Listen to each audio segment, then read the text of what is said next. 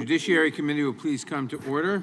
A quorum being present, without objection, the chair is authorized to declare a recess at any time. Pursuant to Committee Rule 2 and House Rule 11, Clause 2, the chair may postpone further proceedings today on the question of approving any measure or matter or adopting an amendment for which a recorded vote for the yeas and nays are ordered.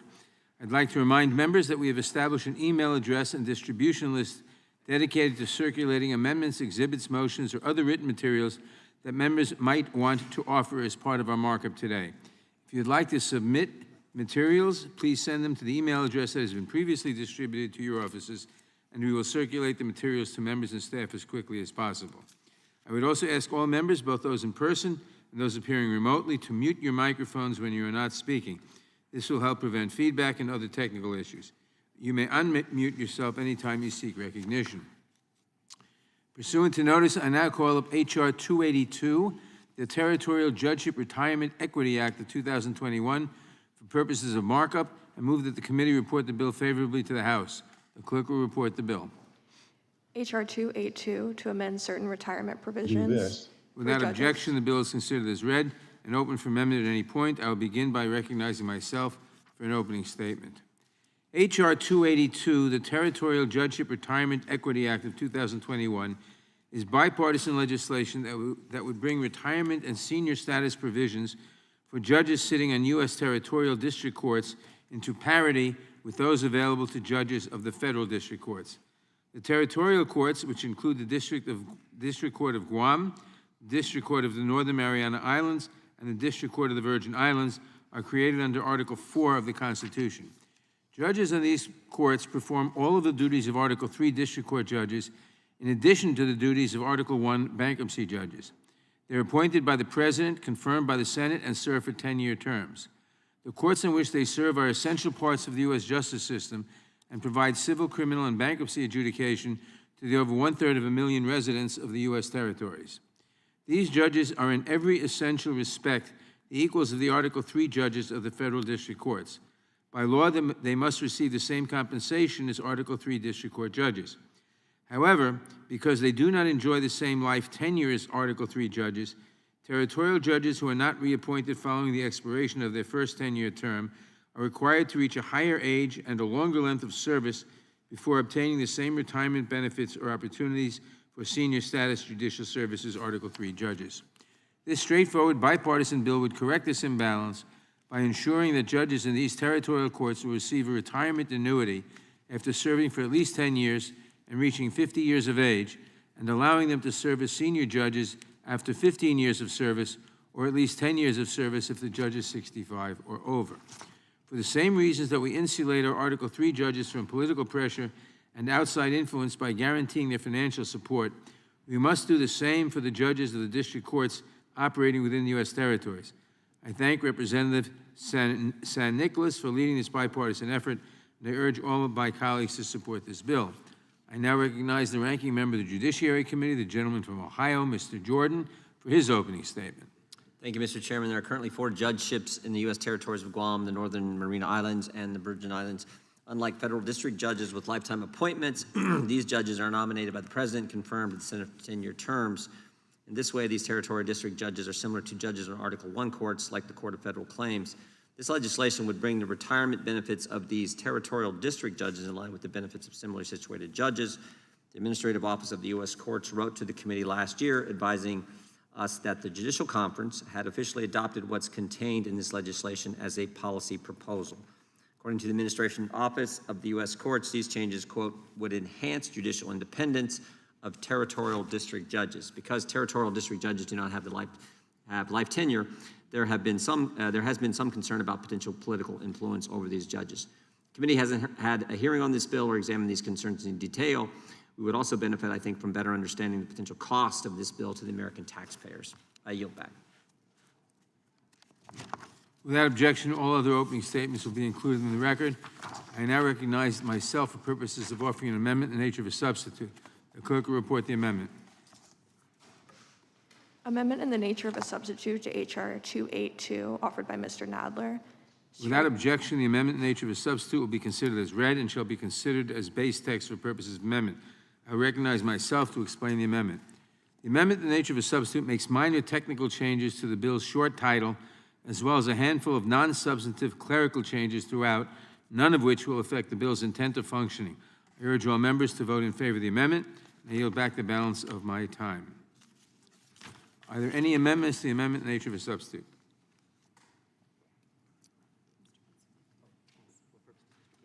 For what purpose does Mr. Gates seek recognition? Move to strike last word. Gentleman is recognized.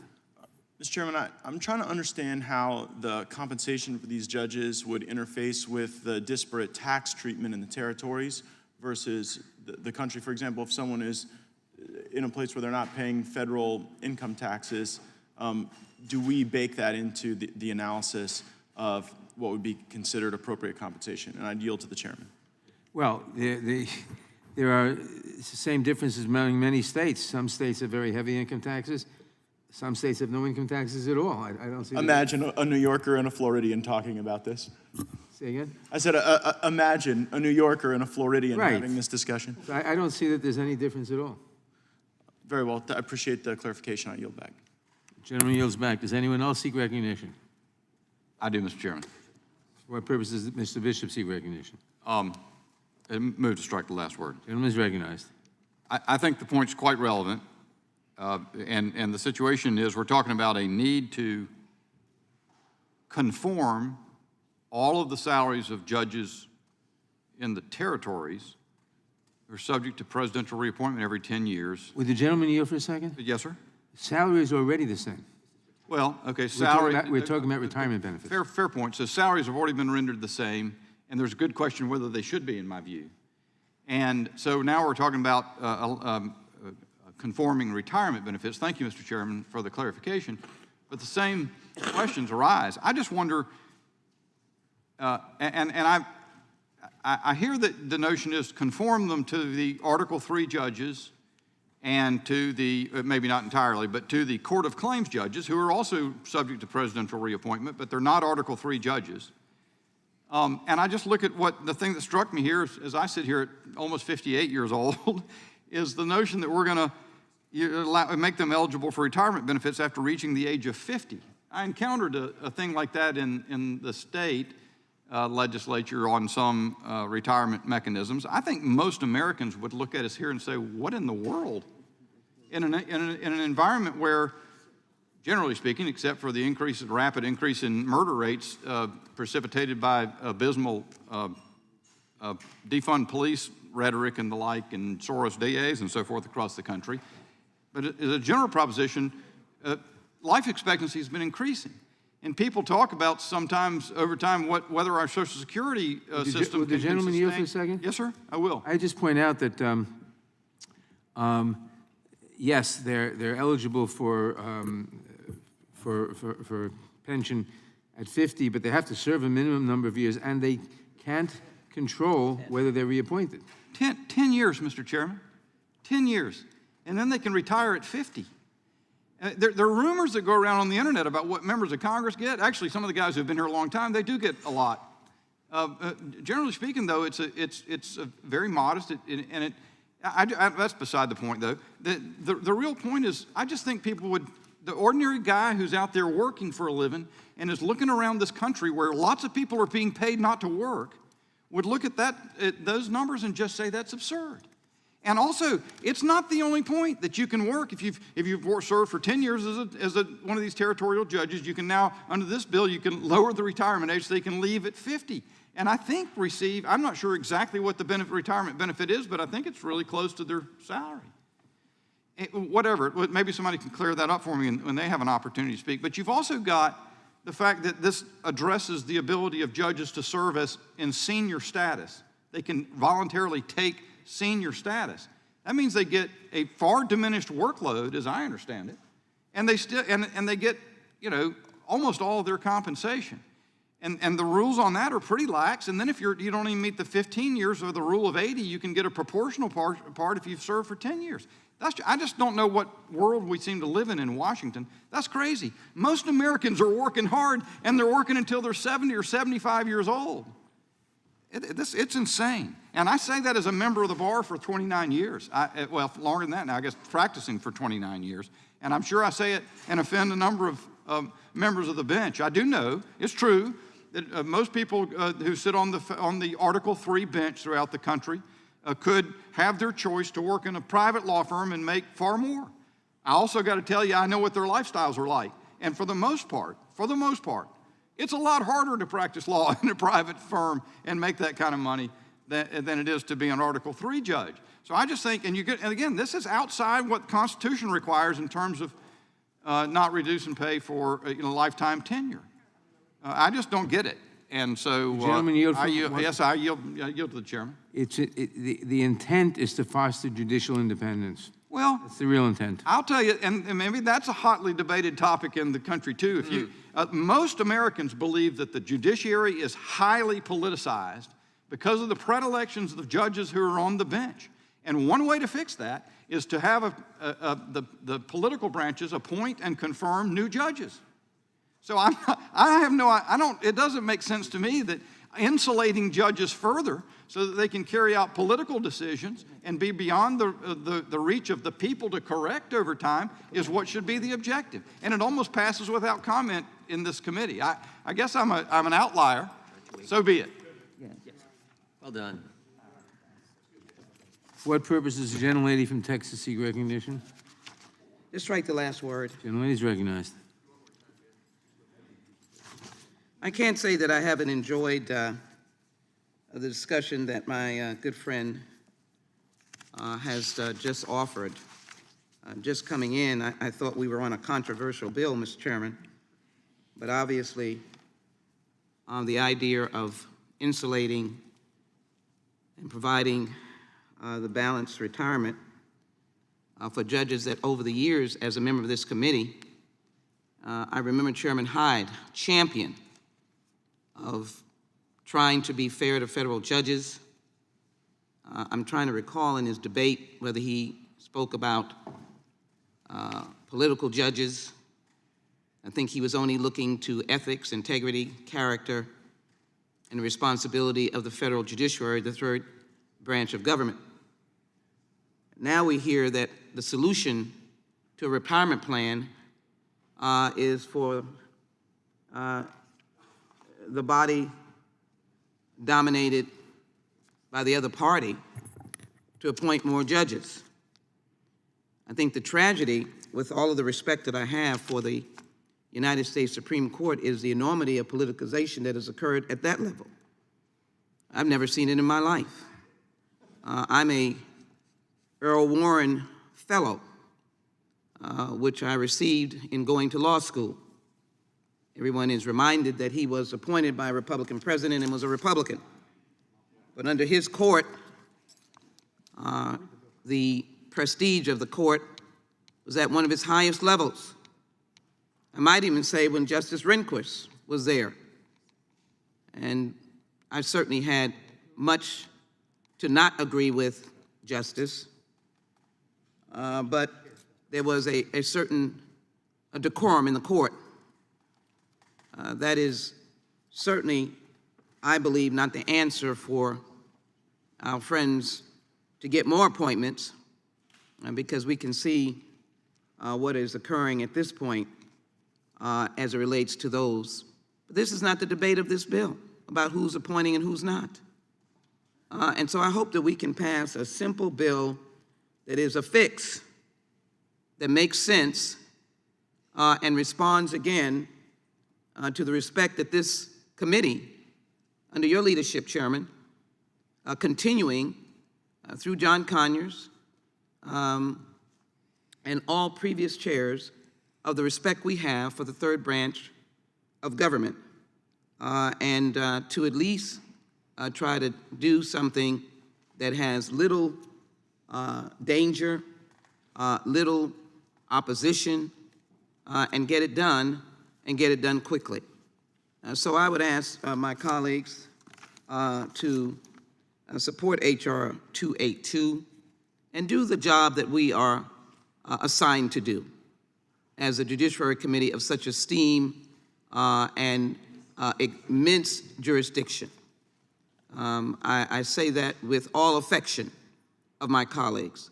Why make this a moment of debate on who has politicized the bench. I'll take that on any day. That is not the appropriate time. What we need to be doing is working seriously to get good legislation passed.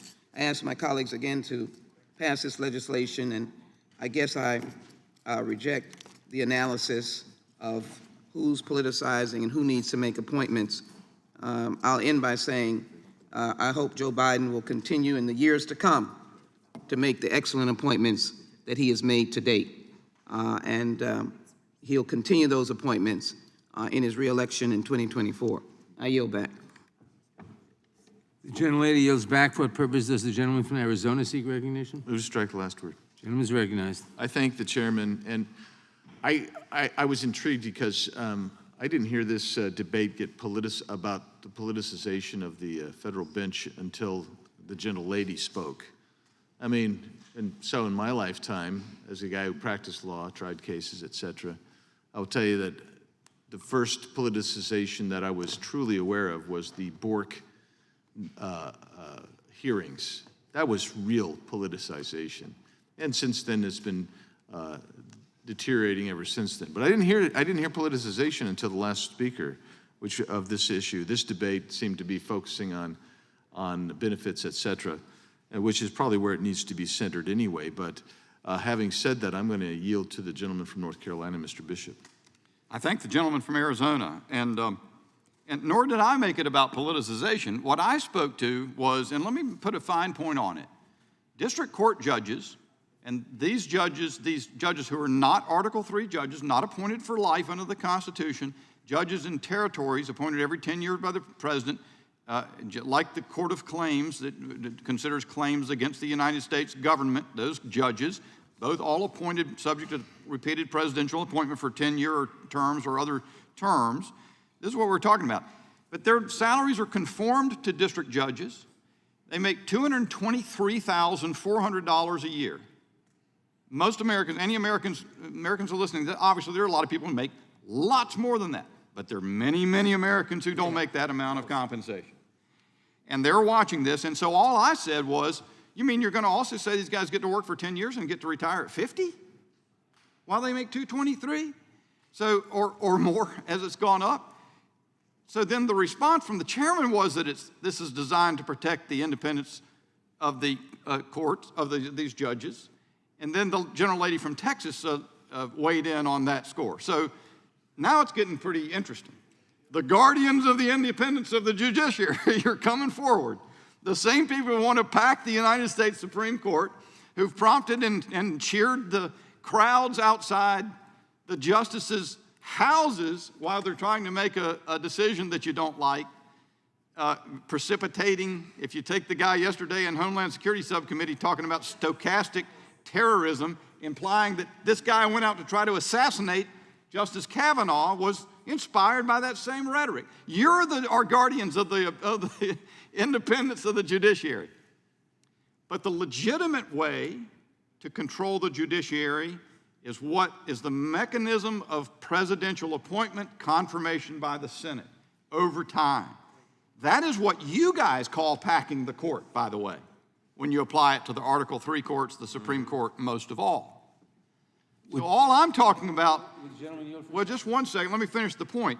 All I'm saying is this is just pure common sense economics and regulation of an employment system that is also serving a very important judicial function. But they're employees. To give them 10-year service and then you can just retire at 50 and just say, well, the only explanation I'm going to give is because we do other judges that way. Maybe we shouldn't have gotten there for other judges. But I don't think you improve it by expanding it. Is there somebody I'm supposed to yield to? It's Andy's time. I don't have the time to yield, Mr. Chairman, but I'll yield back to Mr. Biggs. Mr. Biggs, yield for a second. I would. Thank you. I just want to inject two facts into this.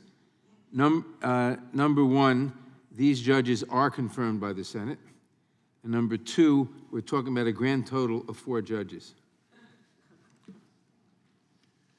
So maybe it I'll doesn't yield matter. to Mr. Bishop. Thank you, Mr. Biggs. So I see. So the argument is it doesn't matter. It's 4 judges. We got to pass a bill through the Judiciary Committee to make sure we take care of them so they can retire. Who knew? Can we get down to the judge? Who's the judge who needs to retire at 50? I don't think you made your argument with that one, Mr. Chairman. With all Mr. respect, I Chairman- yield back to Mr. Biggs. Mr. Biggs, can I just answer? I think unless. Yeah, I'll go ahead and yield to you. Yeah, I believe if this same retirement applies to federal judges, you can't retire at 50 unless you've served 30 years. Because the rule is your age plus your years of service has to equal 80. So you can't retire at 50 unless you served for 30 years, which means you'd have to be appointed to the bench at 20, which I guess is Okay, possible. I'm gonna reclaim to give it to Mr. Bishop. To give it to who? You. Thank you. The line in the memo I'm looking at says a territorial judge would be eligible for retirement benefits after reaching the age of 50 and serving a 10-year term if they are not reappointed to the bench. And my time has now expired, and I have no more to yield to anyone, Mr. Chairman. Oh, you're right, Dan. For what purpose does the gentleman from Tennessee seek recognition? Thank you, Mr. Chair. To strike the last word. Gentleman is recognized. Would the chair yield? I know, I want to ask you a question. Oh, sure. Yeah, you're the author of this bill, right? No. But you know the genesis of the bill. Did it come from any particular federal judicial group, and did they? It came from the territorial members, members of the House. Did it go through was it approved by the administrative office of the courts, or? Yes, it was. And who's the head of that? Which judge, you know? Head of the, AOC. Judge Moskoff is the director. And he's appointed by Justice Roberts? She, no. Yes, she is appointed by the Chief Justice. I support this Republican bill. Thank you, sir.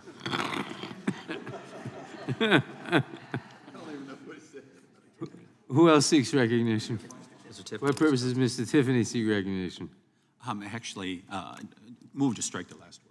Gentleman is recognized. Yeah, thank you very much. It doesn't, I mean, you can call it a Republican bill. It comes from another branch of government. It's our duty to review these things regardless of what political affiliation somebody may have or whatever. Mr. Chairman, does this legislation impact only Puerto Rico, Mariana Islands, Guam, and the Virgin Islands? Not Puerto Rico. Mariana, Guam, and the Virgin Islands. So it does not affect Puerto Rico? No, it does not. Was there a fiscal note on this bill, Mr. Chairman? No, but no. And could I assume that there's no fiscal note because it affects so few judges? Is that? I would assume that. I don't know that for a fact. Yeah, okay, yeah, fair enough.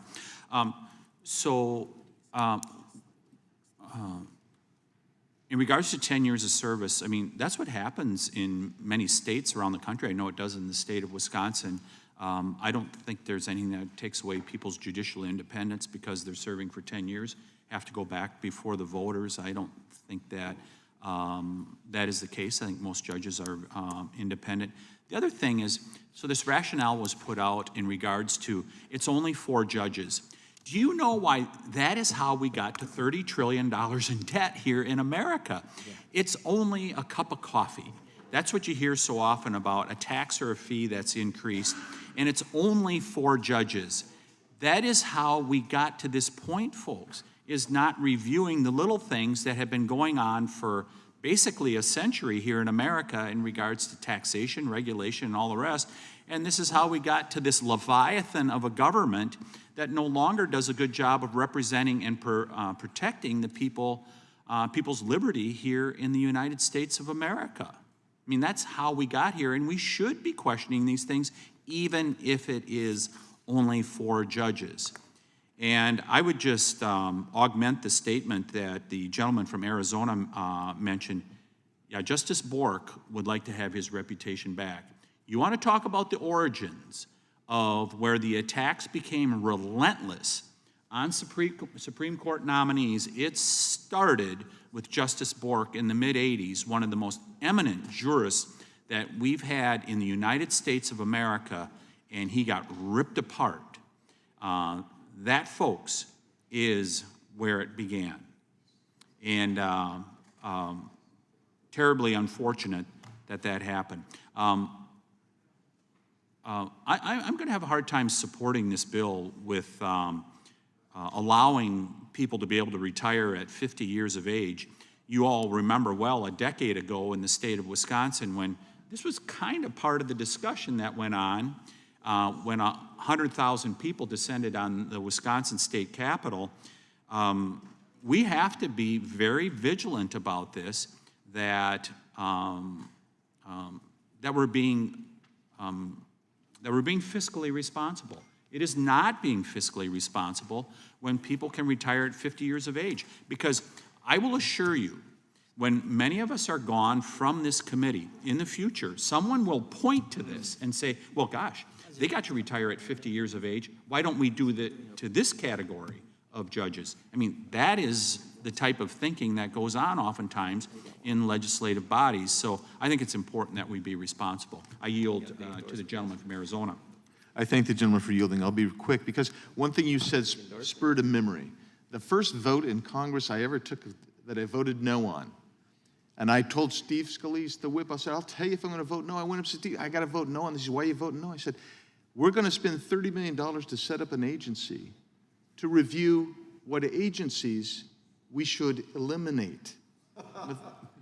And a response from one of my colleagues was, Andy, $30 million doesn't even fill in the ink and the decimal point in the trillions of dollars of debt we have. But that's how we get there, as you say, little by little, ever closer to going off the fiscal cliff. I yield back. I yield to the gentleman from North Carolina. Thank you. With this 30 seconds, I think I'd like to make a different response to Representative Cicilline, who said, in order to retire at 50, you'd have to work for 30 years. I'm sorry. I got people who work for careers of 50 years and all across That's not what I this said. country. I said you have to work for 50 years. You have to work for 30 years and be 50. You have to, Yeah, I the understand, combination and of your get to age. 50. That's Amazing. the current rule in the federal judiciary. I didn't make it up. It's The American people wouldn't get what you just said. Let's put it that way. The gentleman has the time. Yeah, thank you very much, Mr. Chairman. That is my time. And if Mr. Bishop would like 10 more seconds that were taken away gentleman's from time is him, now I wish he expired. would do that, Mr. The Chairman. gentleman's time is now expired. Okay, I Who yield else back. seeks recognition? Gentleman yields back. Does anyone else seek recognition? If not, the question occurs on the bill, on the amendment nature of a substitute. All in favor say aye. Aye. Opposed, no. No. The ayes have it. The amendment nature of a substitute is adopted. The question, a reporting quorum being present, the question is on the motion to report the bill H.R. 282 as amended favorably to the House. Those in favor respond by saying aye. Aye. Opposed, no. Aye. The ayes have it, in my opinion. The bill is ordered reported favorably. Recorded vote. No recorded vote.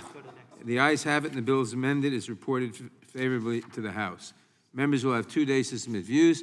Without objection, the bill will be reported as a single amendment nature of a substitute incorporating all adopted amendments. The staff is authorized to make technical and conforming changes. Pursuant to notice, I now call up H.R. 3034 to amend Title 28 United States Code to provide an additional place for holding court for the Western District of Washington for purposes of markup, and move that the committee report the bill favorably to the House. The clerk will report the bill. H.R. 3034 to amend Title 28. Without objection, the bill is considered as read and open for amendment at any point. I'll begin by recognizing myself for an opening statement. H.R. 3034 would amend Title 28 of the U.S. Code to provide an additional place for holding court in the Western District of Washington. This one-sentence bill would allow residents of that district, which comprises half of the state of Washington, from the Cascade Mountains to the Pacific Ocean, to attend federal court in Mount Vernon, Washington, halfway between Seattle and the Canadian border. Currently, residents of the surrounding counties, including Snohomish County, the third most populous in the state, have to travel significant distances to access the federal justice system, leading to increased travel time and administrative costs. Adding Mount Vernon as an additional court location would alleviate those burdens. It would also be a cost-free change because there is an existing facility available for the court to use, and no court personnel will be permanently stationed there. Making use of this existing facility would ensure that litigants, attorneys, witnesses, and other court users would have greater access to the justice that our federal courts provide. This move will benefit the many individuals who live, work, and do business in Northwest Washington, and this legislation is broadly supported by the judges, U.S. Attorney, and Federal Public Defender for the Western District of Washington, as well as the U.S. Marshal Service and multiple county bar associations in the area. I thank Representatives Susan Delbeni and Rick Larson for calling attention to this issue and for introducing this legislation to improve the lives of the residents of Washington State. I urge my colleagues to support the bill. I now recognize the ranking member of the Judiciary Committee, the gentleman from Ohio, Mr. Jordan, for his opening statement. Thank you, Mr. Chairman. This is common sense. Looks like it's not going to cost the taxpayers anything, and it's a convenience thing that I think everyone supports. I would urge a yes vote on the legislation. Yield back. Gentleman yields back. Without objection, all other opening statements will be included in the record. I will now recognize myself for purposes of offering an amendment in the nature of a substitute. The clerk will report the amendment. Amendment in the nature of a substitute to H.R. 30. Without objection, the amendment in the nature of a substitute will be considered as read and shall be considered as base text for purposes of amendment. I recognize myself to explain the amendment. The amendment in the nature of a substitute makes one clerical change to the bill's already brief language. The change is non-substantive and will not impact the bill's effect. I urge all members to support the amendment. I yield back. Are there any amendments to the amendment in the nature of a substitute? No one seeks recognition. The question occurs on the amendment in the nature of a... Does someone seek recognition? Mr. Biggs, but he's voting next door. Mr. Chairman, the gentleman from Arizona has an amendment. This bill? He does. I don't know if it's going to be germane, just to be square with you. But he's next door. He's next door voting, and when I have to go next door and vote as well on oversight. Oh, Mr. Bishop wants to be recognized. So, For what purpose does Mr. Bishop seek recognition? To alert the chairman of the fact that Mr. Biggs wants recognition. oh, here he is. Oh, he's back. For what purpose does the gentleman from Arizona seek recognition? Have an amendment at the desk. Clerk will report the amendment. Point of order is reserved.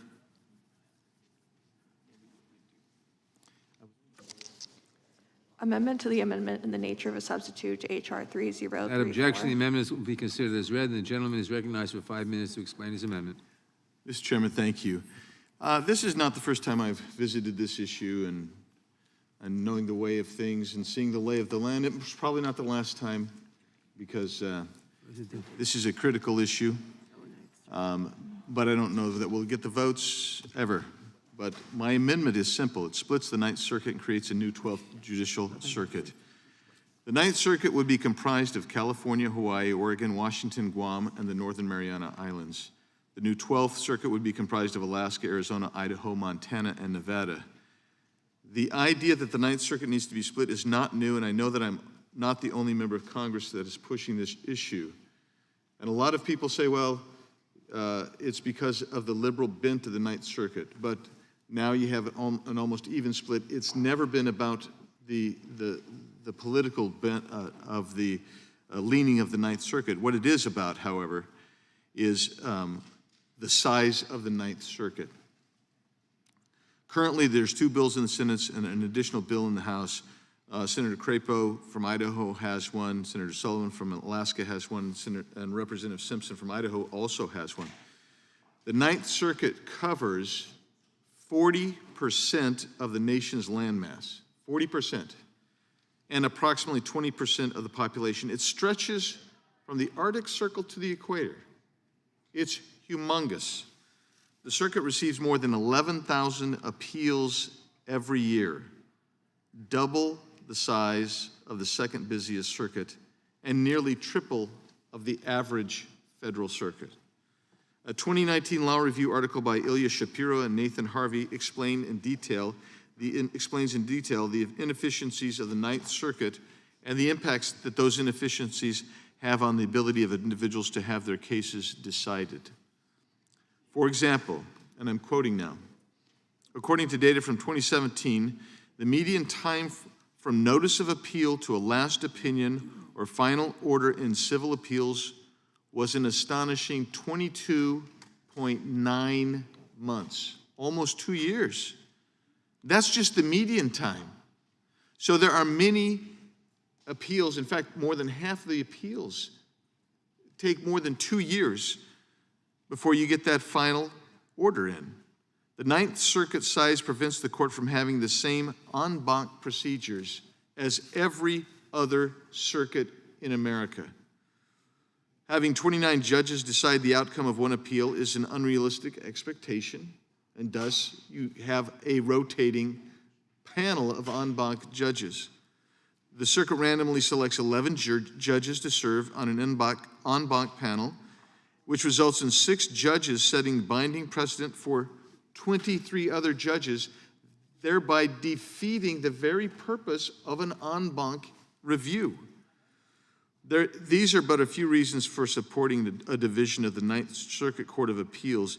Each of these problems will only worsen as the population of Western states continues to increase, and they are increasing dramatically. This amendment will make sure that people have access to our federal courts with greater efficiency. This action is necessary. I urge my colleagues to support this. And Mr. Chairman, I'd like to submit into the record without objection if possible, a piece by Ilya Shapiro called, "Is It Finally Time to Break Up the Ninth Circuit?" Without objection. A piece by Mark Brnovich and Ilya Shapiro called "Split Up the Ninth Circuit, but Not Because It's Liberal." And objection. thank you. And finally, a law review article from 2019 entitled "Break Up the Ninth Circuit" by Ilya Shapiro and Nathan Harvey. Without objection. Thank you. Now yield back. Gentleman yields back. Does the gentlelady insist on a point of order? Mr. Chairman, regretfully, because that's my good friend from Arizona, I continue to insist on my objection that it is not germane. May I be heard, Mr. Chairman? The gentleman can be heard. Thank you. Last May, the chairman ruled that an identical amendment was non-germane because the committee was considering dealt with the boundaries of judicial districts in North Carolina, and you said I was outside of that. The chairman indicated that because the judicial districts in North Carolina were not in the Ninth Circuit, the amendment was not germane. But this bill that we're considering today does impact the Ninth Circuit. You have the Northern Mariana Islands, which is a member of the Ninth Circuit, and therefore, based on the previous ruling of the chairman on germaneness of my amendment last time, because you said the underlying bill and the amendment didn't have any overlay. There was no set there. There is a set today, and you're talking about this bill deals with Northern Mariana judge, and thus I would argue that this is germane based on your previous ruling, Mr. Chairman. I'm prepared to rule, and while I appreciate the gentleman's intent, and the gentleman's amendment may very well have merit, but it's a debate for a different day, because for a different reason than I expressed on that date, this amendment is not germane, because it is beyond the scope of the bill under consideration. The bill under consideration simply deals with a location of a courthouse in the state of Washington. This bill is way broader than that, and therefore is not germane. The bill is not germane. The amendment, I should say, is not germane. For what purpose does Mr. Tiffany seek recognition? Move to strike the last word. Gentleman is recognized. Mr. Chairman, then, would you give the gentleman from Arizona what the parameters need to be in order for him to be able to have this bill heard? It's already been given the hook by And staff. so, I think... With the I think gentleman we yield. I think it's important to... If the gentleman we yield, His staff gave him the hook. Yes, go, I'll yield. there are two ways this bill can be considered. One, as a standalone bill. Two, as an amendment to a bill to which it is germane. Neither of these applies today. I yield back. Gentleman yields back. Are there any further amendment? Does anyone further wish to speak on the bill? In that case, the question occurs on the amendment nature of a substitute. This will be followed immediately by a vote on final passage of the bill. All those in favor respond by saying aye. Aye. Opposed? Opposed, no. The opinion of the chair, the ayes have it. The amendment nature of a substitute is agreed to. Reporting quorum being present, the question is on the motion to report the bill H.R. 3034 as amended favorably to the House. Those in favor respond by saying aye. Aye. Opposed? Aye. Opposed, no. The ayes obviously have it, and the bill is ordered reported favorably to the House. Members will have 2 days to submit views. Without objection, the bill will be reported as a single amendment in the nature of a substitute incorporating all adopted amendments, and staff is authorized to make technical and conforming changes.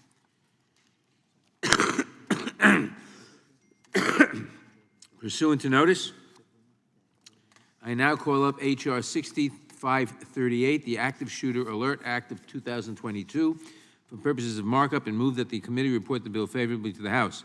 The clerk will report the bill. HR 6538, to create an active shooter alert communications network. Without objection, the bill is considered as read and open for amendment at any point. I'll begin by recognizing myself for an opening statement. H.R. 6538, the Active Shooter Alert Act, is bipartisan legislation that will improve the tools available to law enforcement as they respond to events that threaten our communities. Far too many of our communities have experienced the threat of an active shooter situation. Even before the horrific mass shooting in Buffalo and Uvalde, many police departments across the country have faced active shooter situations in recent months, including the April subway shooting in Brooklyn, the November shooting at Oxford High School in Michigan, and the shootings at several spas in the Atlanta area last year.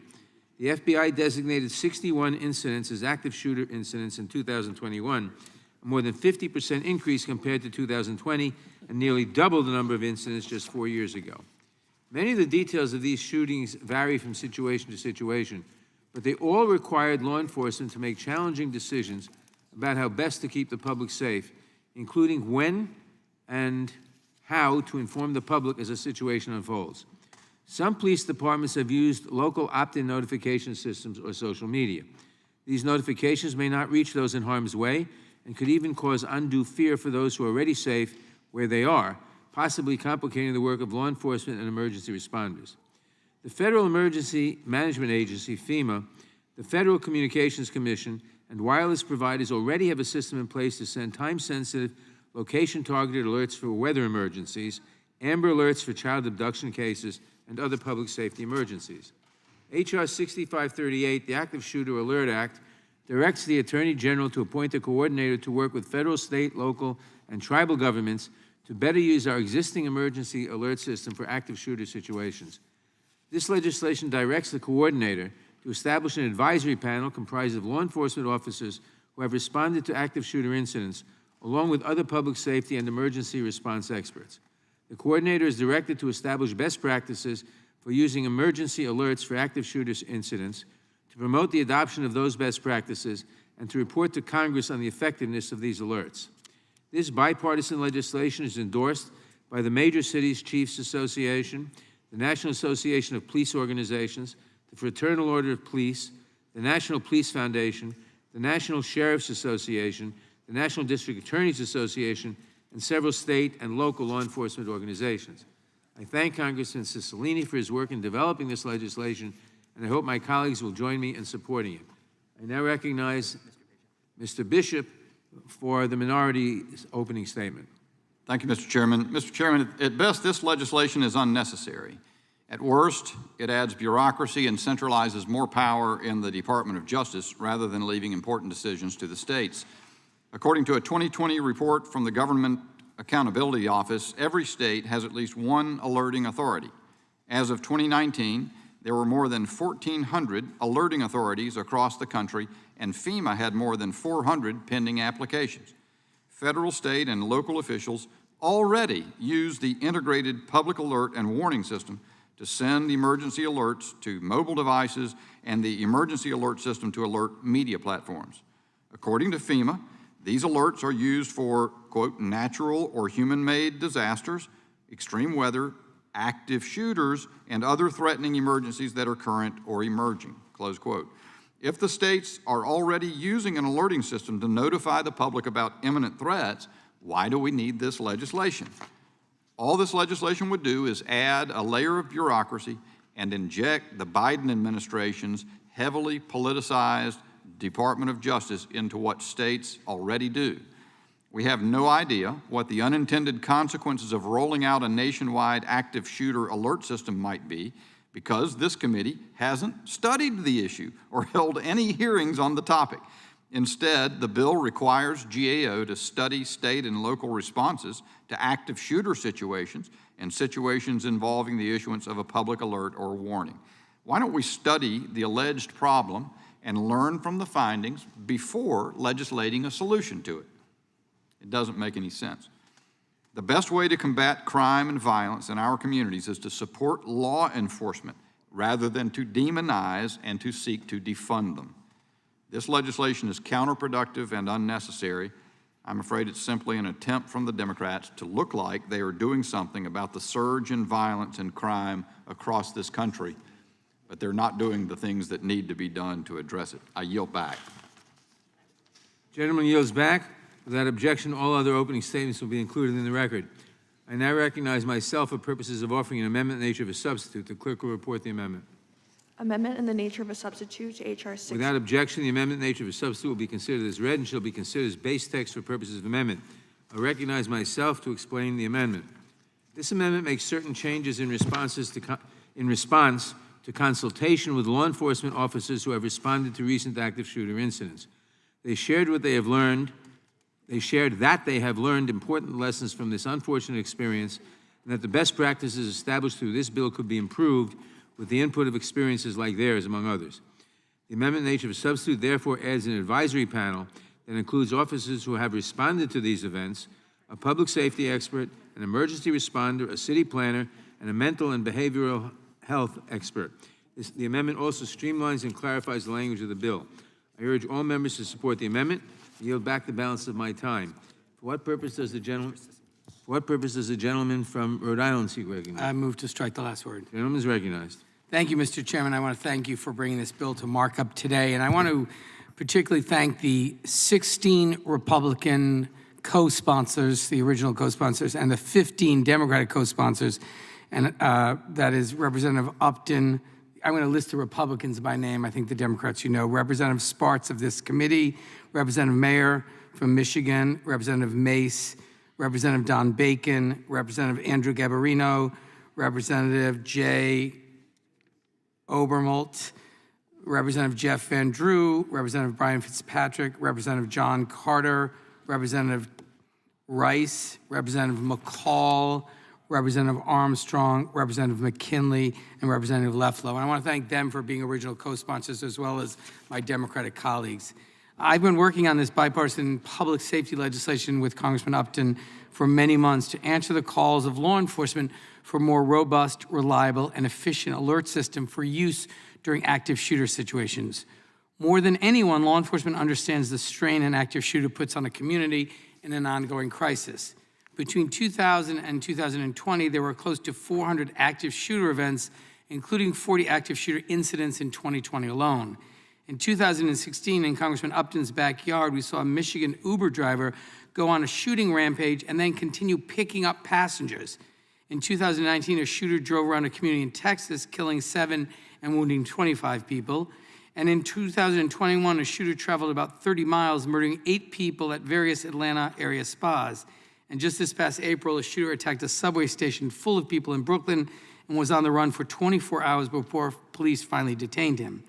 And in the last 6 weeks alone, we've seen active shooters make national headlines, murdering and wounding people in Buffalo, New York, Sacramento, California, Uvalde, Texas, and right here in Washington, D.C.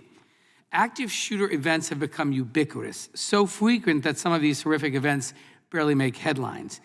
This is not normal, and we cannot let it be normalized.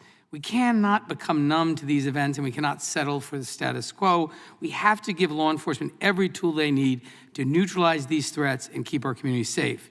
In these stressful life or death situations, law enforcement are, in too many cases, relying on social media to communicate with the surrounding community so that no one accidentally walks into the line of fire or a crime scene.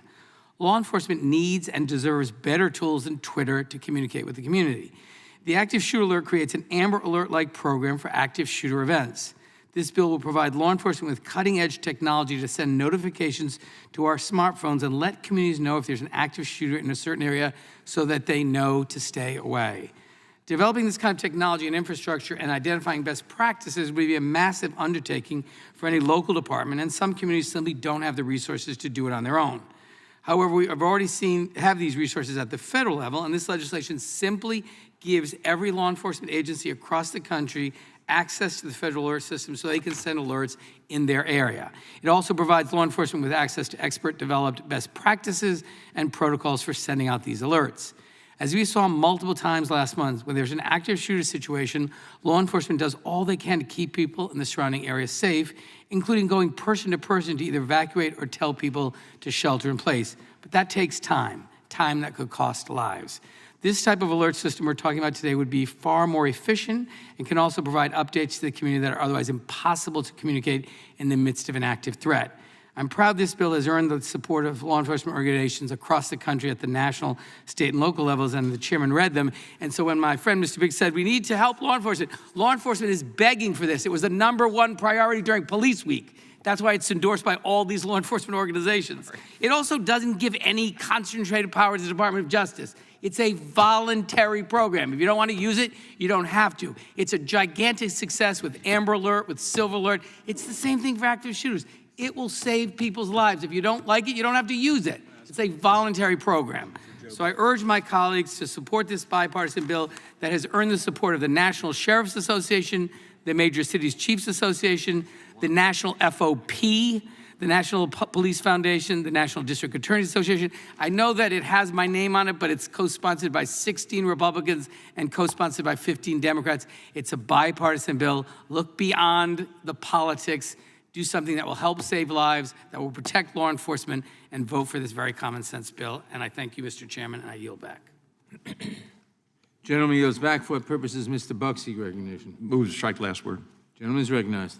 Thank you, Mr. Chairman. And I appreciate my friend and colleague from Rhode Island introducing this bill, and I appreciate him reading the names of the 16 Republican co-sponsors.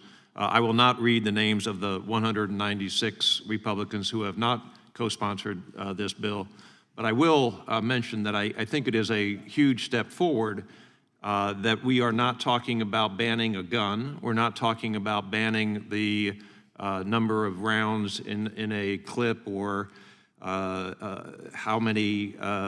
fast a weapon can shoot, or even the fact that a weapon looks dangerous. A rifle looks more dangerous than another rifle, and so we're not going to try to ban that.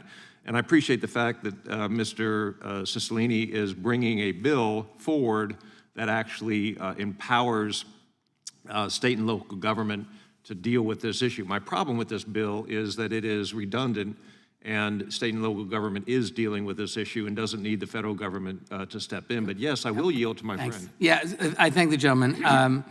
The bill is not redundant in that for many communities, they don't have the ability to develop a set of best practices. They don't have the ability to enact a set of protocols, small cities and towns.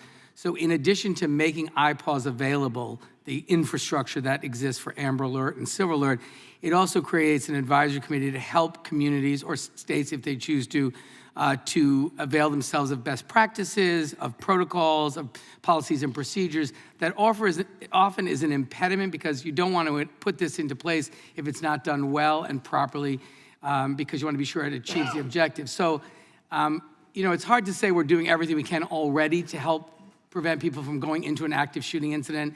So I don't think it's repetitious, but to the extent some communities already do it, good for them. There are many, many communities across the country that don't, and that just don't have the capacity to develop and implement best practices. This provides for that as well. Okay, I appreciate it. And not seeing anybody who wants time, I will yield back, Mr. Chairman. Gentleman yields back. For what purposes, the gentlelady from Texas seek recognition? To strike the last word. Gentlelady is recognized. And certainly, Mr. Chairman, I wish to congratulate Mr. Cicilline and the array of bipartisan co-sponsors that he has. And Mr. Chairman, it just adds to your legacy of putting forward reasonable gun safety provisions that'll make a difference in the lives of Americans. I do want to emphasize Mr. Cicilline's point of the lack of redundancy, because I'm holding in my hand, as unanimous consent may have been joined already by the offering of the letter from the National Fraternal Order of Police, who don't believe that this bill is redundant and have asked the committee to favorably report such a bill to deal with the question of active shooter alert. I think if there's ever an initiative, although we would say, isn't it sad that it is an active shooter occurring? Isn't it sad that lives may be lost? But I think it is extremely important that we recognize the idea of active shooter, and to be able to track the importance of notifying officers so that they can move quickly. Needless to say, circumstances in the most recent case are unique. They are certainly not the same, but Uvalde was certainly a case where there were layers of officers responding. Who knows what would have happened if there was such technology available in terms of officers in some faraway places. So I would make the point that what we are seeing here today is the saving of lives. And in the saving of lives, I think this committee has an obligation. We know that the Second Amendment allows Americans to possess arms. But we've seen over the years the idea that many have. This is a unifying initiative, and it is evidence because of the support of our law enforcement. We want to do what can help save lives today, and we want to do what helps law enforcement save lives. As we do that, this legislation is important. In particular, this letter says active shooter events, however, are not like normal firearm homicide cases. Further than focusing on investigation methods after the fact, these kinds of events place a premium on the abilities of law enforcement to quickly react to a fluid and oftentimes unclear situation.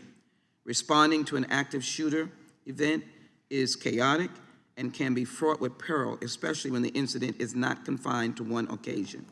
Law enforcement officers must prioritize preserving lives and ending the threat. Simultaneously, they need a way to notify the public about the incident, whether that is to avoid a certain area, shelter in place, or announce whether the area is once again safe. The active shooter alert is designed to improve the ways officers and agencies communicate with the public about active threats. And just as an aside, one of the Achilles heels noted in 9/11 was the inability of law enforcement, first responders to communicate. Here we are in 2022 in the backdrop of so many mass shootings to be able to interject a tool that law enforcement believes will be important to saving lives.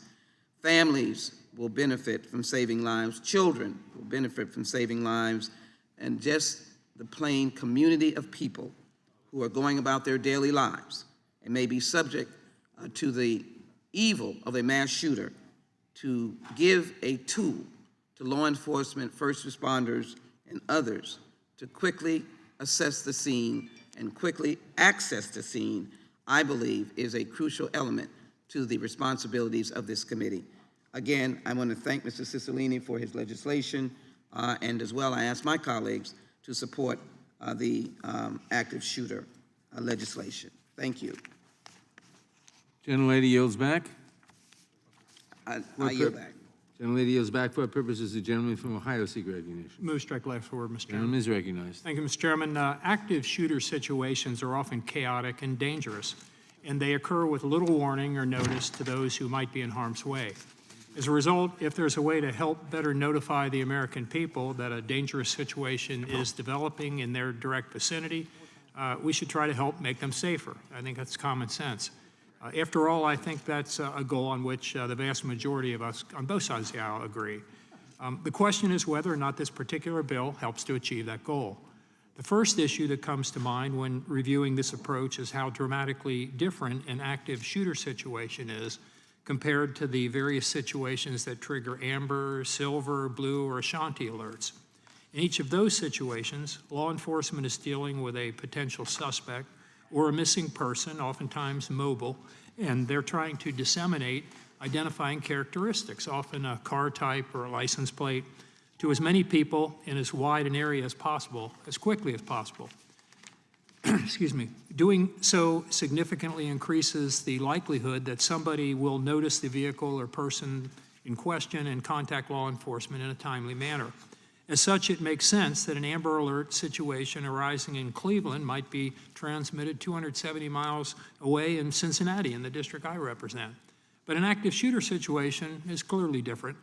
First of all, In nearly every instance, the potential impacted area is far more localized, so that there would also almost never be a situation in which an active shooter in Cleveland, for example, would trigger an active alert in Cincinnati or vice versa. And second, the goal of an active shooter alert, I believe, would be to alert the community to a dangerous situation, not encourage them to assist law enforcement. While I'm sure tips would be appreciated by law enforcement when a shooter has fled the scene, for example, I don't think in most instances we would want to encourage people to look for an active shooter in the same manner we rely on them to locate a potentially abducted child under an Amber Alert. Instead, an active shooter alert would, in theory, be more geared towards alerting residents to a potentially dangerous situation, advising them on appropriate precautions to take, such as sheltering in place, and then notifying them when the threat has passed. As such, an active shooter alert would seem to have more in common with a severe weather alert, for example, than with an Amber Alert. And that's where my primary concern with this legislation arises. By creating a new federal coordinator and directing that coordinator to begin working on best practices for an active shooter alert system, we might be putting the cart before the horse. Why? Because in the same time that the new coordinator is tasked with creating best practices and creating a national alert system, the legislation is directing the Comptroller General to study the various local alert systems to gauge how effective they are.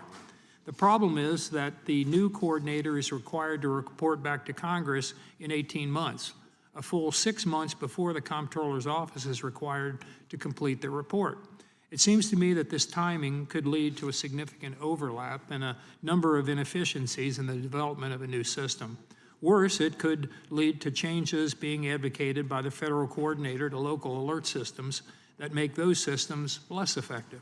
With this in mind, it would likely make sense to require the Comptroller's report to be completed before urging the new coordinator to report back to us on the progress he or she is making.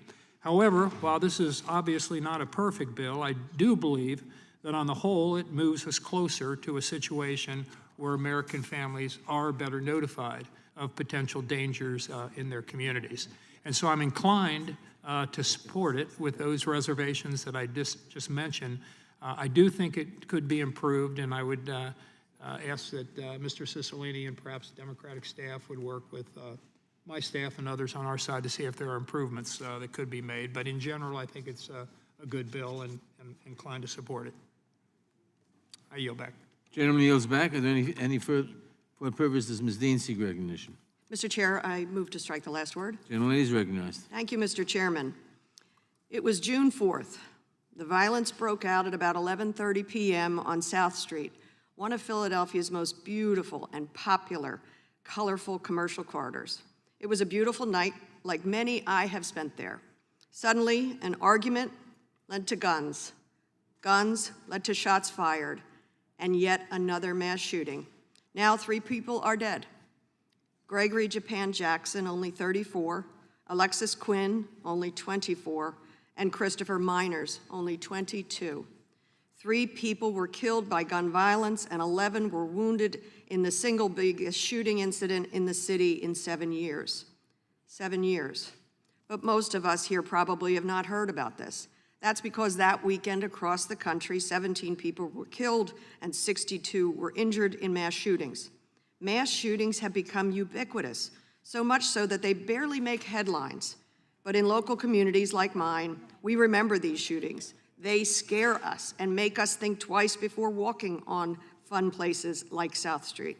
That is exactly why I am a sad yet proud co-sponsor of the Active Shooter Alert Act. Sad that we need it in this country, proud because it is an attempt at a solution to make people safer.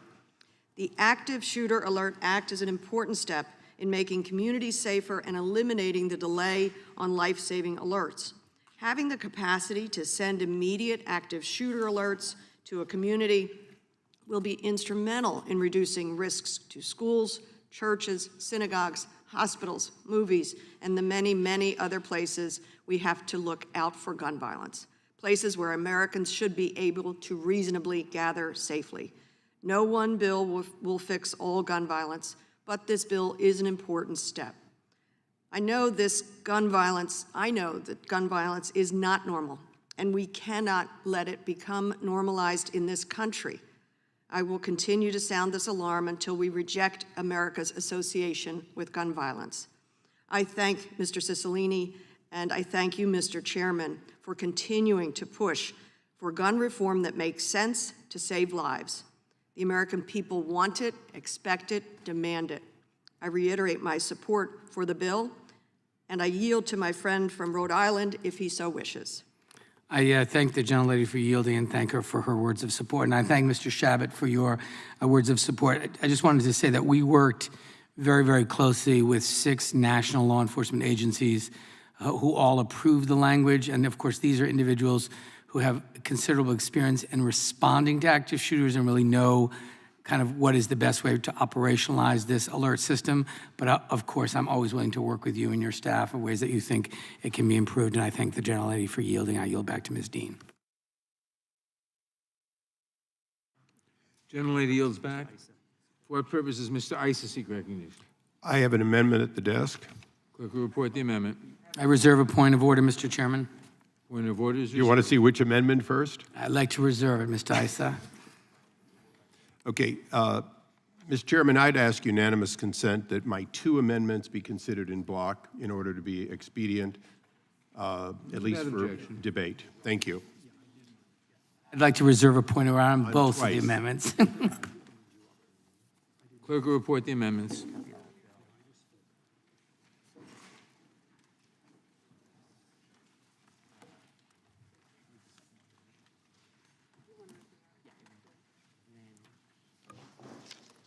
Amendment to the amendment in the nature of a substitute to H.R. 6538, offered by Mr. Issa of California. Without objection, the amendments will be considered as read. The gentleman is recognized for 5 minutes to explain the amendments. Mr. Chairman, I come before you today with 2 amendments. As I often did when I was chairman of a committee, I asked, if your amendments are accepted, will you be voting for the underlying bill? In this case, the answer is yes. The 2 amendments are of the same nature. They are in order to not be a committee that has endless new bureaucracies, each with a good idea and a good intent. I'd like to expand in 2 ways the bill. First of all, by changing the title of the bill to Life-Threatening Emergency Systems Act. What we're really doing by striking shooter alert and changing the insert is we're harmonizing with existing names that states like New Jersey have already adopted. Second, and which I hope is not controversial, because the second one expands from active shooter and inserts the word shooter or individual perpetrating violence. Mr. Chairman, I think this is a good concept, and when I spoke to Mr. Cicilline earlier on this bill and looked into it, what I discovered was his idea is extremely good, but an automobile is just as deadly, and somebody who, a 5150 or someone else who is acting irrationally may choose that weapon. Additionally, although rare, things like someone using a knife or some other weapon in a crowd and stabbing people, these things occur. The characteristics of any of these perpetrator of violence, and of course, if it's an active shooter, they may choose to communicate active shooter, but expanding this to include similar crimes and similar activities allow us not to return here later and say, well, what about this, what about that? So I know that the gentleman from Ohio, Mr. Shabbat, had said he'd like to work on some changes. I present today 2 changes, relatively minor. They are naming, but they do change and expand the scope of this to be appropriate to individuals perpetrating violence. And if accepted, I would be voting for the underlying bill. Mr. Cicilline, does that mean that you're going to take back your reserve? Oh, I withdraw my point of order. Good. Will you support the amendments? The point of order is withdrawn. Are you yielding? I'm yielding to Mr. Cicilline. Oh, no, I'm hoping to get his wholehearted support. Yeah, no, so we can I'd like move to be on. recognized in opposition to the amendment. Okay, well then I yield back. Gentleman yields back. For what purposes, gentleman from Rhode Island seek recognition? Mr. Chairman, I oppose the amendment because this amendment, because the bill is entitled the Active Shooter Alert System because it responds to an actual problem of an active shooter. This was crafted, as I said, in consultation with 6 law enforcement agencies to respond to dangers that law enforcement faces with respect to active shooting. This was a very particular problem. Mr. Upton, who is the co-lead on the Republican side, had this exact incident in his own community. And as I mentioned, it's supported by law enforcement agencies all across the country who are supporting it and made it their #1 priority during Police Week because of the challenge of law enforcement responding to active shooters. So I know for some people maybe just saying the word shooting is hard, but it's a real problem. It's endangering law enforcement. It's endangering our communities. There's a lot of talk about supporting the police by my good friends on the other side of the aisle. The idea that you won't vote for the bill if it's called active shooter, but you will vote for it if it has a different name is really, really disappointing, to be very honest. Policemen and women are risking their lives to keep us safe. This will help save lives of them and of members of our community so they don't go unknowingly into an active shooting incident. It's the purpose of the bill. I think the amendment is inappropriate and deeply offensive, to be honest. And Would the gentleman yield if I've offended him? have offended me. You haven't offended me, you've offended men and women in law enforcement, but I'm happy to yield. Mr. Cicilline, the reason I chose that title change was not an original thought. It was that other states dealing with active shooters have already used that name. So I hope that at a minimum, even if it's not the ideal name and you prefer yours, that you'd understand that, for example, New Jersey would likely have to change their name to your name. I don't think they intended to Reclaiming my offend. time, New Jersey won't have to change its name. Anyone who currently uses the IPOS system would continue to have the ability to do that. It doesn't change it in any way. This language and this draft, I will remind you, Mr. Issa and members of the committee, was endorsed by the National Sheriff's Association, the Major Cities Chiefs Association, the National Association of Police Organizations, the FOP, the Fraternal Order of Police, the National Police Foundation, the National District Attorneys Association, and a number of other local and state law enforcement agencies. So, with all due respect, I think these men and women who are risking their lives responding to active shooters know better than we do about what it should be called and the problem we're trying to address. And I would just urge you to accept the language that is in the current bill, defer to the brave men and women in law enforcement who have helped craft this, and support the legislation as drafted, and I yield back. Gentleman yields back. Does anyone else seek recognition? I do, What purposes, Mr. Chairman. Mr. Bishop seek recognition? I'd like the last word. Wait a minute, Mr. Tiffany. You got somebody seek ahead of me? Move to strike the last word. Gentleman is recognized. Yeah, thank you very much.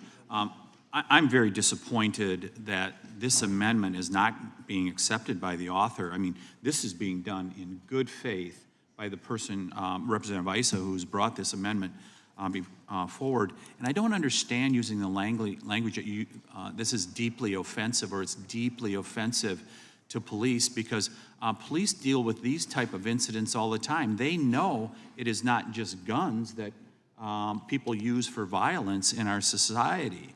And Mr. Chairman, I just asked a question. Do we have any bills coming forward that deal with car violence or knife violence? Potentially. We're always examining. We're always examining our agenda. We're always examining suggestions. Because, I mean, the data is clear that there are a lot of ways that people commit violence in this country. The biggest problem we have right now is over the last decade, we've become a much more lawless country because we've not supported the police. And it's terribly unfortunate. And I just think about, in regards to the amendment here that is being proposed by the gentleman from California, I just think about the Waukesha parade that, unfortunately, at Christmas last year, 6 people lost their lives. You've heard me talk about this before. 60 people injured. That was not gun violence. That was somebody using an automobile to run down people and to kill them. And just to refresh people's memories, that's as a result of a district attorney in Milwaukee County who, when he was asked about his governing philosophy way back in 2007, he said that, boy, we're going to go softer on crime here. We're going to take a much different approach, and may it lead to a loss of life? guaranteed. Those were his words. He said, guaranteed, this may lead to a loss of life, but that doesn't change the fact that this is the best way to go. Excuse me. Well, 6 people at a Waukesha County parade this last year, they found out that this guarantee that the district attorney from Milwaukee County followed through on with very low bail was someone who had multiple felonies on his record. Those people lost their lives as a result of it. But that was not a gun that caused the loss of those lives and the people that were injured. That was violence committed using other means. I think this amendment is very appropriate because it says life-threatening, and that's ultimately what we're trying to get at. So, with that, I will yield back, Mr. Chairman. You want to yield to me? I will yield to the gentleman from North Carolina. Thank you, Mr. Tiffany. And, you know, I had another thought. So your point's well taken. And maybe Mr. Cicilline said that law enforcement was offended by the amendment, and I didn't see what was offensive about it. Maybe I could direct question Mr. Cicilline. I don't know whether it'd be, you'd have to yield to him, Mr. Tiffany, but I wonder why he would not also want this system, if it's needed, if it's not surplusage or redundant for systems that already exist, why not make it available to, in the case of the Waukesha killer who ran down people with an automobile, and fled, you know, before. But maybe even a better example, or another example at least, I think of the 2013 Boston Marathon bombing by the Tsarnaev brothers and the manhunt that followed from thereafter. That was a bombing, not a shooting. It was a mass killing event. Why wouldn't, I wonder if Mr. Cicilline would yield to answer why not extend this to reach those events and others like those that Mr. Issa was reaching for. I'm happy to, if you're yielding to me, I'm happy to. You know, I think this is like, in many ways, arguing that the Amber Alert system should be expanded beyond kids and maybe to shoplifting or other crimes. Look, this is for a very specific and urgent problem. Active shooter incidents that are deadly, that are endangering the lives of law enforcement. And it's funny, despite all of the deep respect I have for all of you and all of the conversations with 6 national law enforcement agencies, they all agreed that this was a very specific problem. And not one of them, these are the brave men and women who are actually responding, who are risking their lives to keep us safe. No one suggested that we had 5 other things we should include in this category. This is a specific and deadly problem. We've had more shootings than days of the year. And the men and women in law enforcement are the people who are in danger. So they've made a judgment by making this a #1 priority for Police Week that this will help save their lives. I think we ought to believe them. If you want to write another bill about Mr. Chairman, car my time is up. accidents, I yield back. happy to work with you on it, but that doesn't seem to be as an urgent problem right now as active shooting Yield is. back, The Mr. gentleman's time has expired. For what purposes, Ms. Dean seek recognition? Move to strike the last word. The gentlelady is recognized. Would you yield to me for a second? I certainly will. Thank you. I just want to observe that listening to this debate, I think that a lot of our friends across the aisle simply wanted to take attention away from guns. And that's why they're bringing up all this extraneous stuff. I thank you. I yield back to the gentlelady. Will you yield to Gentlelady. Actually, I'd like to reclaim my time. Thank you, Mr. Chairman, for that clarification. I echo your sentiments completely. I wanted to say that while I know these 2 amendments were brought in good faith by the gentleman from California, I come at it from a different perspective. With all the urgency that Mr. Cicilline offers, with the clarity that the chairman offers, before I got into public service, I was a professor of writing and rhetoric. And I used to warn my students to avoid euphemisms that are less specific, less clear. So when I read a title like Life-Threatening Emergency Systems Act, I can't see that. I don't know what that is.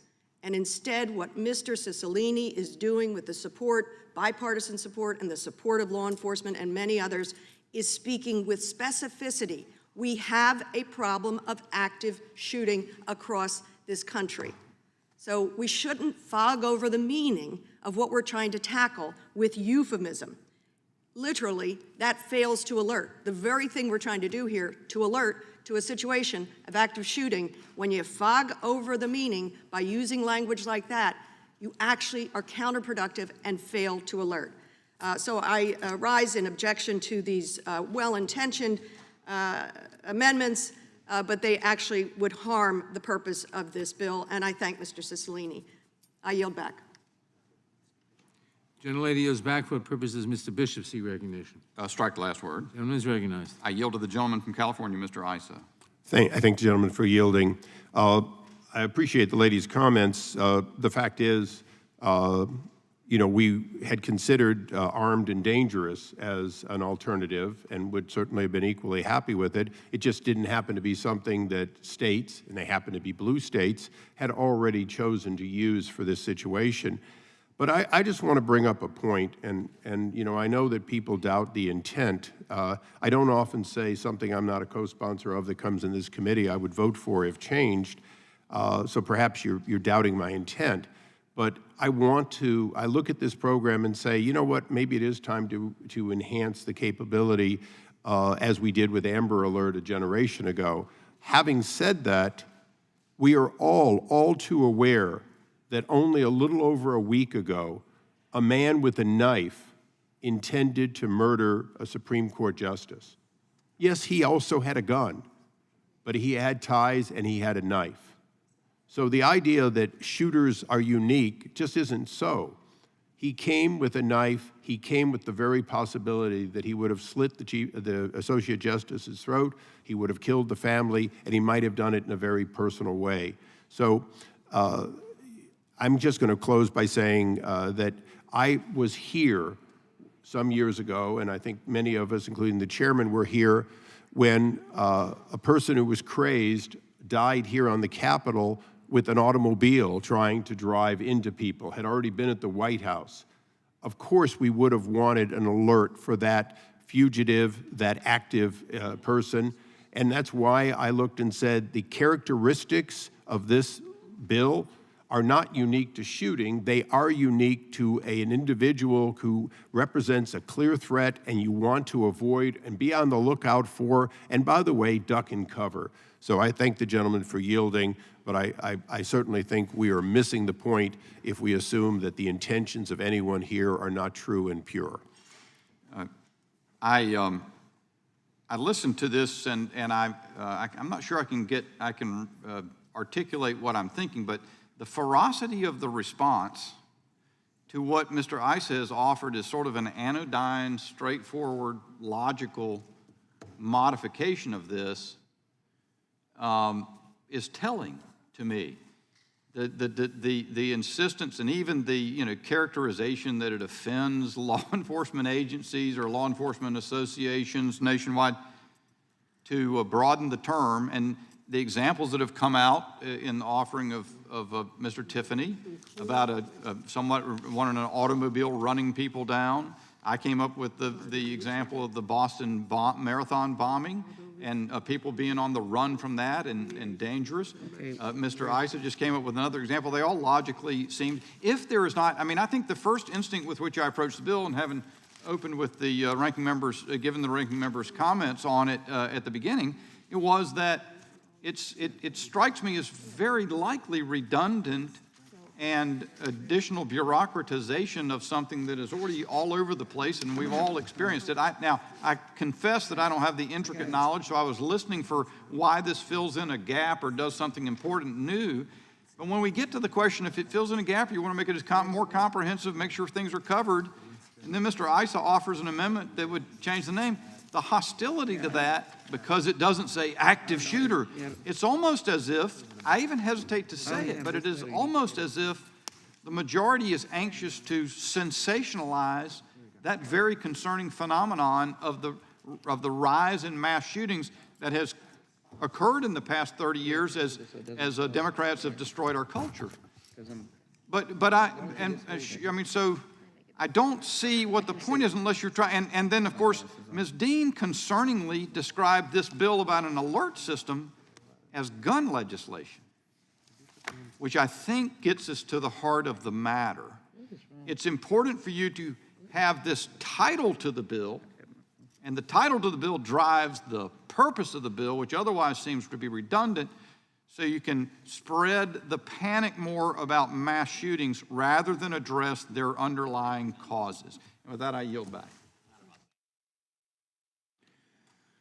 Gentleman yields back. For what purposes? The gentlelady from Texas seek recognition? Chairman, I'd like to strike the last word. The gentlelady's recognized. Thank you. Let me call the roll, and Mr. Cellini and his team have done an excellent job. National Sheriff's Association, Major Cities Chiefs Association, National Association of Police Organizations, Fraternal Order of Police, National Police Foundation, National District Attorneys Association, Rhode Island Police Chiefs Association, Humboldt County Sheriff's Office, Virginia Association of Chiefs and Police Foundation, North Carolina Association of Chiefs of Police, West Virginia Chiefs of Police Association, Metropolitan Police Department. They don't seem to be running away from the idea of the concept of the active shooter. Let me also put into the record that the law in the state of Texas that has very few laws dealing with sensible gun legislation are not running away from it, because they have the Texas Active Shooter Alert Program created by the Texas legislature in 2021, designed to alert individuals in close proximity shooter situations through their cellular devices. Let me also ask unanimous consent to place into the record the letter from the National Fraternal Order of Police, which I read from in my opening statement. So I would like to just remind our colleagues, as I have done in recent weeks, months, and years, mourn the loss of life resulting from an ever-increasing number of active shooter incidents where perpetrators committed mass shootings in multiple locations, endangering the community, our children, families, and law enforcement. And last year, there were 61 active shooter incidents in the United States. Approximately 27 of those incidents involved an active shooter moving from one location to another. For instance, 8 people were killed roughly 30 miles apart at 3 spas in metro Atlanta area last year. The gunman was later apprehended some 150 miles south of Atlanta.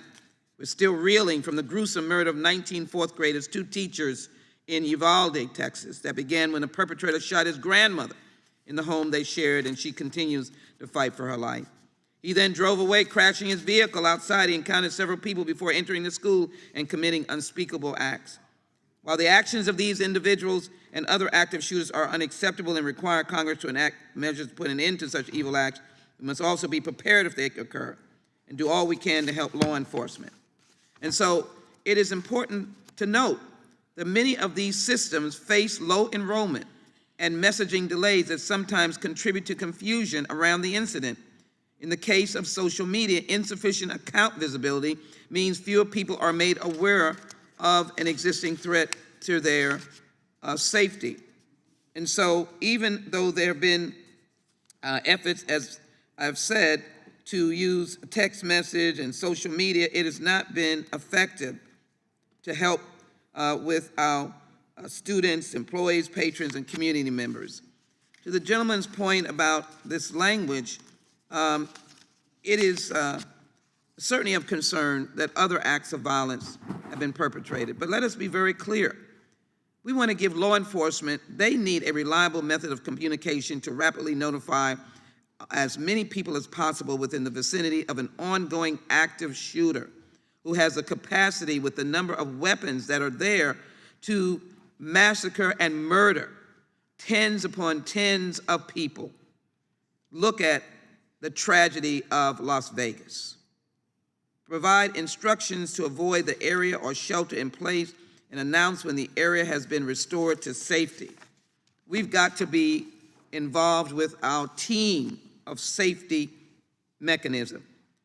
And although the system, the DOJ, by the way of an appointed active shooter alert coordinator, would be responsible for establishing the advisory panel, and we know that there are other systems, although this system would be available to law enforcement agencies to use on a voluntary basis, I expect that many agencies would elect to participate based on the numerous endorsements previously mentioned by myself and the chairman. And so I appreciate the good intention of this offer of this amendment, but can we stay focused on the value of the legislation on these 4 corners? And it really is to deal with what we have been confronted with the horror and terror of what we've been confronted with. And so I want to make sure that I add to the record the letter of the Major Chiefs Association that again, and to thank again, Mr. Cicilline, ask unanimous consent, the Major Cities Chief Association, to thank you for including H.R. 5768 and another legislation that we'll mention into the record. Ask unanimous consent, and they acknowledge that violent crime is up. So it is crucial that we move on this legislation. Mr. Chairman, I yield back, and thank you so very much. Chairman. Gentlelady yields back for the purposes of Mr. Jordan Seek recognition. Strike the last word. Gentleman is recognized. Earlier, the chairman said that Republicans are trying to take attention away from firearms. That's not my intention. My concern is about giving more power to this Department of Justice. When, in particularly when what the legislation seeks to do, as Mr. Bishop pointed out, can be done locally, can be done at the local level.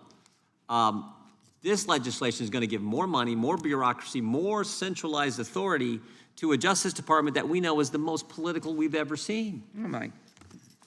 I mean, I would remind everyone, the National School Boards Association just did their own study of what happened last year when parents were targeted by the Justice Department.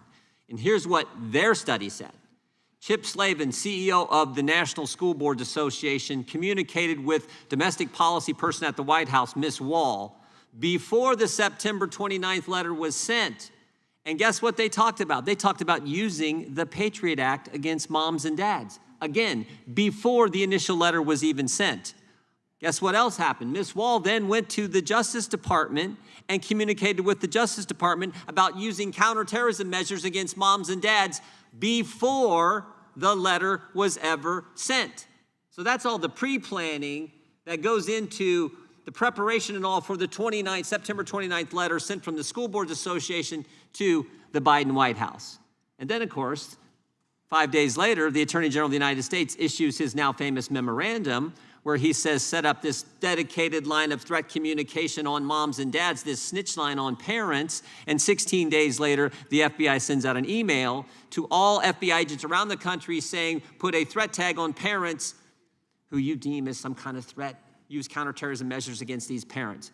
And because 2 whistleblowers came forward to Republican staff, we know that in more than 24 cases, this has been used against parents. So that's my concern. Giving more power, more authority, more centralized ability to this Department of Justice. That's our concern, at least that's my concern with this legislation, particularly when we know this can be done at the local level if they want to. If it makes sense, then do it. God bless our law enforcement who want to do it. That's fine. Do it at the local level. Don't give more planning and oversight and best practices and more millions of dollars to this Department of Justice, which systematically put in place a plan to go after parents. That's our concern. I would yield to the gentleman from North Carolina. The gentleman also calls to my mind one other point. I heard it said, I think by Mr. Cicilline at some point in the discussion of the bill, that that local police departments in some small places don't have the resources. Well, they have state governments. So the state, there's not a state in the United States of America that can't set aside the resources very readily to provide for if there's some departments in their community that might suffer these kinds of events, certainly broader than just shooters, as we've indicated, and given examples to support, that they would be unable to solve this problem. So again, to the ranking member's point, what is the desire to centralize authority over this in the United States Department of Justice that has been politicized like no other? And I yield back to the ranking member. I would love to yield to the chairman, but I promise to yield to Mr. Tiffany. If I have time, I'll yield to the chairman. Yeah, I just want, thank you, gentleman from Ohio. I would just add, it is so deeply concerning what the ranking member brought up that it was announced just today that the Wisconsin Association of School Boards is pulling out from the National Association of School Boards. They are so concerned about what is going on, this politicization of what's going on at the Attorney General's office and the Department of Justice. They said, we're out. I yield back to the gentleman.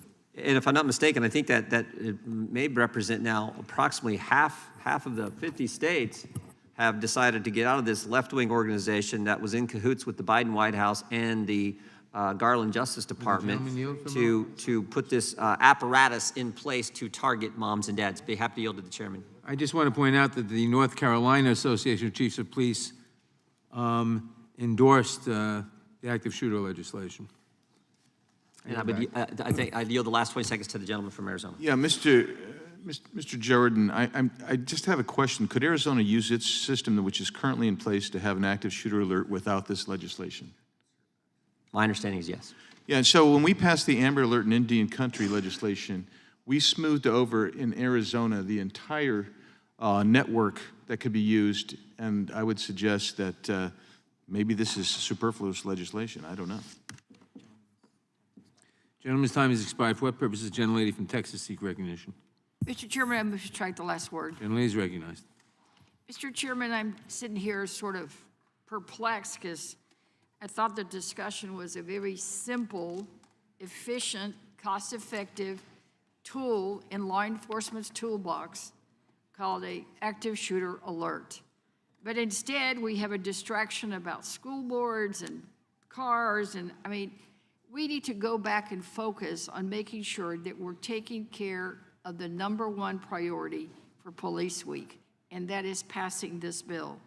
And it is a bill that needs to be passed because unlike what some of the statements have been made, there are states that do not provide resources for local governments, and my state is one of them. Instead, it takes the money that we send them to provide resources, and they give it somewhere else called their Lone Star Project, which is a anti-immigrant, targeted immigrants, and their border wall, and all these other efforts. I think even if you just look at Uvalde and looked at who responded, the state was not there as it should have been. It was and then the resources locally were probably not where they should have been. Much needs to be said about what happened in Uvalde, and investigations are going on, and I'm not going to prejudge or say anything. But this whole notion that states can take care of this, that's a dream world. It doesn't happen in my state. With that, I'll yield to the, and I certainly support the bill, and I'm against this amendment. I yield to Mr. Cicilline if he desires to have more time. I thank the gentlelady for yielding. I want to just say at the outset, this legislation doesn't confer any new power to the Department of Justice, and it particularly doesn't confer any new power to the Biden Department of Justice. This bill, when we pass it, will survive many, hopefully, successive administrations. But it is, again, a completely voluntary program.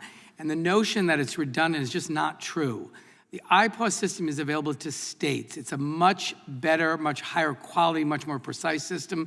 Local communities don't have the ability to access it. And so this will require the creation of a mechanism by which local governments, if they choose, it's like strictly voluntary, if they choose to avail themselves of the system, they will have an opportunity to do so as well as states. And I want to just read, because I think they can say it better than maybe anyone on this committee. I'm going to read from the letter from the National Fraternal Order of Police president, who represents 364,000 members of the Fraternal Order of Police, maybe people who know a little bit more about responding to active shooters than anybody on this committee. And I quote, "Active shooter events, however, are not like normal firearm homicide cases. Rather than focusing on investigative methods after the fact, these kinds of events place a premium on the abilities of law enforcement to quickly react to a fluid and oftentimes unclear situation. Responding to an active shooter event is chaotic and can be fraught with peril, especially when the incident is not confined to one location. Law enforcement officers must prioritize preserving lives and ending the threat. Simultaneously, they need a way to notify the public about the incident, whether that is to avoid a certain area, shelter in place, or announce when the area is once again safe.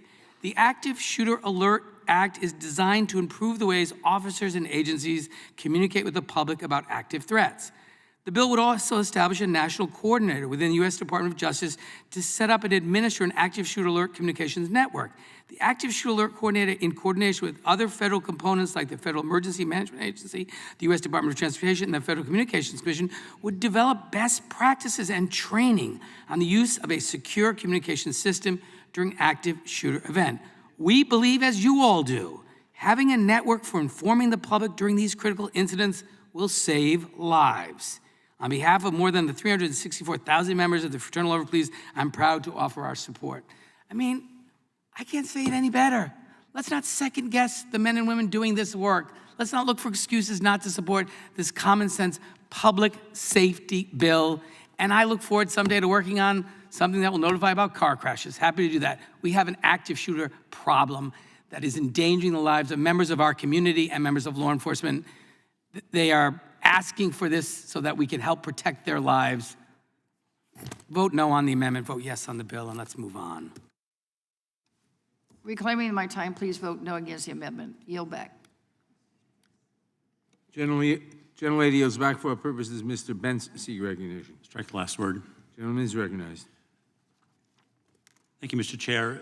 Mr. Chair, there's no doubt we're all trying to determine what's right for this circumstance, and I would suggest that what's right for perhaps where certain folks are from, urban areas, is quite different than from where I'm from, which is the most rural of areas. And I have here a summary of what some of my 20 county sheriffs have to say in an area which makes up some 3/4 of the state of Oregon. They do not support this bill. They do not support this bill because they view it as a prompt for folks who might be driving by or might be otherwise nearby to come and, quote, help out. We don't want that. And the chaos that folks have suggested is absolutely correct. Why would we add to it? Now, maybe in a city you want to do this, but I'll guarantee you out in my part of the world you don't. We have folks that are very well trained, and I'll actually read some of this to you from Travis Ash, Sheriff of Baker County, Oregon. I just looked this over. I believe this should be done at the local level. I just came from a meeting with our local school district where we are making plans for an ICS structure, notifications, a command post reunification, et cetera. This is a collaborative effort between us and the schools in Baker County. With the mass alert systems we already have in place, along with social media, we are able to disseminate information in a quick manner. The Oregon Department of Transportation already has reader boards along I-84, the freeway that runs through much of eastern Oregon. I would be concerned with the potential influx of Good Samaritans traveling through and a potential to add more traffic and confusion to our smaller communities. Mr. Benz, will you yield for a question? In just a second, I will. Okay. The point here is our local areas are far different than perhaps your urban areas. And so the question is how to get the best outcome. And with that, I yield. Yeah, thank you. And the extraordinarily important part of this bill is the county that you're describing that already has a system, they are under no obligation to avail themselves of this system. So if they have something or they don't want to use it at all, that's a decision they get to make. They're not required in any way. It simply says for communities that do want to, it's available to them. And I thank you for yielding. Would the gentleman further yield? Yes, I will. Thank you. I thank the gentleman for yielding. It may have missed the author of the bill's attention that when I said that the other amendment I planned on offering was to change the name to Armed and Dangerous, that at least for the gentlelady that said words matter, it would have been not only synonymous, but it would have included the other weapons we've been talking about without doing any harm. Secondly, when you look at the underlying changes in the bill, I did not suggest removing active shooter, but rather leaving it in and adding individual perpetrating violence so that we would include things that you're not including. And let me just give you the easy example. I hear the word active shooter and you think that means something. It does. It means somebody who's already fired shots. The man that came to assassinate Justice Gorsuch did not fire a shot. He did intend to assassinate an officer of the court. He did very clearly come to do violence, and he came additionally with a knife and other weapons. So one of the questions is your bill, based on its name and its current language, limited only when they fire a shot and not to someone who's, as the other name change suggested, armed and dangerous? You're sending an incomplete message. Earlier I heard the statement that there were 400 such events potentially in a year. But how many times is there someone armed and dangerous, or escaped and a fugitive, believed to be armed and clearly to be dangerous, in which the same law enforcement that chooses to be involved would look at this and say it makes sense? The chances of an active shooter are very remote. The chances of somebody armed and dangerous, including an escaped convict, including others known to be in an area, are much more common. And when we look at setting up a bureaucracy that I share with the ranking member the concern of anything new to the Department of Justice, but if we're going to do it, let's at least make it an organization worth the $2 million down payment and the many millions likely to come later. And I thank the gentleman for yielding. Mr. Chair, I yield back. Gentleman yields back. Does anyone? For what purposes Mr. Jones seek recognition? I move to strike the last word, Mr. Gentleman is recognized. Well, thank you, Mr. Chairman, for advancing this legislation, and to my colleagues, Congressman Cicilline and Congressman Upton, for their work on this bill. Notifying communities of active shooters can help keep people safe, and for that reason, I intend to vote for this bill, and I encourage my colleagues to do the same. But I want to acknowledge that just 3 weeks after the tragedy in Uvalde, we have not convened today to prevent another tragedy from taking place, but rather to advance legislation that simply notifies a community that a tragedy is already in progress. Instead of addressing gun violence, we are offering Americans new ways of living with it. Like active shooter drills and enhanced school security, this bill will be most effective at reminding us that the threat of gun violence exists all around us, but it does little to actually protect us from it.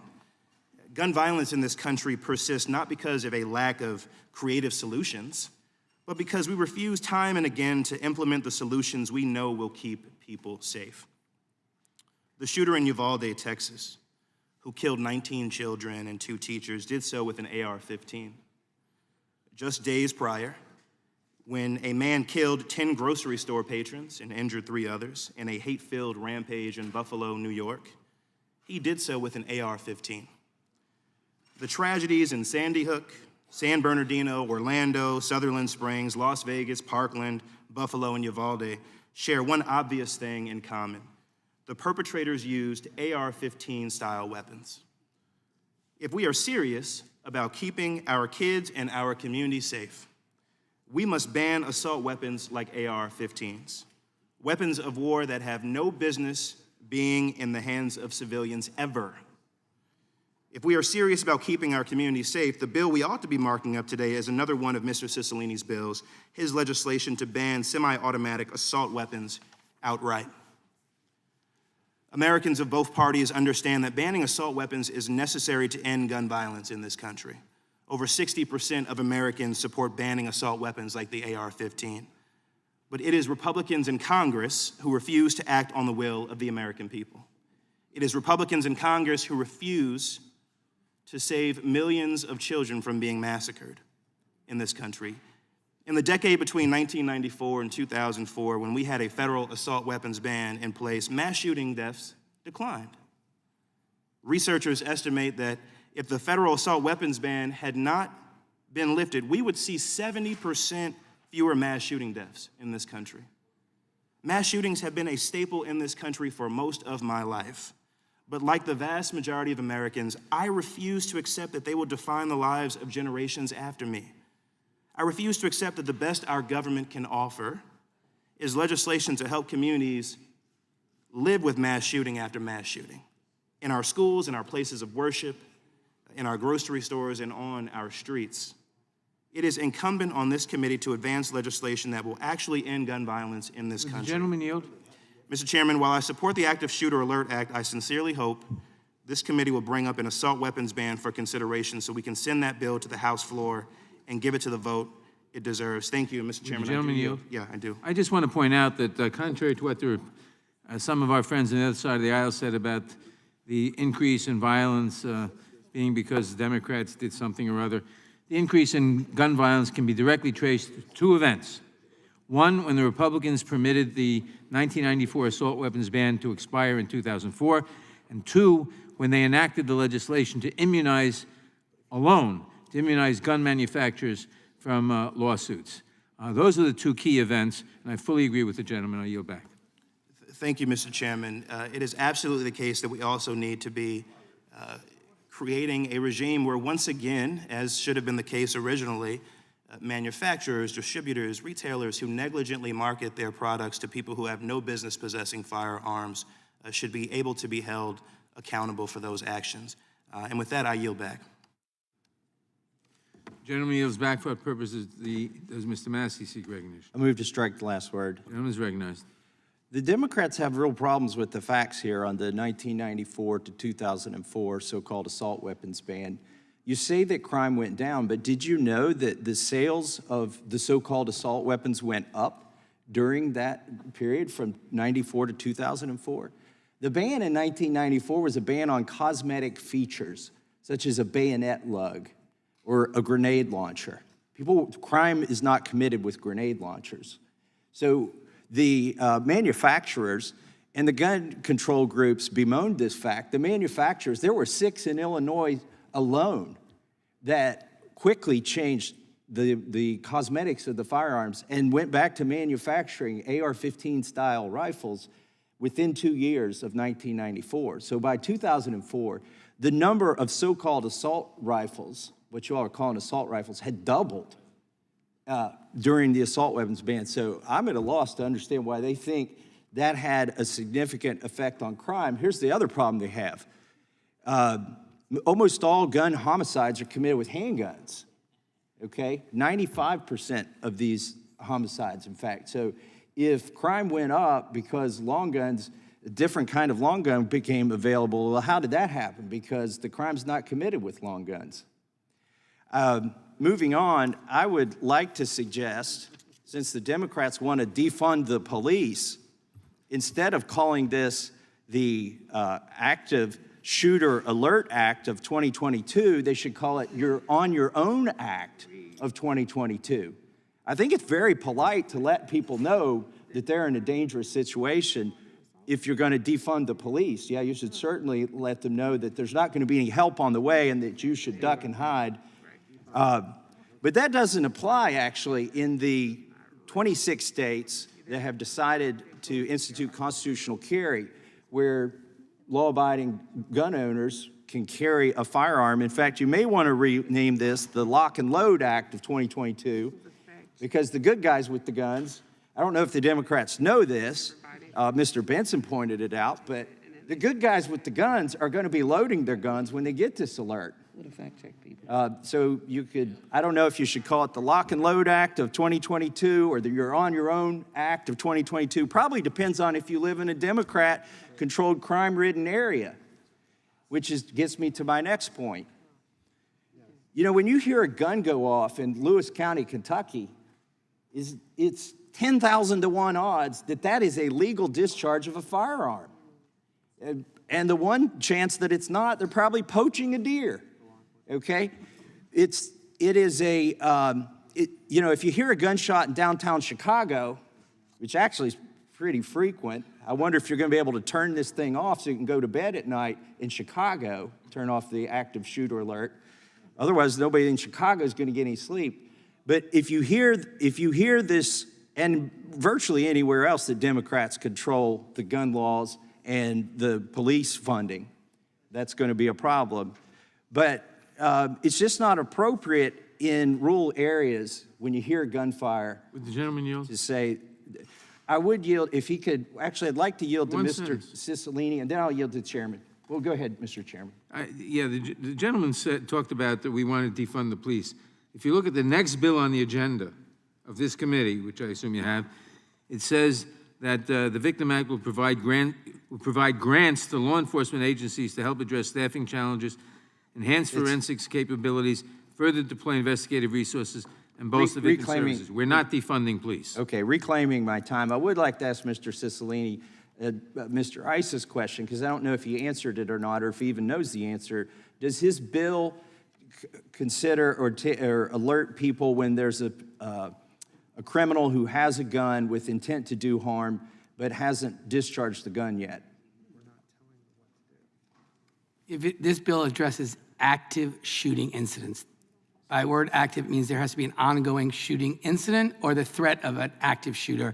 Again, law enforcement agencies will have the Does opportunity it cover to the develop. threat of, so the threat That will be would up to law somebody- enforcement agencies to develop their best practices and how they use the system. It simply says I thought if you you wanted to want be to up have to the one. federal government. If you want, well, read the bill. It's if you want to avail Well, if we're yourself going to of leave the it to the federal infrastructure. government, we're going to We're not leaving it to the federal government. Reclaiming my time. You didn't really answer the question. I did answer your question. You didn't Does like it the cover- answer, apparently. I'm asking the question then again. Does it cover people who haven't discharged the firearm yet, who may become an active shooter? This bill is not prescriptive. It allows local governments and state governments to avail themselves of existing infrastructure to have an active shooter alert reclaiming system. my time, would and the gentleman answer the question, if it makes a suggestion to the local municipality or state, would it suggest that the system covers somebody who hasn't discharged? It doesn't make suggestions. It makes a system, an infrastructure available to local law enforcement if Will they that want to use it. Reclaiming my time, will that Time infrastructure? of the gentleman has well expired. Thank you, Mr. Chairman. Who seeks recognition? For what purpose does the gentleman from New York seek recognition? Thank you, Mr. Chairman, for giving me an opportunity to weigh in, and I certainly want to thank my colleague, Chairman Cicilline, for his leadership in advancing this bill, which is a public safety bill that has broad support amongst Democrats and Republicans in this Congress and amongst the public safety community across America. I don't understand what the problem is. I do take umbrage at the insults directed at places like Chicago, where while we certainly have been as respectful as we can of the different dynamics that play out in a very diverse country, I get that some people take issue with that growing diversity or feel threatened by it. But if we just factor in the four corners of this common sense bill, one, it's bipartisan. Two, it's voluntary in nature.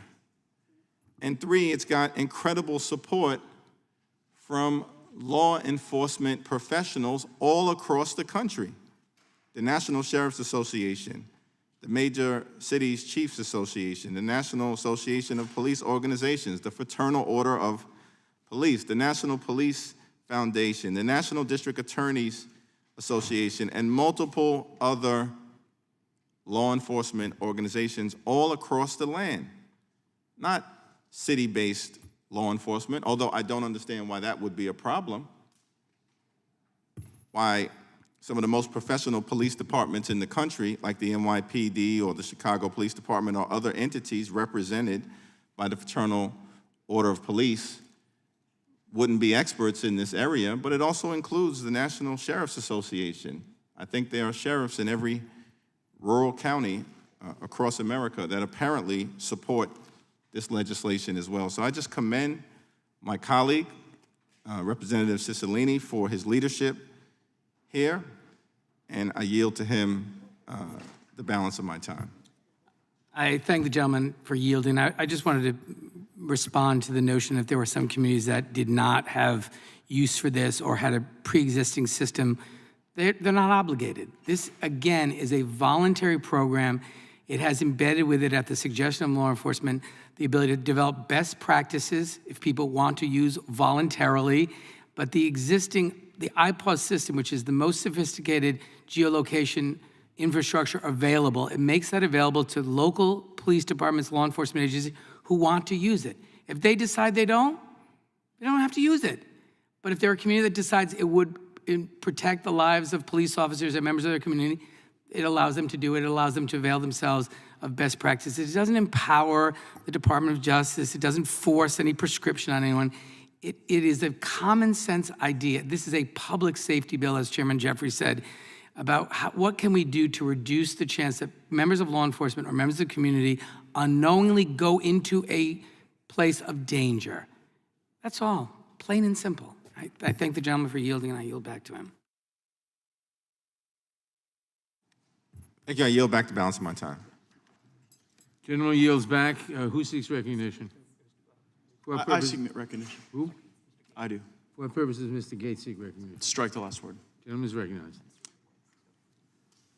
I'm unaware of circumstances where this particular solution would be responsive or helpful. It seems in a lot of these active shooter situations as if notice is not something that impairs any sort of law enforcement response. And perhaps I would stand to be corrected if there are circumstances that Mr. Cicilline would like to highlight for me as I consider how to vote on the bill.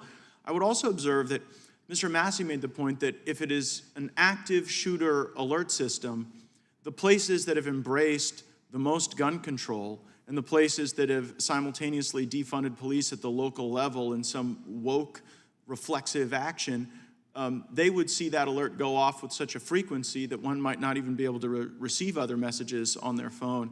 And then our colleague from New York, Mr. Jeffrey, said, well, what you're really afraid of is growing diversity in the country, which I found a little bizarre because I don't think that what people are most afraid of in Chicago is diversity. Like, I don't think people are worried that lurking around the next corner, diversity might mug them or shoot them or harm them in some way. I think what they're concerned about is a criminal element that is out of control and that I think we all wish that, criminals wouldn't ever use guns in the commission of crimes, but it seems as though even the most aggressive, even the most woke gun control is unsuccessful. And so I think our pitch to the people in Chicago and everywhere else in Democrat-run cities and states is, what do you have to lose? What have these Democrats done for you to improve your safety or your quality of life? And their message to you is, be afraid of those who are afraid of diversity. Mr. Gates, will you yield? You asked a question. I'm happy to answer. I would on the factual. So I'll give you 4 examples, just I think where an active shooter alert would have made a difference. In February 2016, an active shooter in Kalamazoo, Michigan killed 6 people. The Kalamazoo Department of Public Safety issued a warning on its Facebook page, but few saw the post. The shooter picked up new Uber passengers for 2 more hours after the shooting before his ultimate arrest. In August of 2019, a shooter in Midland and Odessa, Texas, murdered 7 and wounded 25 people across 15 miles, including 3 police officers. Police had information on the shooter's description and location, but no way to effectively alert those in the area to take cover. In March of 2021, a shooter in Atlanta, Georgia, targeted 3 spas, killing 8 people over more than an hour and was at large for 3.5 hours before law enforcement apprehended him. And finally, in April 2022, a shooter in Brooklyn was at large for 24 hours after shooting civilians in a subway station and was caught after someone called police to report the shooter after hearing about the shooter's description in alerting systems and reporting. And finally, if you get back to Buffalo, Brandolyn Capehart and Shane Hill, both 20, pulled into the parking lot just as the shooter was exiting. Well, they described him as a white male in his late teens. I'm going to reclaim my time so that we can have a productive discussion on this. In those circumstances, before you get to Buffalo, is it your contention that if everyone received a notification on their phone of a shooter, that would have resulted in a more thorough and effective response? It would have resulted in 2 things. It would have prevented people from unknowingly going into an area of risk. And some of them, it would have prevented people from getting into an Uber with that shooter driving the car. Were any of those people harmed? Well, I mean, the idea is we're trying to prevent people from being harmed. I agree. I'm just and trying to... you're saying it's okay to have someone who's an active shooter run around for hours undetected? When did I say that? David, when did I say Gentlemen, yield. When did I? Oh, no. So you're wait, saying hold on. When did I say that? Well, you just said, did he shoot anyone? What we're trying to prevent is harm or the danger of additional harm coming. And notifying people so that they know someone is out there who's been engaged in an active shooting is a way to protect themselves. It's a way to protect law enforcement. It's a way to help identify this person. Yeah, there's no harm come to it. My concern is that in some of these high crime areas where those alerts would be going out nonstop, would you create unnecessary panic? Would you put people in harm's way unnecessarily? Would you encourage vigilantism? And so I ask those questions sincerely because I'm still trying to decide. Yeah, I think the reality is you want people to have accurate, timely information. I think people expect that law enforcement. Right? What's that? My concern is it information that people can use effectively? Yes, because it will tell them where the incident is occurring, that there's a danger, and then they can make a decision. Do I stay in my house? Do I go to the supermarket? No, it's a way of giving them information about where an active shooting is underway so that members of law enforcement don't unknowingly go into it and members of the community don't do the same. It's very simple. It sounds a lot scarier than The gentleman diversity. yield. I think my time's expired, but if the gentlelady will claim time, I'd be happy to engage in a colloquy. I have 1 second, so. Yeah, I'll yield it to you. Gentlemen, the gentleman's time has expired. Who seeks recognition? What purpose does Mr. Roy seek recognition? Move to strike the last word. Gentleman is recognized. I was taken aback as I was dealing with a personal matter in my office while watching the committee unfold at the statements by some of my colleagues on the other side of the aisle about how it was not possible or appropriate or it wouldn't happen, I can't remember the exact wording, for states to be able to take care of this particular problem. The gentlelady from Texas the gentlelady from Texas had an exact quote along. No, actually, if the gentleman yield, the state of Texas just unanimously passed active shooter alert and signed by Governor Abbott. Reclaiming my time. Great. My point is, the gentlelady from Texas was talking about the inability of states to carry out the law enforcement function. And the specific, as you literally said, the quote is why I got up out of my office and walked down here, as you literally said it. And my point is here we're talking about, federal spending, and the gentleman just said, well, Texas just passed this. Well, good for Texas, right? But we just act like there's this unlimited slush fund in this town to say we're going to go, there he goes again talking about spending. We're talking about, so $2 million, $50 million, $5 billion. Does it matter? Right, when we're $30.5 trillion in debt? My colleagues on the other side of the aisle, Are you advocating defunding the police? That's who this is for. what I'm advocating for is allowing the police powers of the states to be able to do the job of the states, which is to police the states. Like, that's the whole point. My colleagues on the other side of the aisle, they go hide behind this and say, we're not defunding the police because you guys have some bill in here for a grant program, because the idea of the grant program is to then go micromanage what the states have to go do, because that's the purpose of what you want to do. You want to use the federal money, the power and the coercion of the federal government to go tell states what they must do. And you want to do it with borrowed money. You want to do it with printed money. Would the gentleman yield? Not just yet. You want to do it with borrowed and printed money, because that's what we do in this town. We go write blank checks because we want to go give a press conference about all the greatness that we're doing in this town, all of the awesome things that we're accomplishing. Meanwhile, you say, well, are they going to do this or not? Well, they actually have to make a tough choice, because they actually have to balance a budget. They actually have to decide, are we going to spend money in a school? Are we going to spend money on teachers? But in this case, what we do is we say, we'll write a blank check. And then my colleagues say, well, we're not defunding the police. But yet it is Democrats across the country that are clearly defunding the police. Austin, Texas, which I represent, $150 million slashed from the budget. People are waiting. They call 911. They can't get through. They're trying to get police. Police aren't trained. The very schools, the police are not actually being recruited now because we don't have the money to recruit them. Why? Because Democrats in the progressive, quote-unquote, oasis of Austin, Texas, stopped funding the police. I could go list by list here of Minneapolis cutting their budget, New York City cutting their budget, Cook County, Illinois, Portland, Oregon, Austin, Texas, Baltimore, Maryland, Los Angeles, California, Milwaukee, Philadelphia, all slashed their budget, cut police budgets. And now my Democratic colleagues want to say, oh, in our infinite wisdom, we're going to go say, here is in our blank check, here's some more money for us to tell you what you have to do. Would the gentleman now yield? I will yield to the chairman briefly. Okay. Very briefly, 2 points.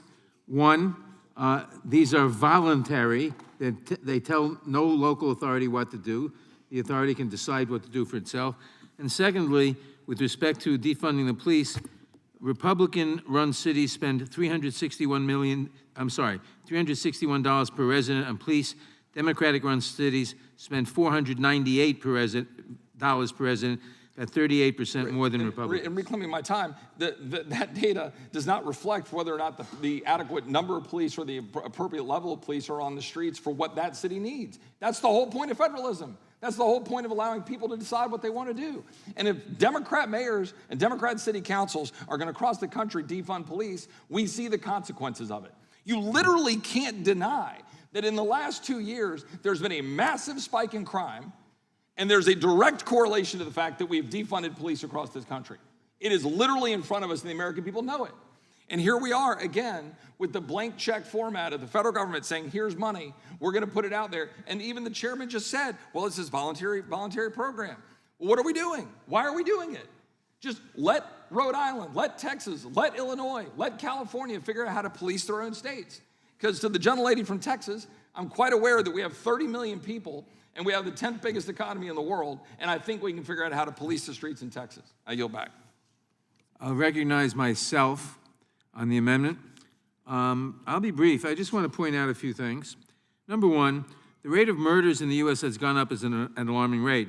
But despite a media narrative to the contrary, this is a problem that afflicts Republican-run cities and states as much or more than the Democratic bastions. In 2020, per capita murder rates were 40% higher in states won by Donald Trump than those won by Joe Biden. 8 of the 10 states with the highest murder rates in 2020 voted for the Republican presidential nominee in every election this Chairman? century. Would you yield for a question? Not for the moment. Second, large cities with Democratic mayors spend far more money on policing. Talk about defunding the police. Large cities with Democratic mayors spend far more money on policing and hire far more police officers than the large cities with Republican mayors. The 25 largest Democrat-run cities employ 75% more police officers than the 25 largest Republican-run cities on a per capita basis. The 25 largest Democrat-run cities spend 38% more on policing than the 25 largest Republican-run cities on a per capita basis. In the most recent budget cycle, the 25 largest Democrat-run cities collectively increased their police budgets more than the 25 largest Republican-run cities. So don't talk to me about defunding the police. About Democrats defunding the police. Republicans talk more about funding the police than actually funding the police. And again, I'll give you the statistic I mentioned a minute ago. Republican-run cities spend $361 per resident on police. Democrat-run cities spend $498 per resident, about 38% more than Republicans. So this demagogic, false, untrue nonsense about Democrats defunding the police is just that. Untrue, false, and if it weren't for the rules of decorum, I'd use worse words than that. Democrats do not defund the police. They fund the police much more, frankly, than the Republicans do. And now I'll yield. I'm sorry, Ms. Jayapal, do you want separate time or do you want me to yield to you? I think this will be enough. Thank you, Mr. Chairman. I appreciate it very much. I am having a hard time listening to this and not bringing it back to the people that are murdered in these mass shootings around the country. And I don't really understand why there is opposition to such a simple bill that would create an active shooter alert system if state and local law enforcement choose to use it. And I just wanted to bring it back to a member of our family here in Congress, to a member of our judiciary family. I was not able to speak about this at the time that we had our last gun reform package hearing because it was not public yet. But the doctor who was shot in Tulsa, Oklahoma, was Dr. Preston Phillips. And Dr. Phillips was an incredible man, a doctor who saved lives, who committed his life to helping the community. And he was murdered by a shooter who had an AR-15 that was purchased 2 hours before the shooting and a handgun that was purchased less than 2 days before the shooting. Why am I talking about Tulsa, Oklahoma and Dr. Phillips? Because Dr. Phillips was the father of my judiciary counsel, Elise Phillips. And this tragic shooting has struck home for me, as every tragic shooting does across the country. And so when we are talking about this issue, I hope people stop trying to distract from the issues at hand. And I was wanting to respond to what I believe to be sincere inquiries from Congressman Gates about whether this would help. And let me tell you that this shooter went into a hospital, a public health system, where people were trying to save lives with an AR-15. And people saw him with that AR-15. And actually, because there's open carry there, and the laws don't allow people to do anything in that situation, nothing could be done by law enforcement until he actually shot people and murdered my staffer's father. My staffer's father. Our Judiciary Committee staff, the father of a staffer on this committee. And so when you ask me if it helps that we would have an active shooter system? I want to tell you, Mr. Gates, that it would, because what we would have is the ability for Dr. Phillips to perhaps have gotten that on his phone, to know that he was the one, in fact, being targeted there, and that he could have gone somewhere, found safety, that the other 3 people that were murdered in Tulsa would have had some indication that this was what was happening in their hospital. I was just at the funeral of Dr. Phillips, and what an incredible community there is grieving the loss of this man and all he has contributed. There were people that worked in that hospital, the nurse that he's had for 22 years, other physicians who were there at the hospital. Ms. None of Jayapal, will them you yield? happening. None of them knew. Does that mean it's a good guy with a gun that could show up and do something to help people? Is that what your argument is? The gentlelady has the time. I have the time, the gentlelady has it. If there was an active shooter, I'm sorry, Mr. Chairman, that was your time to yield. My apologies. If there was an active shooter and there was an active shooter alert that would go out, that those people who were in that hospital, in that public health system, or anywhere else would be able to find potentially some safety. Is it going to mean every Or a single gun to time? shoot back? Right? No. My time has expired. Does anyone else seek recognition on Mr. this Chairman. to death amendment? Mr. Chairman. This I know the time Johnson. is What expired. purpose does Mr. Johnson of Louisiana seek recognition? Strike the last word. Ms. Jayapal's out of time. You're out of time. My time. My time. It's your time. Mr. Chairman, I hope that this committee takes a moment to recognize the murder Time limits of, on our speaking. I understand that. I hope that in your compassion as a judicial Come on. The time, and to honor the life of Dr. Phillips, of a staff member of this committee. I yield back. I yield back. Mr. Chairman, strike the last word. Mr. Johnson of Louisiana is ready. Since we're talking about protecting and honoring lives, I'm wondering why Ms. Jayapal voted yesterday against police protection for the children of Supreme Court justices. Don't answer that. It's a rhetorical question. I'm not in a colloquy with you. There's 27 Democrats in the Congress who voted not to protect the lives of our children. Hey, that's it. I'm not talking to you about it. There's no explanation or defense for that. But let's talk about police defunding since the chairman brought it up. You went there, Mr. Chairman. Here's the record. Democrats have engaged in a years-long effort to take funding and resources away from police departments, all right? Many large jurisdictions around the country, such as New York City, the chairman's city, have defunded their police departments. Some of these jurisdictions have defunded their police departments are represented by Democrat members of this committee. Indeed, several Democrats on the committee have voiced support for defunding the police, and here's some of that. Chairman Jerry Nadler publicly agreed with reducing the New York Police Department's budget, stating, quote, this is your words, Mr. Chairman, there should be substantial cuts to the police budget and a reallocation of those funds to where we need them, unquote. Karen Bass, Representative Bass, stated that calls to defund the police can, quote, be used as a distraction, yet she supported the intent behind the messaging. Representative Jamal Bowman, March 2021, tweeted, quote, too many police in our country are more concerned with protecting white supremacy than serving the communities they pay their salaries. Then he tweeted the next month, we don't need police with lethal weapons carrying out routine traffic stops. Reallocate police funding to unarmed traffic forces to remove even the possibility of state-sanctioned manslaughter. Cori Bush is a very vocal member of this committee and a Democrat Party at large. She had a tweet. She responded to a tweet from former President Barack Obama. By the way, she's the vice chair of the crime subcommittee here. She said, quote, it's not a slogan, it's a mandate for keeping our people alive. Defund the police. February 2022, this is just a couple months ago, when challenged about the popularity of the Defund Police platform, Ms. Bush stated, quote, defund the police is not the problem. In March this year, shortly after President Joe Biden gave the State of the Union address, Representative Bush tweeted, defund the police, invest in our communities. I mean, look, they're all dug in on it, right? The Progressive Caucus loves this stuff.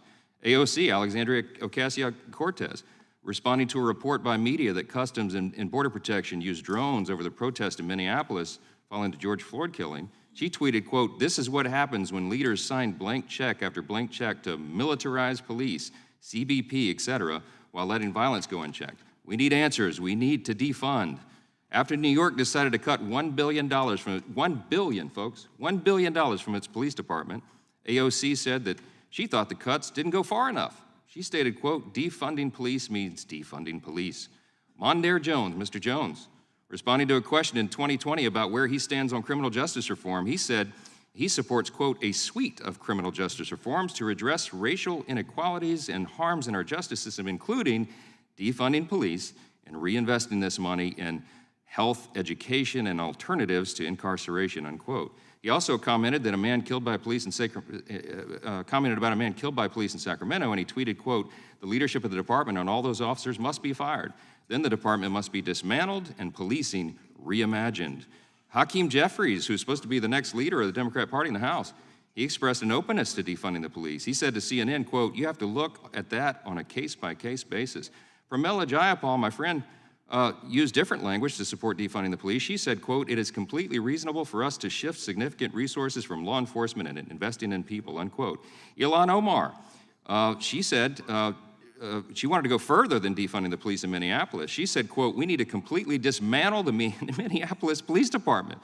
Because here's the thing, there's a cancer. The Minneapolis Police Department is rotten to the root, and so when we dismantle it, we get rid of that cancer. Ayanna Pressley, she said, quote, the defund movement isn't new. Folks are just finally listening to us. We got money for wars, but can't feed the poor, unquote. Rashida Tlaib commented on defunding the police movement. She tweeted, when we say defund the police, what we mean is people are dying and we need to invest in people's livelihoods instead. I've only got 30 seconds left. I've only got 30 seconds left. We could do this all day. Mr. Chairman, it is ridiculous for you to sit as the chair of this committee and suggest that you all have not been in favor of taking resources and funding away from police. That is the record. I've got citations for everything I just read you. I'm happy to enter it into the record if anybody disputes it, but those are your words and the words of our colleagues. Will the gentleman enter one Don't other? try to back away from it right now because the polls say that you should. That is a fact. Mr. Johnson, will you yield for I will not yield, Mr. Cicilline. I will not yield. These are the facts. It's You guys only to keep ask trying whether you would obscure it. allow an I'm out of introduction time and I of yield the, back. No. The gentleman yields back. For what purpose does the gentlelady from Georgia seek recognition? Thank you, Mr. Chairman. I move to strike the last word. Gentlelady is recognized. Thank you. I'd like to talk in defense and in opposition to some of the remarks that have been made by our Republican colleagues. And there again, living in the state of Georgia, you know, we have worked really, really hard for a sense of bipartisanship. And actually, our Atlanta mayor just made an announcement of a $4,000 retention bonus for officers, other police ranks. The bonuses, he says, come with a package of other pay supplements to city and frontline workers. So to your comments about, you know, us Democrats and people in other states that are not, you know, that are Democratic states or what have you, you know, not, you know, our willingness to defund the police. It's absolutely not true. The Atlanta Mayor, Andre Dickens, announced Wednesday that the city's police officers and several other ranks within the Atlanta Police Department would be receiving a $4,000 retention bonus. The bonuses come as part of a package of other pay supplements to city frontline workers. $4,000 retention bonuses to APD officers, investigators, sergeants, and lieutenants. $1,000 retention bonus to APD captains, majors, and chiefs. So there again, we are debunking your thought process of us wanting to defund the police. We're doing great work in Atlanta. We're doing great work in Georgia. And yes, we are led by Republicans in Georgia. Our state house is led by Republicans in Georgia. But there again, we are doing everything that we can to support our frontline workers, to support our APD, because we understand that we need them. We understand how important they are to make sure that our community is safe. So there again, I just wanted to put on the record that we are increasing funding for our Atlanta Police Department. We are not defunding police, and I wanted that to be stated on the record here for the state of Georgia. Would the gentlelady And I yield for a back. moment? Would the gentlelady yield? I'll yield to you, Chairman. Thank you. I just want to make one comment on what Mr. Johnson said. Although I was not one of them, the 27 Democrats who voted against the security bill for the Supreme Court voted against it because they thought it should be broader, that it should include protection for the employees of the Supreme Court, such as the clerks, as well. Why not bring That's another why bill? they voted against it. Why not bring another bill? Why would you jeopardize the lives of the Supreme Court justices' children because you have another political idea? You have the majority. You could pass that bill. Bring another bill. For what purpose? Ridiculous. Does Ms. She yielded back, yes. For what purpose does Mr. Fitzgerald seek recognition? Mr. Chairman, Shrek Glassberg. Gentleman is recognized. I just wanted to go back, I think, to the amendment itself and why I think it's a good idea. You know, I get Amber Alert, we're looking for a lost child. Silver Alert, we're looking for a lost senior. Tornado warning, severe weather alert. Everybody can take cover and kind of prepare. But what I don't understand about where we're going here is that it seems more focused, and Mr. Cicilline even described and used some anecdotal examples of when this could be used, and those seem like very specific criminal events, like somebody held up a gas station, and law enforcement is looking for the individual. They're literally trying to get the community to help them find somebody that might be armed and dangerous, which is obviously the phrase that's used by law enforcement all the time. But, you know, this bill is misnamed because I think the worry that many of the members over here, and I thought Mr. Bentz did the best job of Gentleman kind of yield. No, An explanation? no, can I just please explain what I'm trying to get through here? Go right ahead, sir. And what Mr. Bentz brought up was a good point. And I don't know how this technology would work if it's simply blasted out to everybody in the community. And just think of the scenario, unfortunately, if it is a shooting that's happening at a school or happening at a church, It can be precise. you know, you're gonna have everyone showing up from that community on the scene. And don't take my word for it, you know, I'm not in law enforcement, but I certainly understand the dynamics of if there's suddenly an entire community completely concerned and focused and worried about an event, you're gonna have parents and you're gonna have grandparents and they're gonna be rushing in their vehicles to that scene. And to me, that would add to the chaos. Certainly not something that law enforcement would embrace. Why would they want that? Why do they want 300 people showing up at an elementary school looking for their child, and who knows what their intentions are at that point? So it kind of goes back to what we were talking about earlier, which is, what's the name of the bill?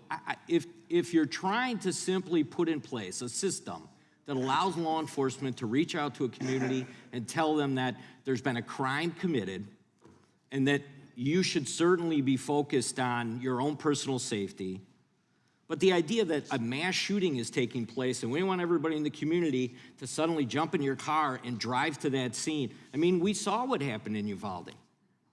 Parents showed up and they were wild because they could not lay eyes on their own son or daughter or grandchild.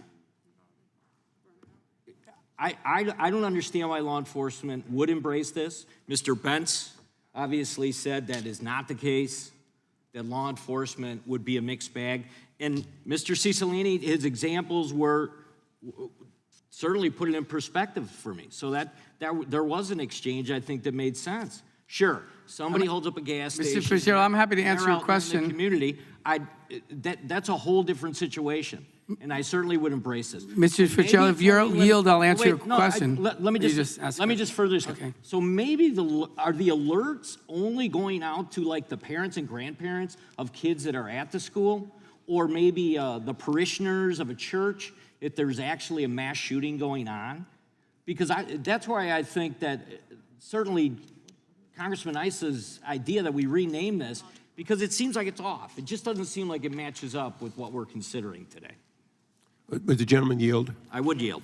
You know, the one thing that everyone who's talked about the name, and I would prefer armed and dangerous for obvious reasons, but everyone who's talking about it keeps not looking at the underlying amendment, which simply adds the ability for this bill to include the guy brandishing a weapon, the person seen with a weapon, a person who they know has a weapon. As a matter of fact, when we talk about the terrible tragedy of the doctor being killed, how about if you see someone with a weapon, you get an alert before that person is shot and killed? Many murders are one-person murder, like it would have been with Justice Kavanaugh. So why not include in this legislation someone who has not yet fired a weapon? somebody who has not yet killed someone. I have heard no answer from my colleagues of why they're excluding it, and that exclusion makes it impossible for me to support this bill. I thank the gentleman for yielding. Well, I'll just say the last couple seconds, I would think that, I would hope that the other side of the aisle would give that some consideration, because I think it would be a much more accurate description of what you're trying to accomplish.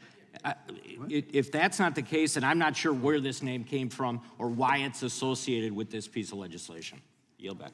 The gentleman yields back. For what purposes Mr. Johnson of Georgia seek recognition? I move to strike the last word. Gentleman is recognized. Thank you, Mr. Chairman. This is a pretty straightforward bill, the Active Shooter Alert Act.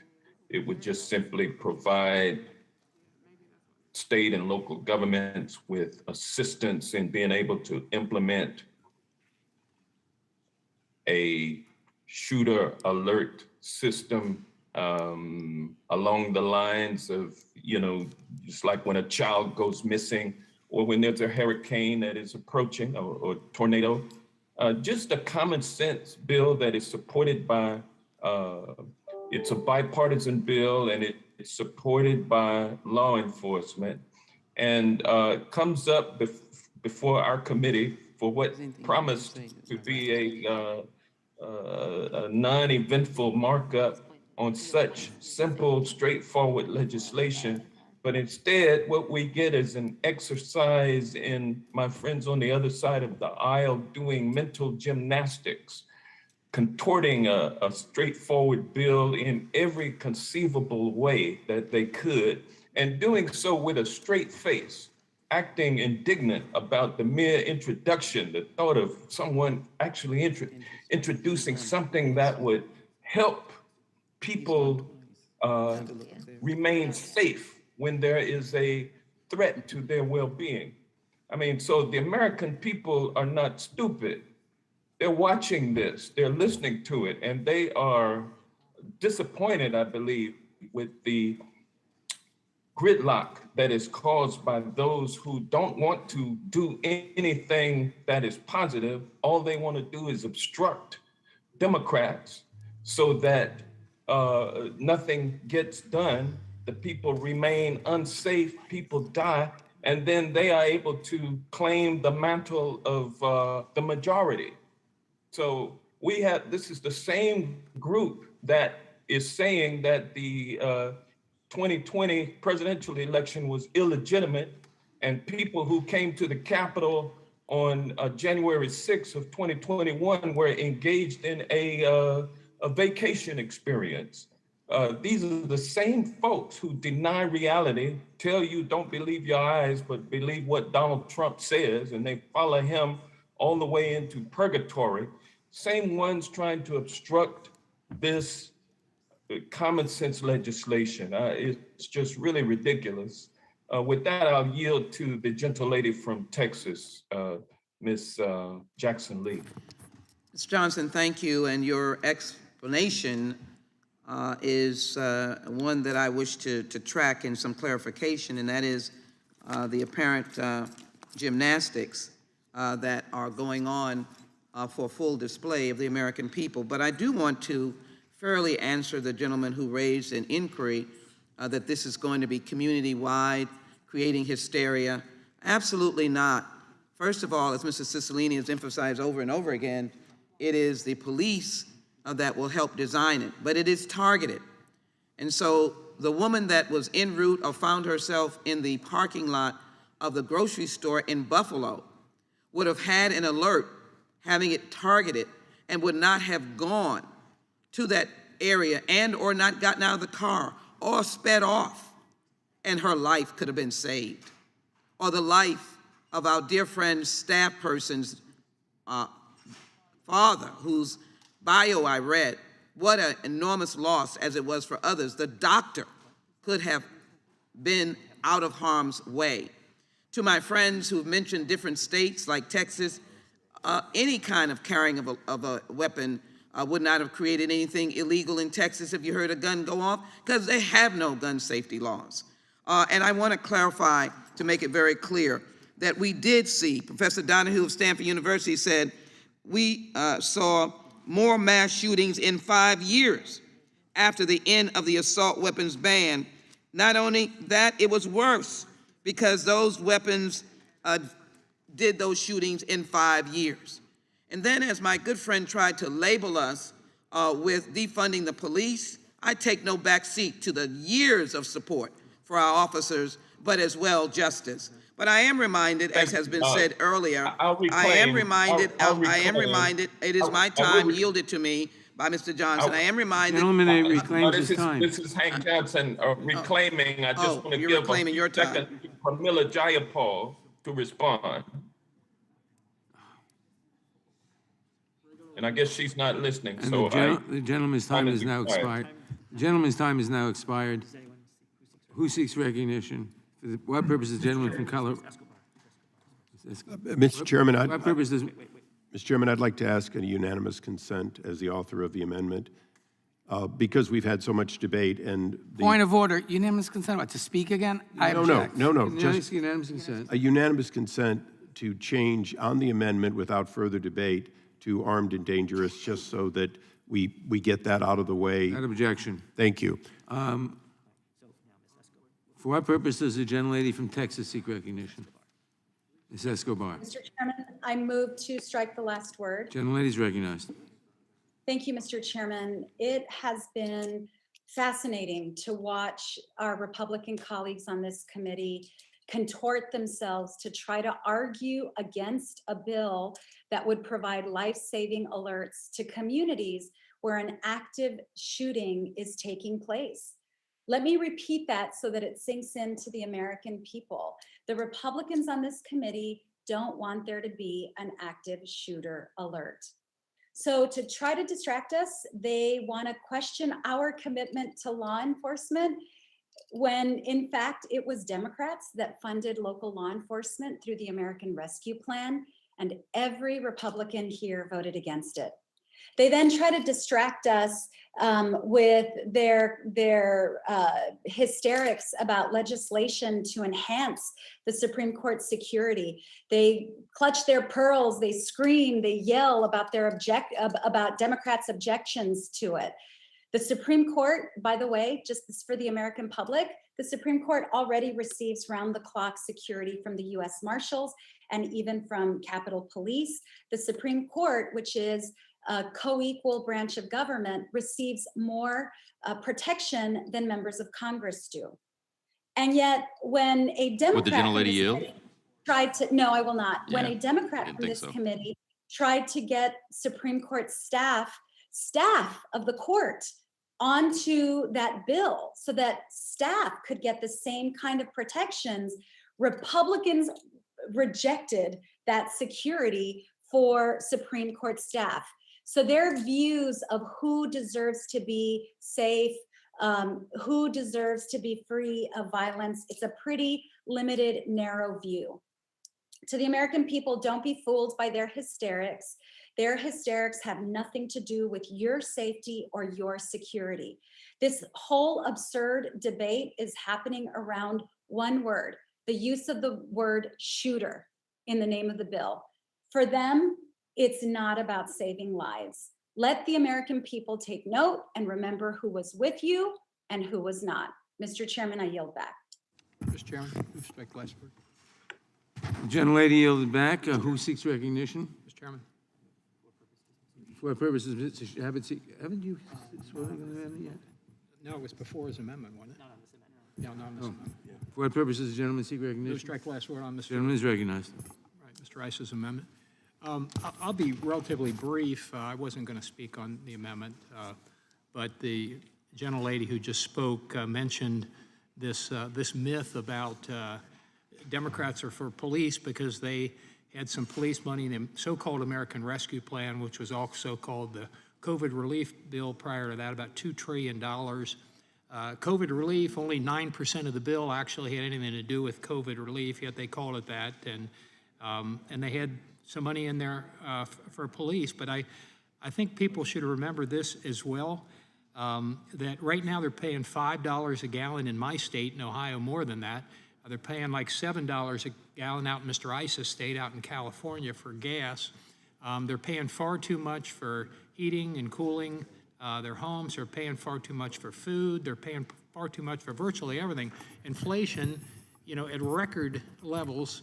It hadn't been this high in 40 years, 8.6%, I think it was most recently.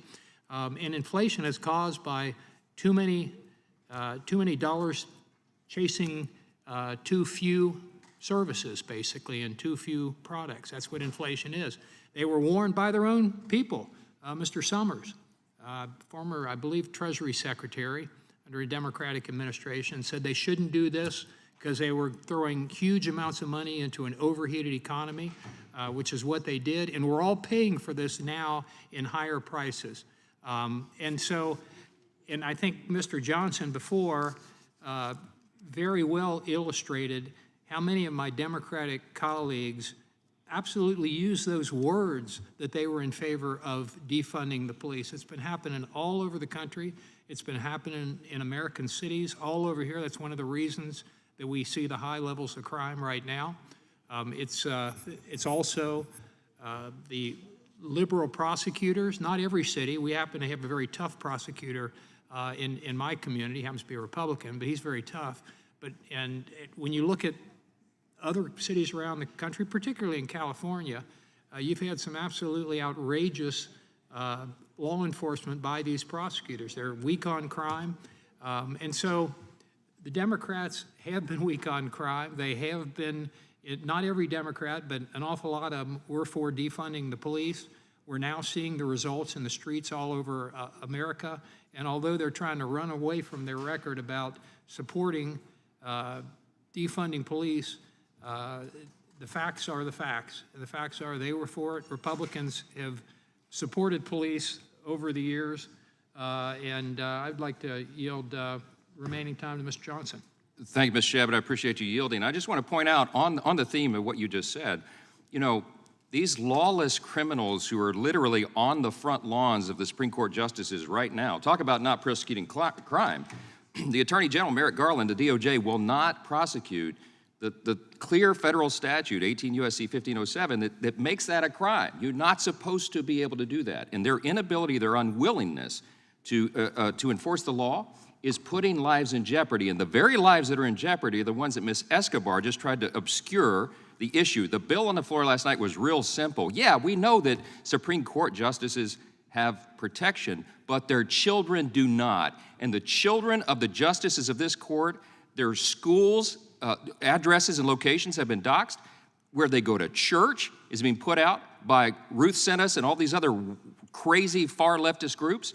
And they are jeopardizing the lives. And the fact that 27 of our Democrat colleagues would not vote to give protection to the defenseless, innocent children of justices is not only patently absurd and dangerous, it works to undermine the institution of the court itself. Who wants to be a federal judge in this environment? Who's going to subject themselves and their families to that when the Congress, this branch of government, won't even stand up for the other one? How are our institutions going to survive if our colleagues will not take a simple vote like that? And don't say, oh, well, they voted against it because the bill wasn't broad enough. Staffs weren't mentioned in that particular piece of legislation. You could have filed that bill this morning, and it would pass the Congress unanimously. And you all know that. You're in the majority, but you are using this for politics. You are trying to send a message to the radical left that you want them on those lawns. You want them intimidating justices. You want them to create this tinderbox, this dangerous situation. And I just think it is unconscionable. I think that was one of the worst votes that anybody could take in their career. It is indefensible, and don't even try to obscure the facts. Everybody in America can look at that bill themselves and see how simple that was, straight up or down. Do you want to support the innocent lives, defend the innocent lives of children or not? They voted no. I yield back. Yield back, Mr. Chairman. Gentleman yields back. For what purposes? The gentleman from Colorado seek recognition. Move to strike the last word. Gentleman is recognized. Thank you, Mr. Chairman. I was participating in another markup in my office, so I hadn't planned to come down to participate in person, was participating virtually. I thought that my colleague, my friend from Texas, Mr. Royce, comments might compel me to come to the dais, but I was actually mistaken. It was not his comments that called me to come down. I'm sorry to disappoint. No, well, look, it was actually, and I'm sorry he stepped out, it was Mr. Johnson's invective earlier. And here's why, because Mr. Roy makes an argument about the spending associated with the bill. Him and I disagree on that point, but I recognize he makes that argument in good faith. And we can, agree to disagree on that point. But the invective that Mr. Johnson offered previously, without any substantive discussion on the bill that's actually before this committee, is exactly what is wrong with Congress. I take Mr. Issa at his word with respect to the amendments that he's making, and we have a reasonable debate about the efficacy or whether or not the amendment would be a prudent step for this committee to take. But the notion that we have a discussion that's divorced from the actual bill is something that I don't think any of us should tolerate. It is the theater of the absurd. Only in this committee that a bill that is supported by 16 Democrats and 16 Republicans, Republican members, supported by law enforcement, would be denounced as extreme by some of my colleagues on the Republican side in the House Judiciary Committee. Only here. Just to remind everyone and the American public what this bill does, the Bipartisan Legislation Active Shooter Alert Act creates a program similar to the Amber Alert system for law enforcement to alert the public to active shooters in the community. That's it. That's it. That's what we're debating today. It is supported strongly by law enforcement. To those who disagree, I will quote from the executive director of the National Sheriff's Association, who says, quote, "The Active Shooter Alert Act is an important step in keeping communities safe by eliminating delayed alerts. Having the capacity to send immediate active shooter alerts to the community will be instrumental in reducing risks to schools, to churches, to restaurants, to retail stores, and more, where people have a reasonable expectation to gather safely. This alert system will be another excellent tool for law enforcement to do its job." Not my words. The words of the executive director of the National Sheriff's Association. I don't understand what we're debating. It's a bipartisan bill. It will save lives. Law enforcement supports it. What are we doing here? I mean, honestly, Would the gentleman yield? No, look, I will yield in a moment to Mr. Issa. Because I'm not directing this at you, Mr. Issa. Again, I think you've made an amendment in good faith. We can have a discussion about that amendment. I'm going to yield to Mr. Cicilline in a moment, who wanted to respond to a particular comment made by Mr. Fitzgerald, where I think he made an argument with respect to scope of the bill and its potential impact. I'm directing my comments at Mr. Johnson, who apparently has stepped out, because I did not hear in his presentation a single substantive disagreement with this particular bill. I understand his point about the bill that the House considered last night. I voted for that bill. I was proud to vote for that bill. I'm talking about this one. And that's what I'd like to get a response on. With that, I'll yield to Mr. Cicilline. Thank you very much for yielding. I just want to read from 2 after-action reports to show why this would be useful. In the Uber driver example I referenced in Kalamazoo, Michigan, the after-action report, and I'll read the quote, said, "Neither Kalamazoo Department of Public Safety nor the Kalamazoo County Sheriff's Office had a strong social media presence at the time of the shooting, which hampered the department's ability to update the community on the progression of the incident, notify them when the arrest was made, and reassure them that they were indeed safe from further violence. These outlets report incorrect facts and information, leading to viral rumors that spread quickly and cultivate additional chaos within the community and beyond. The reaction and rhetoric that follows viral rumors can hamper first responders' efforts and the investigative phase, as well as negatively impact involved law enforcement personnel."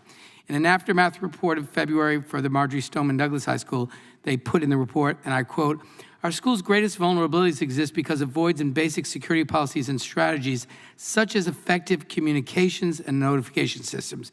Every school must have an effective communications in which everyone on campus can see and or hear and immediately react to a so-called code red or similar active assailant response notification." Those are just 2 examples of after-action reports that acknowledge it would make a difference to give people immediately accurate information. This is a simple bill. I urge my colleagues to support it. I regret that I didn't have time to yield. The gentleman's time has expired. For what purpose is Mr. Big seek recognition? Move to strike the last word. Gentleman is recognized. Thank you, Mr. Chairman. When I left for a different meeting an hour and a half ago, I said, "Oh, the committee will probably be almost done when I get back. And I walked in and I said, what are we doing? ISA 1 still. So here we are. What a great committee. I love this committee. I do very much. So a few years ago, I sponsored a bill, and it was received wide bipartisan support, and it was the Amber Alert in Indian Country bill. And one of the things we were trying to do is fix a hole in the system nationwide where Native American nations really could not connect. And by and large, I'm told that hole has been corrected and fixed. So it's now seamless. And I know in Arizona, we've made it seamless. So hopefully around the nation, we've made it seamless. And I asked Mr. Jordan a question earlier. Could Arizona use its system, which is currently in place, to have an an active shooter alert without this legislation? And he said yes, and I think that's true. I think that's true, we could. Arizona could do this on its own. And I would say that the letter that my friend from Colorado just read was interesting to me because in reading the bill, I'm not sure the letter captured what I saw in the bill, because the bill does something slightly different than I thought I heard in the bill, in the letter. So the first thing it does is it sets up a coordination within the Department of Justice, and so DOJ will have an officer appointed by the Attorney General. And that's interesting to me. That's interesting because of the issues that I see now in a large part of a weaponization of DOJ. So that becomes a bit of a problem. And then it goes on, and it's the duties of the coordinator are to encourage federal, state, tribal, and local government agencies to do this, and et cetera. And then it has the goals of the coordinator. And there's a good number of goals down there. And then in carrying out duties under subsection B, when you get to D, you come back to B, then that's when they can coordinate this if it becomes necessary. Okay, so you build up a kind of a bureaucratic schema in order to do this. And so the reason I bring that up is because I think it's more than just saying we're going to have this system put in place. I think it's the fact that you're going to have this whole new bureaucracy set up where a state like Arizona, which is a huge state, I think we're the 4th or 5th largest state geographically, 7.5 million people, something like that in the state, most in one county, in Maricopa County. It seems to me that Arizona could and probably should do something like this now without the federal intervention. And I'm just, it's interesting. I know that we've probably wandered down dichotomous routes and paths here, but for me, as I looked at the bill originally and then kind of listened before I left an hour and a half ago, it seemed to me that I would rather my local officials really put it together the way they wanted it put together. And this, I think, is going to actually empower the DOJ and the feds to actually have some interventionist kind of, certainly if not authority, certainly influence there that my local leaders probably wouldn't want to see. With that, Mr. Chairman. The gentleman yield? Oh, yeah, sure. Yeah, and I appreciate that argument. I think we can have sort of a debate about federalism and the role of the states with respect to developing these programs. I don't want to monopolize the gentleman's time. I suspect the sponsor probably has some thoughts about the ways in which, in his view, and I would share his view, that this isn't so much as the federal government designing it, but more just being a resource, best practices and so forth. But I understand there, and I'll yield back to the gentleman. Yeah, and I appreciate that. And I would say that I agree that maybe that would be the case, except for when you get to the section D. And section D says, in carrying out duties under subsection B, the coordinator shall notify and coordinate with FEMA and all of this. You know what? If the intention is merely to be advisory in nature, it begs the question why we're even doing this then. So I'll yield back, Mr. Chairman. The gentleman yields back for our purpose. Does the gentleman from Maryland seek recognition? Move to strike the last word, Mr. Chairman. Gentleman is recognized. Mr. Chairman, I was very excited to come in for the vote on the Active Shooter Alert Act of 2022 because I thought this would have not just bipartisan, but unanimous support on the committee, because who could oppose an alert system for active shooters that's totally voluntary for the states to participate in? And it's legislation that's been brought forward by the sheriffs, by the police chiefs, by the National Police Foundation, and endorsed by the DAs, the police officers, and so on. Well, we've seen instead what we've gotten, which is, the kitchen sink thrown at it in a desperate effort to bring this legislation down. I want to bring some good news, though, to the committee, Mr. Chairman, which is it doesn't have to be like this, because I actually serve on a bipartisan committee that gets things done and that is not obsessed with partisan polemics and invective and denunciation and combat, and sees every piece of legislation as an opportunity to just club the other side. And that is the January 6th Select Committee. Well, I appreciate the laughter of my colleagues, because some people have accused us of being partisan because all of our witnesses are Republicans. You might not have noticed that, but then you might not be allowed to watch the hearings.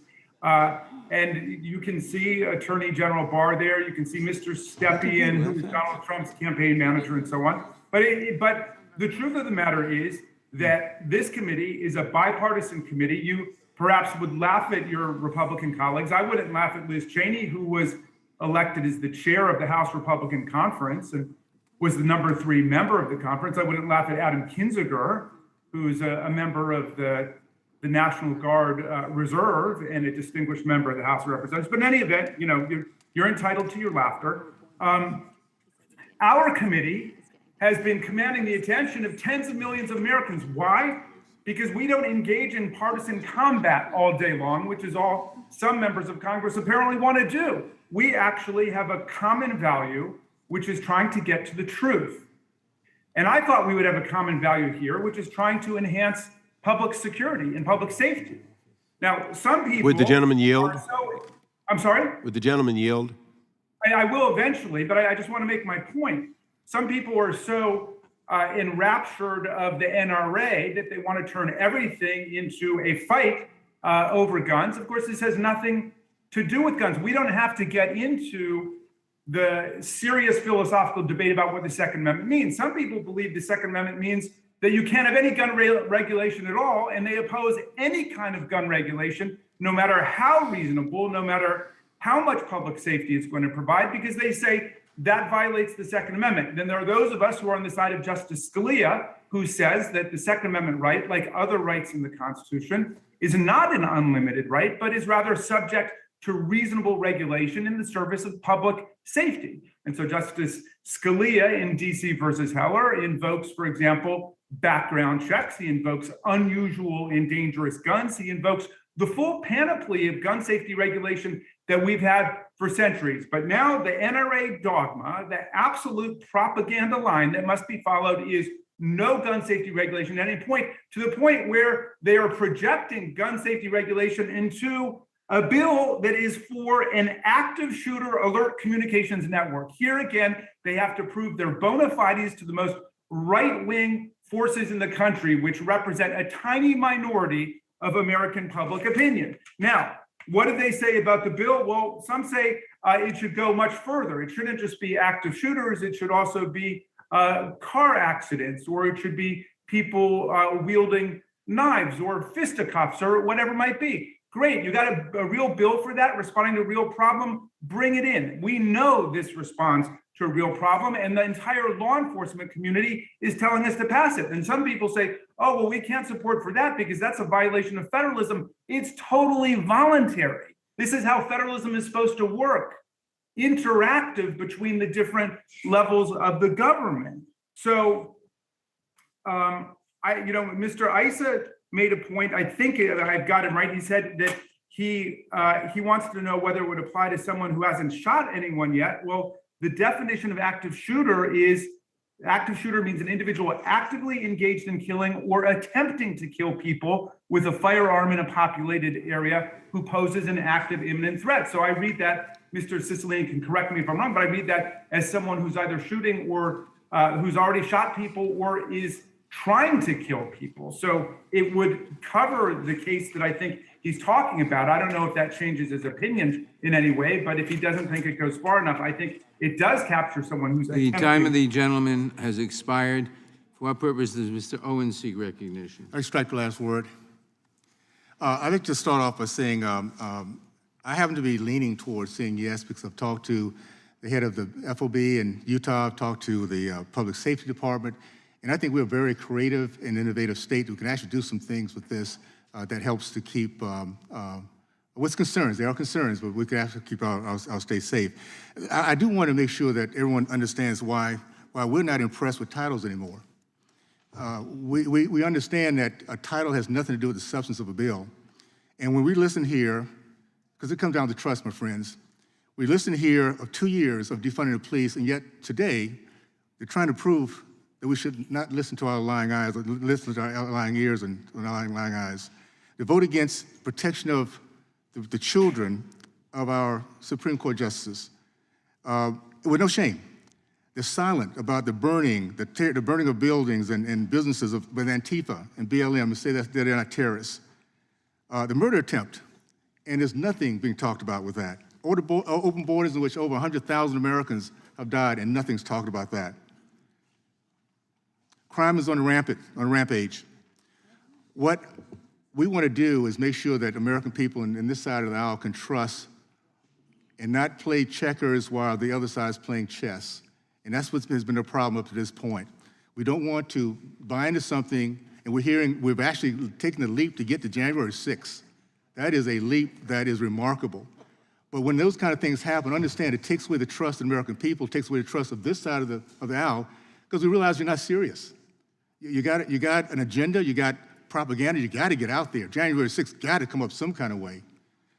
And so, yes, I'm a little surprised, to be honest with you. It's taken us 2 hours to get here. But no, there's a reason why the 2 hours and plus is happening, because we do not trust the intent.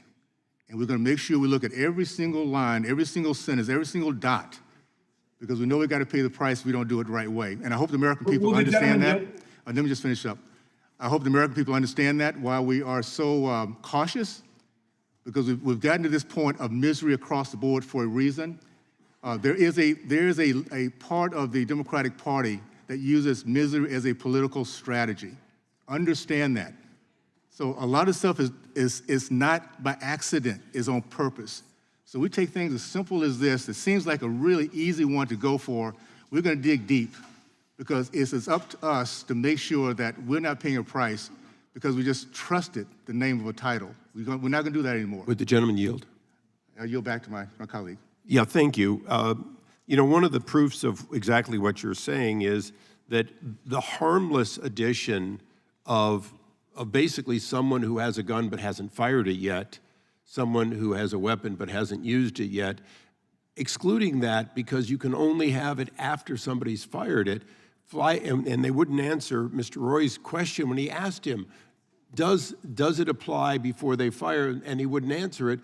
Leaving that out is such a gaping hole in this that you have to ask, are they just trying to make an issue with the word active shooter to the exclusion of someone who's armed and dangerous? And the answer clearly is yes. By objecting, not offering a secondary amendment, but just saying, no, we're going to vote this down. They're doing it for a reason, and sadly, it's because it's not about the function that this bill, this program would induce.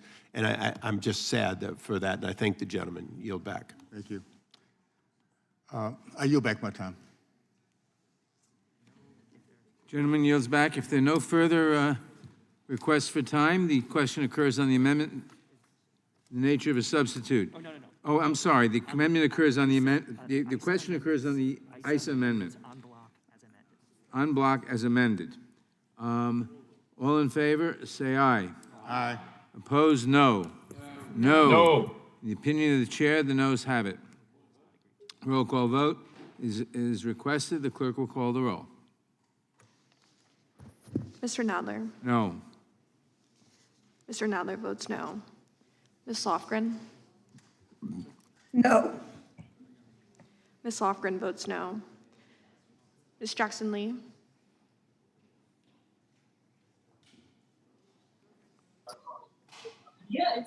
Ms. Jackson Lee. No. Ms. Jackson Lee votes no. Mr. Cohen.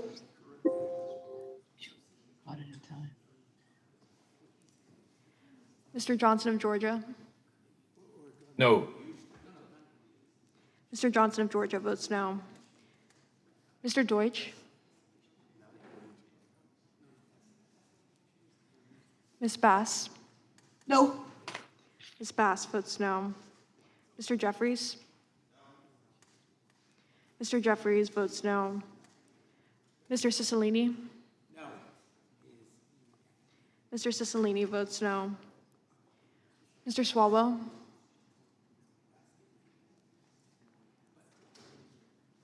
Mr. Liu.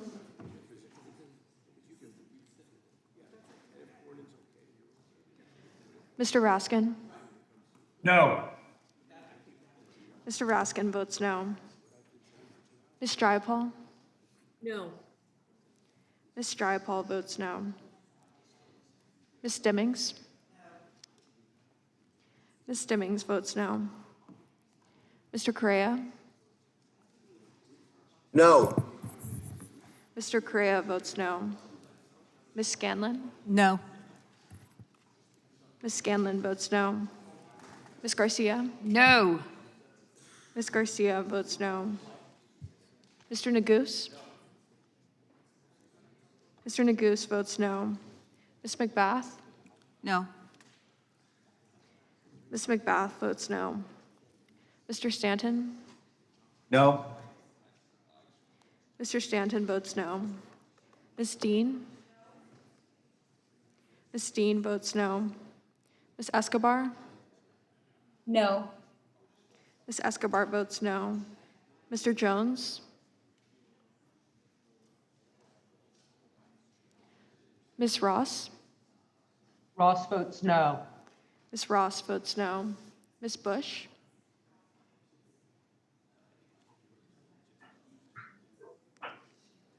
Bush votes no. Ms. Bush votes no. Mr. Jordan. Mr. Jordan votes yes. Mr. Shabbat. Mr. Shabbat votes aye. Mr. Gomert.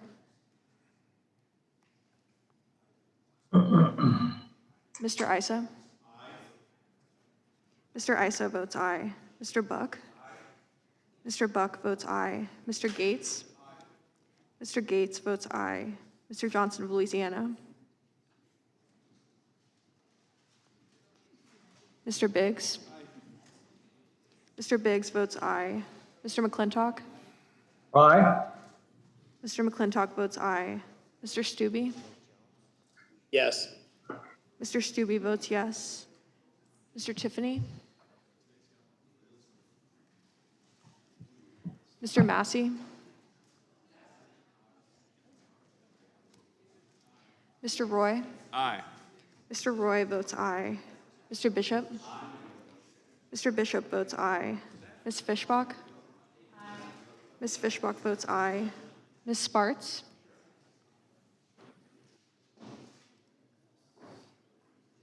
Mr. Fitzgerald. Mr. Fitzgerald votes aye. Mr. Bentz. Aye. Mr. Bentz votes aye. Mr. Owens. Aye. Mr. Owens votes aye. How is Swalwell recorded? Mr. Swalwell, you are not recorded. No. Mr. Swalwell votes no. How am I recorded? Mr. Cohen. Mr. Cohen, you are not recorded. I want to vote no. Mr. Cohen votes no. Mr. Deutsch votes no. Mr. Deutsch votes no. Mr. Chairman, how am I recorded? I missed my spot. Mr. Jones, you are not recorded. Vote no. Mr. Jones votes no. Tiffany? Mr. Tiffany, you are not recorded. Tiffany, aye. Mr. Tiffany votes aye. Are there any other members who wish to be recorded who haven't been recorded? Clerk will report.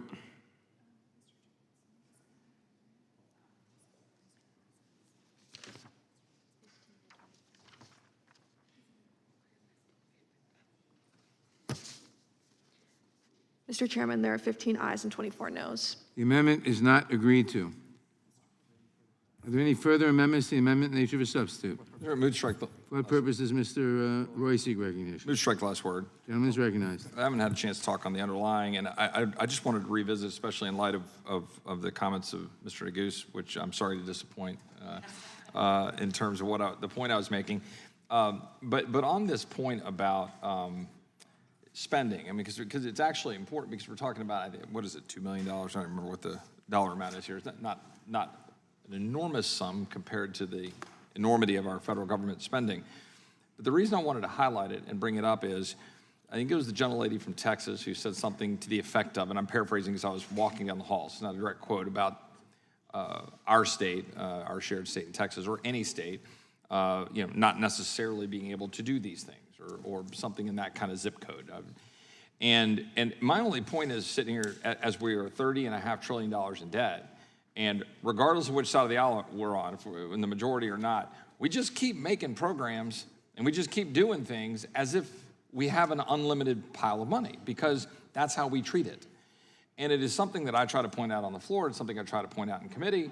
But it matters, because even something that seems like, well, good grief, man, what are you getting hung up on $2 million for a program here that's trying to create something to coordinate? Because everything we do is going, oh, let's create a grant program. Let's just go do some money through some DOJ. And the notion here on this one, I hear my colleagues on the side of the aisle saying, well, this is just to coordinate. It'll just help gap fill, I suppose, for a state that doesn't have the resources and can't do it. But in terms of, we're talking about Texas, we're talking about a state whose GDP, the last time I checked, was $1.83 trillion. Like, the state of Texas budget for the 21-22 or 22-23 cycle is $264 billion. Now, some people might disagree with the state of Texas, and Governor Abbott, for example, in the legislature passed $3 billion to go secure the border, and to have Department of Public Safety, Texas troopers having to go down and gap fill and backstop Border Patrol when we're not actually doing the job of securing the border. I realize my colleagues on the other side of the aisle disagree with that. But my point is just, and it goes back to a little bit of what I think Mr. Neguse's complaints were about Mr. Johnson, getting off track in I think his words and framing, about talking about our accusations of defunding the police, and going down a laundry list of our views of the fact that we think colleagues on the other side of the aisle and Democrats across the country have sought to defund the police. I think that's fairly factually evident, but okay, taking the gentleman on his point, my point is that we've got a committee here and a body that is saying, we're gonna go solve a problem.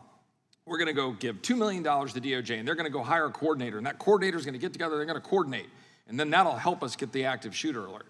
But then we're saying Texas can't do it. But then the gentleman who's now in the chair said, oh, but don't worry, Texas did it. They did it already. And it's to the point of, one of my colleagues said, well, I think it might have been Mr. Gates, so why are we doing this? And I think we don't ask that question enough, right? It is the response to do something, which I understand. I understand the impulse. Uvalde is just a few miles out of the district that I represent, and I know the people there well. I understand the impulse, but we do this all the time in response. I would even argue a little bit on the court bill, which I voted for, right? We go, boom, we need to go do something. Let's do something on the court. Then there was a debate about staff, well, then staff's families. Well, how far do we go? Well, what does that cost? Well, do we do that for all the circuit courts? Do we do that for all the district courts? Do we do that for all Congress? Right? We get crazy people threatening us on both sides of the aisle all the time, right? Does Capitol Police roll down to Texas or to any one of my colleague states? My point is just, we have to have some limiting principle. If we don't have a limiting principle, how on earth can we make tough choices? And we don't have a single limiting principle here anymore at all.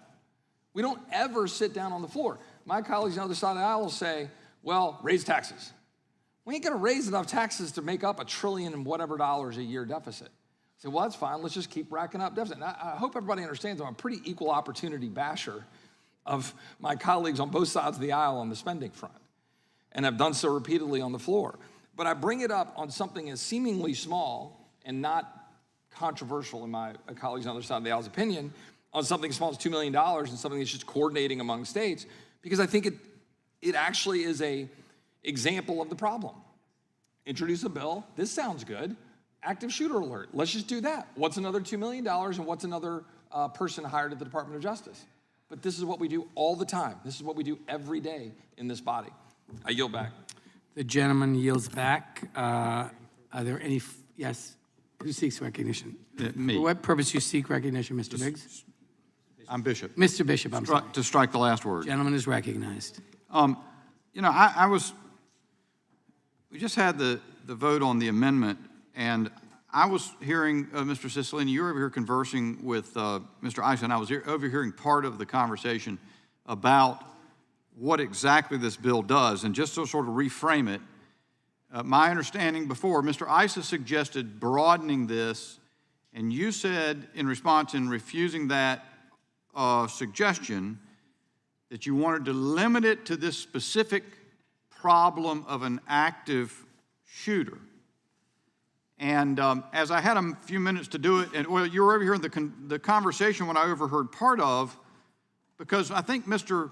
Issa raised the question during the debate, and I may have missed something along the way, but raised the question whether the individual, the deranged individual who attempted to assassinate Justice Kavanaugh because he didn't fire a shot, whether this alert system would be amenable to that. And I didn't really understand your point then. I thought you were telling Mr. Issa that someone would not have had to have started shooting in order to be an active shooter. Would you? I'd like to yield to you for an answer to that question. Yes, what is the answer? in the definition section, which is on the first page of the ANS, the term active shooter means an individual who is engaged in killing or attempting to kill persons with a firearm in a populated area and who is determined to pose an active, imminent threat to people in that populated area. So I think that person would be covered. Well, actually, I was about to come to the definition because since hearing that, or hearing your conversation, caused me to turn back to the language of the bill, and I'm not sure that's clear. It's someone who is engaged in killing. That means they have fired the gun. Or attempting to kill. So they've begun it's not a plan to kill. Well, it's not a plot to kill. If the gentleman will yield, the way that the active shooter alerts work is they are a system where the community can be notified of a danger of someone who is engaged in or poses an active imminent threat to people. That will be a determination made by law enforcement when they activate the system. They certainly don't wait until the killing is complete. There would be no point in that. So they do it when they recognize that there's an imminent threat of a use of a firearm to kill someone, and law enforcement will make that judgment all the time. They do it now on Twitter or Facebook. They would have the right to set the standard of when they would activate the system, and that would be the decision of local law enforcement to do that. So, and it further begs... We obviously trust their judgment to not use it in instances when it's not appropriate.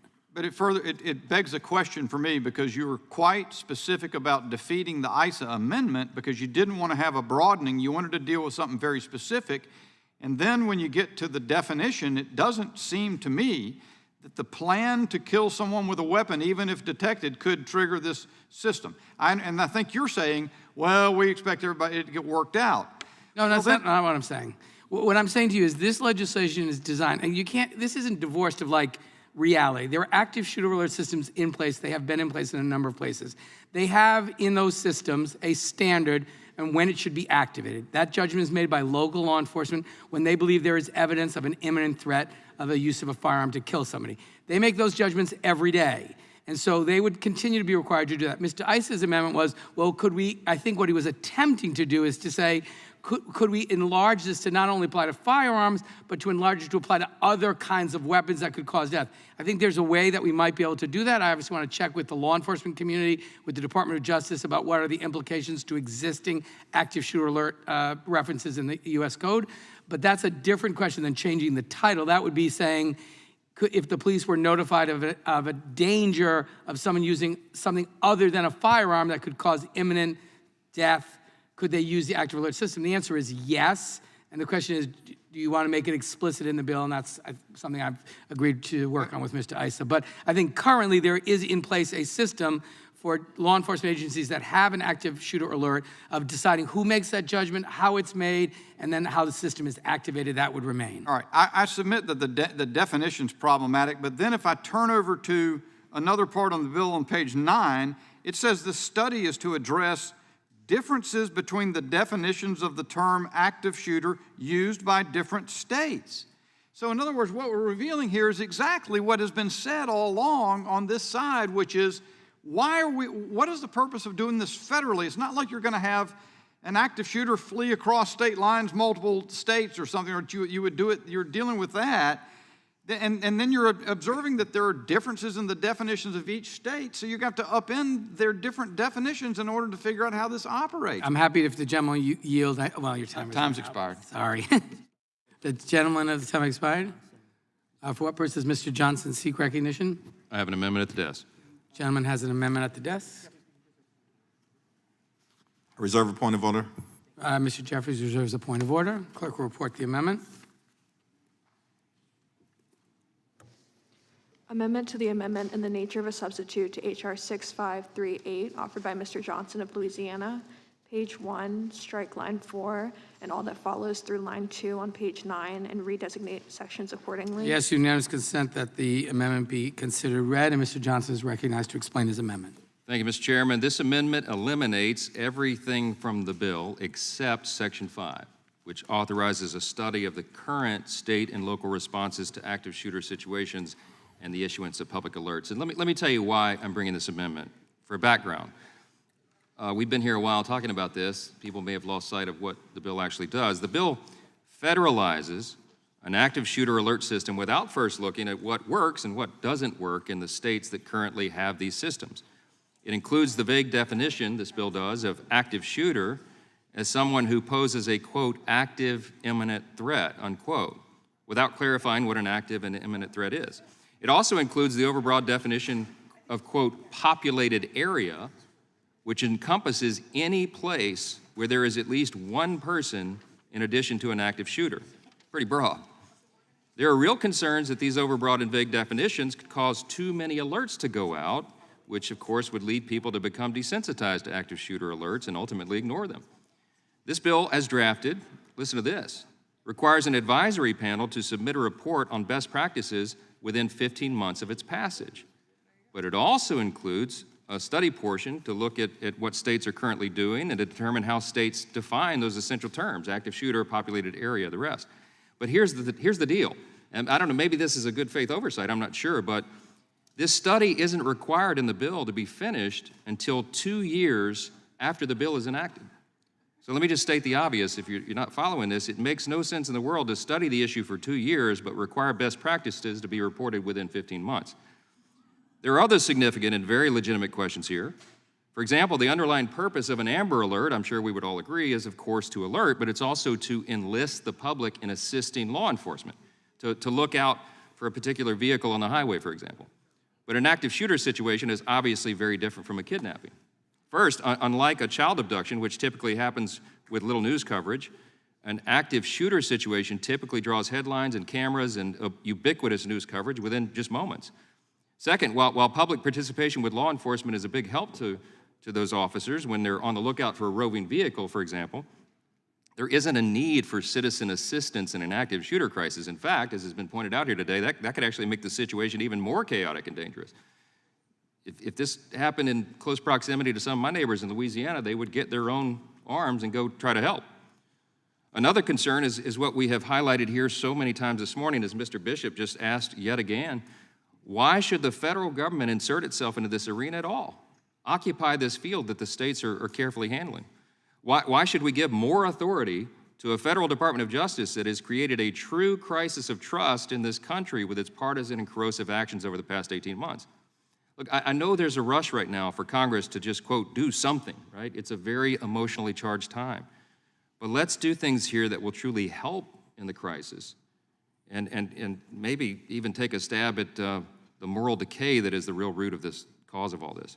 Once we know which practices actually work, then we can craft a well-tailored bill to support states in addressing this issue. I suspect you'd have all the Republicans on board to support that, but as has been noted here, there's no willingness or no interest to do that. There's no real bipartisan effort here. We didn't have a real thoughtful debate about the language in this bill. It was just presented.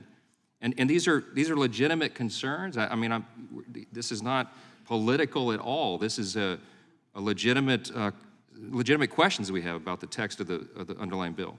So for all these reasons and many more, my amendment would simply eliminate everything but the study portion of this legislation, which has merit. And I urge my colleagues to support the amendment, and I'll yield back. Will the gentleman yield? Yeah, I'll yield. Ms. Raskin? My friend from Louisiana invoked the term moral decay, and I'm wondering whether you believe public officials lying about public events such as elections constitutes moral decay. Seriously? Seriously. I Yes, know you've been in the very basement. Hold on, Very to serious. reclaim my time. I know you have been in the basement doing nothing other than January 6th commission hearings for the last year and a half. The We've missed you gentleman here. will No, this the is my gentleman time. will be This is my time. reminded. This is my time. We've missed you, Jamie. I'd love to see you here in the committee in person. I know you're busy, and I know that drives you. Your seething hatred for Donald Trump drives everything you do right now, but that doesn't have anything to do with the hearing here. If you want to talk about, wait, it's my time. If you want to talk about the moral decay in this country, I would welcome a public debate on that subject, because it is the policies of the radical left that has gotten us to this point. Thoreau said there are thousands hacking at the branches of evil to one who's striking at the root. I think we ought to look at the root causes, and I'm glad you brought it up.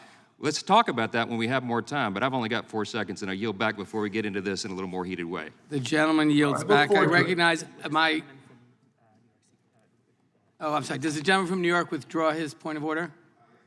The gentleman withdraws his point of order. I now recognize myself in opposition to the amendment. And I'm going to yield to Mr. Raskin in just a moment to respond. I strongly oppose the amendment, which essentially is a vote against the bill. And the notion that the development of best practices can't happen before a study. There are active alert systems in place right now. And law enforcement officers benefit from learning from each other. So we want to be sure that once active alerts continue to be implemented, that we have a study done on to see what works best, where are there problems, so that that can be shared with law enforcement. The development of best practices happens all the time within policing. They learn from each other, they study how they do their work, they make improvements. So the notion that the bill includes provisions for the development of best practices and also a longer range study on the effectiveness makes perfect sense. And by the way, this is all voluntary. You don't have to follow any of it. You don't have to use it. You don't have to avail yourself to any of it. It simply says to a community, if you choose to develop an active alert system, you can access the federal infrastructure that provides the most accurate information.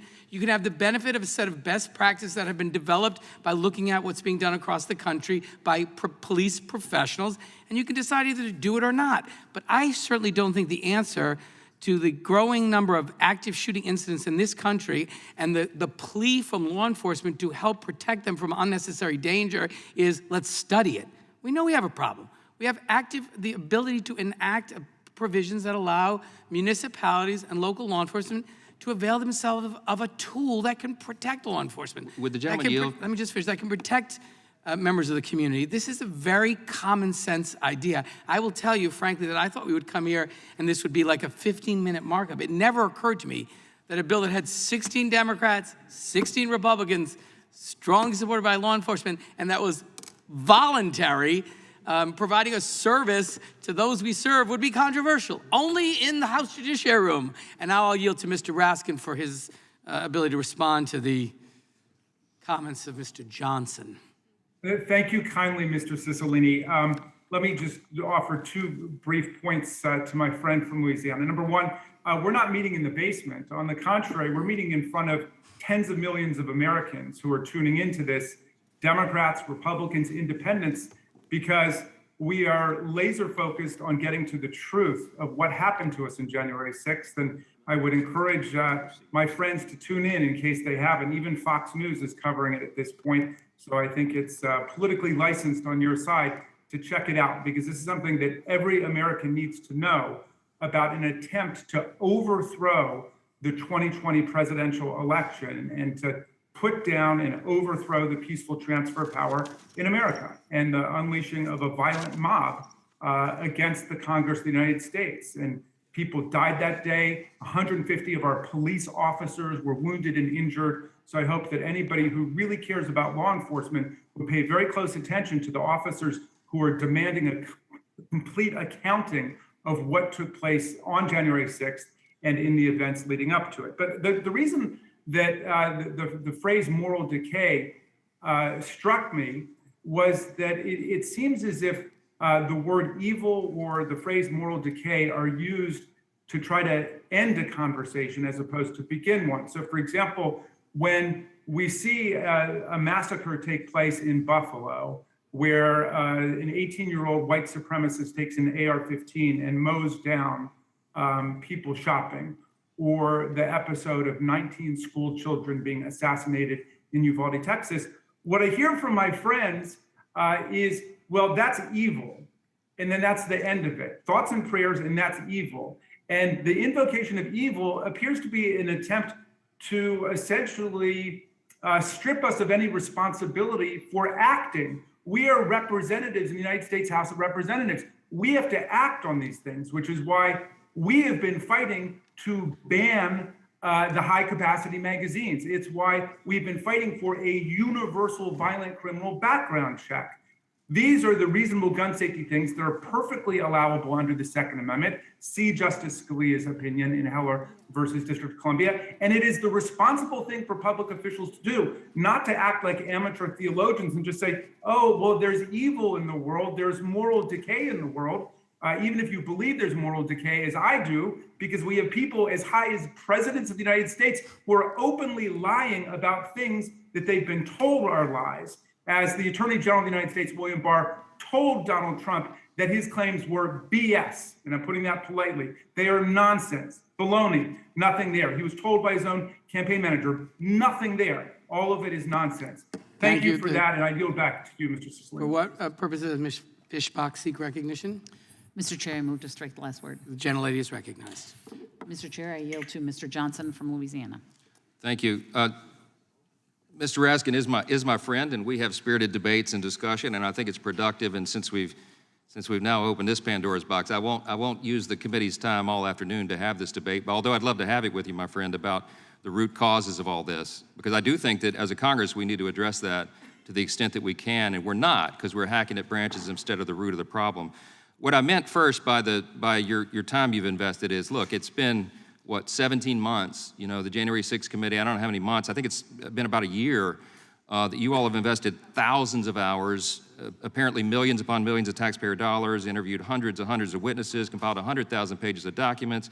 You hired lawyers, consultants, and big network TV producers, and all for what? I mean, what everybody's watching is a rehash and a replay of a moment-by-moment dissection of a terrible event that took place a year and a half ago. You know, I guess you all expected that. No, hold on. Well, let me finish. I guess you thought that the American people would be riveted by their production, but the American people have lived through this. They moved on. You know what they care about right now, my friend? They care about the cost of their groceries, the cost of their gasoline. They care about soaring prices, unhinged crime in our cities. They care about uninhibited illegal immigration that is destroying the very fabric of the nation. Now, you want to talk about moral decay? Yeah, that's a really, really important, I think it's a foundational issue for us. We know that politics is downstream from culture. Culture is downstream from the moral underpinnings of the nation. And when the founders of this country put this republic together, by the way, we're still an experiment on the world stage. We don't know how long a constitutional republic is going to last. What, July 4th, we turned, 246 years old as a nation, I guess? I mean, this is not a long span of time on the span of human history. But the founders were very clear about one thing, and I think we all ought to take a sober look at this. I think we ought to go review, Washington's farewell address, the first president, because he gave a lot of admonitions to us on how we would keep a republic, but he said, of all the dispositions and habits which lead to political prosperity, religion and morality are the indispensable supports. And John Adams came next, our second president. He said, our Constitution is made only for a moral and religious people. It is wholly inadequate to the government of any other. Why did they say that? They didn't say we all had to be Catholics or Baptists or, any particular religion. But they said you had to have religion because religion and morality are the seedbed of virtue, and you must have virtue to maintain a government of, by, and for the people. See, we set up a nation, one nation under God. We removed the king, the lowercase king, the earthly king as the sovereign, and we said, no, God himself is the sovereign, and we're going to govern ourselves. Lincoln said that in his famous address at Gettysburg. He said this proposition that we are one nation under God, it's articulated in the Declaration of Independence, right in the second paragraph. That's the revolutionary principle that founded the country. We're losing it because we are turning our eye away. Our disbelief in God has become a foundational problem, and what results of that is a lack of a basic moral principle. We're not saying we have to establish a religion. We're saying you must have common virtue among the people or you will lose it. You can't hire enough police if you don't have moral virtue in the people. No, you got me started. Let me finish, okay? Well, I That just is a want you to root answer problem, question. my That is friend. Public officials lying. It's Ms. Fishback's time. I'm just saying, my friend, Okay, well. we can have, we we get can a have great this lecture debate. about Wait, let me morality finish. and nothing about public officials. We can lying. have this Fishback's debate. time. We can have this debate, and it is an important one. But my point here today is that this bill is not getting us to that. What we're trying to do right here is federalize an issue that the states are already handling. Why is it that infinite bureaucrats in Washington insert themselves in this issue? If best practices studies exist, as Mr.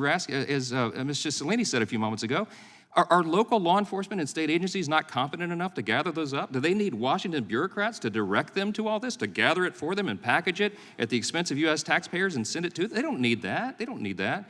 Why are we trying to federalize everything? The government is too big. It's doing too many things, and what it doesn't do well. We need to restore the power to the people. We need to get back to the moral foundations of the country, the basics, the principles that are going to hold this republic together.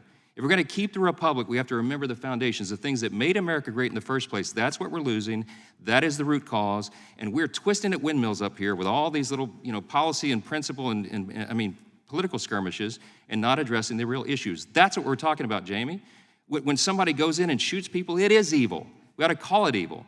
We got to pray for the victims and pray for our country and rely upon God who gave us all this through his blessing. I yield back. The gentleman yields back. Madam Chair, I yield my time. Madam Chair, I yield back. Thank you very much. Yeah. The gentlelady yields back. For what purpose does Ms. Jackson Lee seek recognition? Maybe she has stepped away.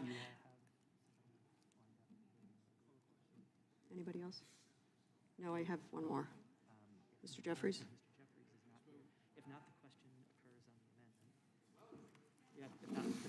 If not, the question occurs on the amendment in the nature, on the amendment. The question occurs on the Johnson amendment. All those in favor say aye. Those no? No. No. In the opinion of the chair, the noes have it. The amendment is not agreed to. Are there any further amendments?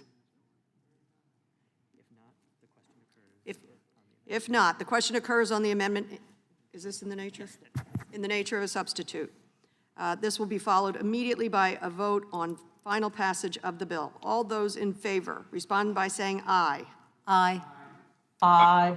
Those opposed? Aye. Those opposed, no. No.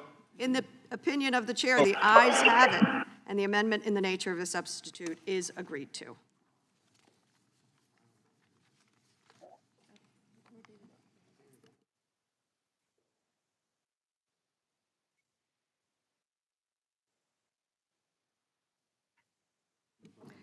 A reporting quorum being present, the question is on the motion to report the bill, H.R. 6538, as amended, favorably to the House. Those in favor respond by saying aye. Aye. Those opposed, no. Aye. The ayes have it, and the bill is reported favorably.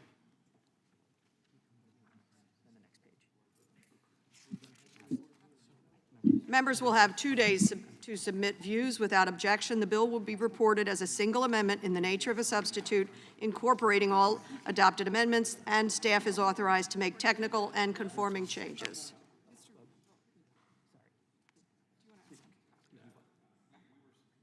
Do you want a roll call vote? Is a roll call vote? No. Okay. Okay. Here we go. They want a roll call? It's a little delayed. Too late. Sorry, it's been called. Pursuant to notice, I now call up H.R. 5768, the Violent Incidents Clearance and Technological Investigative Methods Act of 2021, or the Victim Act of 2021, for purposes of markup, and move that the committee report the bill favorably to the House. The clerk will report the bill. H.R. 5768, to direct the Attorney General to establish a grant program to establish, create, and administer the Violent Incident Clearance and Technology Investigative Method and for other purposes. Without objection, the bill is considered as read and open for amendment at any point. I will begin by recognizing myself for an opening statement. Yep. H.R. 5768, the Victim Act, is a bipartisan legislation that will help bolster law enforcement agencies' ability to investigate and clear cases of homicide and non-fatal shootings. As communities continue to face increased gun violence and homicides, this bill is a vital step toward improving public safety. While the media narrative has focused on violent crime increases in urban areas, we know from further examination of the data that violent crime impacts every community in this country.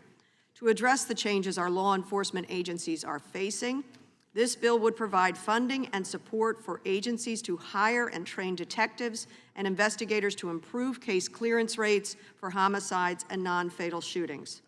As the Fraternal Order of Police emphasized in their letter of support for this legislation, quote, "These important resources would improve law enforcement agencies' abilities to close homicide cases, which would punish the perpetrators of these crimes, provide justice for victims and families, and grant peace of mind for communities and dedicated law enforcement officers that serve them." Low clearance rates not only prevent victims from accessing justice, they also damage the public's trust in law enforcement. By investing in the personnel and technology needed to solve cases of homicide and non-fatal shootings, agencies can help build public confidence and improve community safety. Homicide clearance rates have dropped consistently since the 1960s, leaving many unsolved cases and many victims and their families still searching for justice. While the United States has experienced a substantial decline in homicides and violent crime since the peak rates in the early 1990s, the low clearance rates have impacted the public's perception of law enforcement by providing state and local and trial agencies with additional resources. The Victim Act would equip agencies to better respond to and investigate these serious crimes, bringing justice for victims and keeping our communities safe. This bill is widely supported by law enforcement organizations, including the Fraternal Order of Police, the Major City Chiefs Association, the Internal Association of Chiefs of Police, the National Association of Police Organizations, National Organization of Black Law Enforcement Executives, and the National Police Foundation. I thank my colleague, our colleague, Representative Val Demings, for her leadership on this issue, as well as her bipartisan co-sponsors for introducing this important legislation, and I urge all of my colleagues to support the bill. I now recognize the ranking member of the Judiciary Committee, the gentleman from Ohio, Mr. Jordan, for his opening statement. Thank you, Madam Chair. In the wake of left-wing efforts to defund the police, it's no surprise that violent crime is on the rise in America. In 2020, the United States tallied more than 20,000 murders, the highest total since 1995, and 4,000 more than in 2019. Democrat-run cities in particular have suffered significant increases in homicides. In New York City, the New York Police Department's data shows the overall crime rate rose over 11% in October 21 compared to October 2020. This jump in crime continued after New York City defunded its police department by, as Mr. Johnson said earlier today, $1 billion. In Chicago, there were 1,016 more assaults in 2021 than 2020. In Los Angeles County, homicides increased 23% from 2020 to 2021. The increased homicide rate occurred after Los Angeles defunded its police department by $150 million. Philadelphia saw nearly a 13% increase in homicides in that year's time. Philadelphia, of course, decided to cut its police budget by $33 billion in 2020. Portland, Oregon experienced increased homicides in aggravated assaults between 2020 and 2021. Like other Democrat-run cities, Portland had decided to defund its police department in 2020. And we could go on, and all those cities who made a decision to defund police were being urged on, as Mr. Johnson went through that list a few hours ago, by Democrat colleagues here in the United States Congress. Democrats on this committee want to paper over the failures in Democrat-run cities by throwing federal tax dollars at the problems they help create. But this bill does nothing to solve the underlying problem. This bill simply creates yet another grant program. As Mr. Roy talked about earlier, more money in a new grant program. You know, when Mr. Roy was talking earlier about the record level of debt we have, you know how we got a $30 trillion debt? $1 at a time. $1 at a time going for new programs, redundant programs, programs that trying to compensate for decisions made about, in this situation, about defunding the police. Under current law, there are already grants available to law enforcement to hire personnel. In fact, last year, the Justice Department awarded more than $139 million in grant funding through the Office of Community-Oriented Policing Services. That money provided funds to 183 law enforcement agencies and allowed them to hire 1,000 additional officers. This legislation before us would spend another $100 million per year at a time, as Mr. Roy indicated earlier, of record deficits and record debt, not to mention a 41-year high inflation rate. Taxpayers from my community and others around the country who support their law enforcement, who didn't defund the police, should not be forced now to have their tax dollars sent to communities that don't take law enforcement as serious as they do.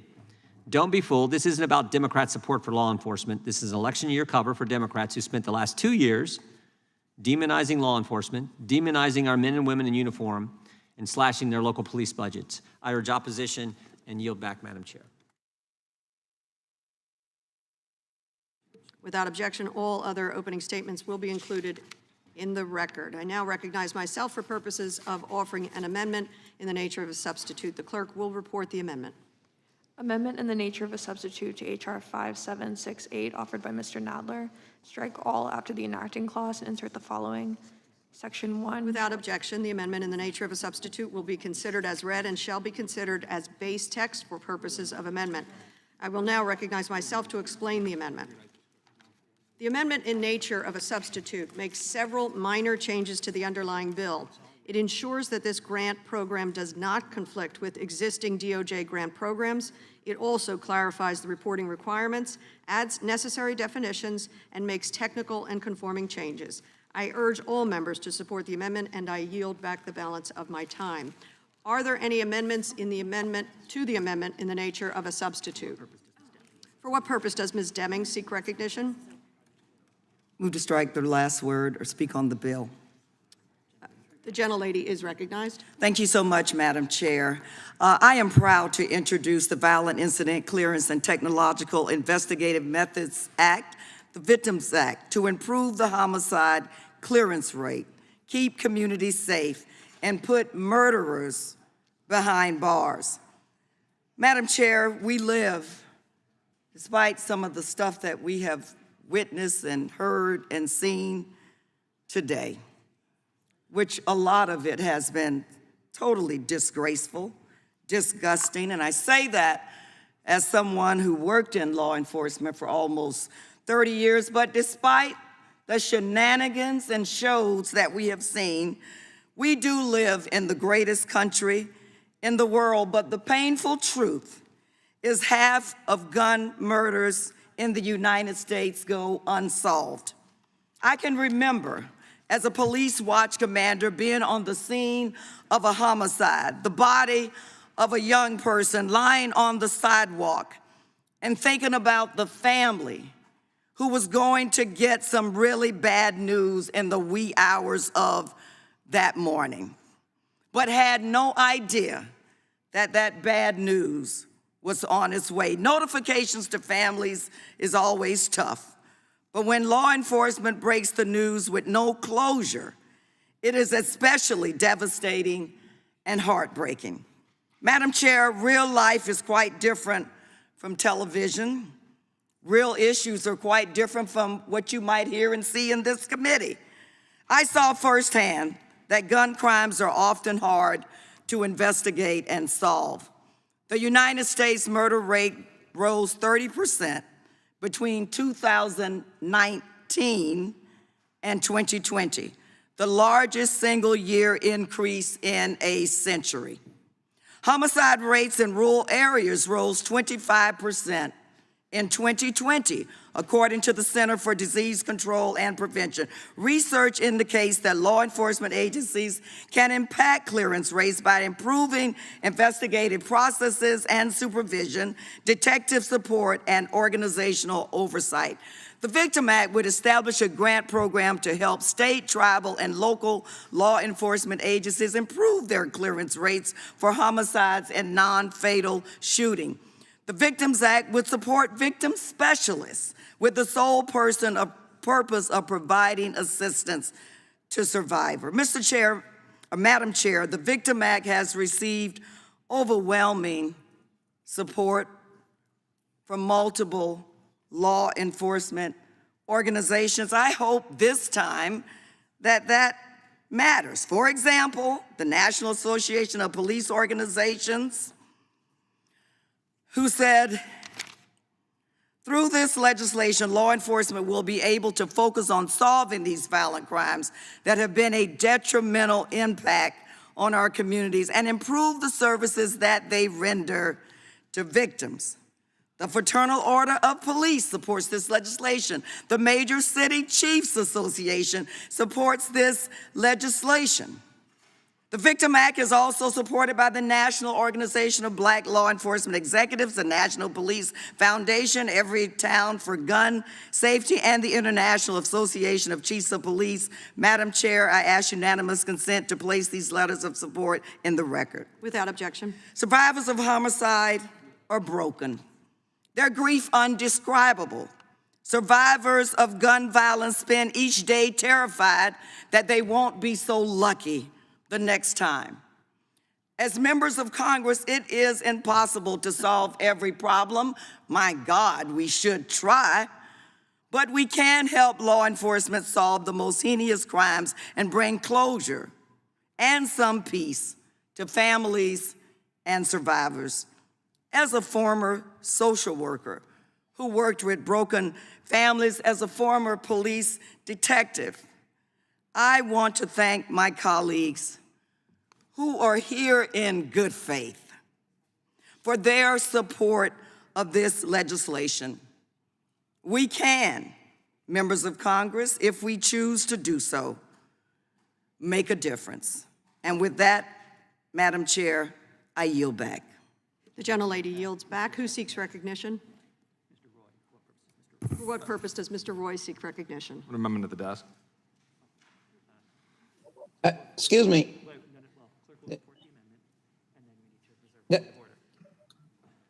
Clerk will report the amendment.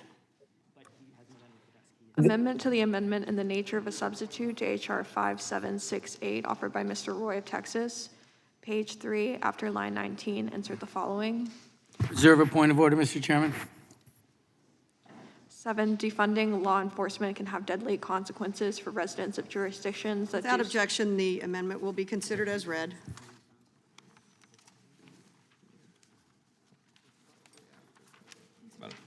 Move to strike the last word.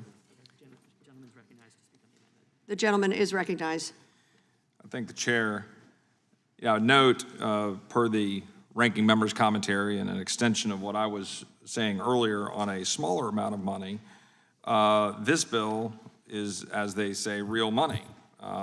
This bill is $100 million per year for 10 years. That's $1 billion, which even in Washington, I would argue is real money. So we have $1 billion allegedly being targeted and directed under a grant program run by the Attorney General of the United States to establish, create, and administer violent incident clearance and technology investigative methods. Well, again, back to sort of the core point. I mean, I go back to the GDP of the state of Texas being $1.8 trillion, the budget of the state of Texas over 2 years being about $260-something billion. Where is this $1 billion coming from? I mean, every dollar we spend is another borrowed dollar at this point. Even if we're going to argue about how we should make up the gap. My colleagues on the other side of the aisle say we need to add more taxes. Colleagues on this side of the aisle will say we need to cut spending. Okay, great, let's have that debate. I'd love that debate. But literally at this point, I would just ask, this is $1 billion over 10 years, $100 million a year. Where are we going to get that money? So we say, fine, let's print that money or borrow that money, which is what this would be. We don't make any illusion that this is somehow going to be magically paid for. So we're going to take this money and we're going to print it, borrow it, and then dole it out to states by virtue of whatever the Department of Justice and the Attorney General says to create a program allegedly to go deal with crime and dealing with the backlog in homicide investigations. Well, again, why are the states not able to do this? The states aren't able to tax. They're not able to make decisions about their budget. Like, what is it about the federal government that the federal government needs to do this? And I don't know why we don't ask this question a lot more often. And so I'd like to just say that while we're talking about this, that I would note that the cities and the locations across the country that have cut spending, that there's consequences to that. So I'm offering this amendment to point out that defunding law enforcement has consequences. I would note I'm not picking on other jurisdictions. I picked 3, and we got Philadelphia and Rochester, but I go after Austin, which I represent. I represent downtown and South Austin, and would note that there are, in fact, consequences to cutting the police force. And there's study upon study about this, and then there'll be the leadership of these jurisdictions will say things like reimagining, and they'll say things about redirecting the dollars.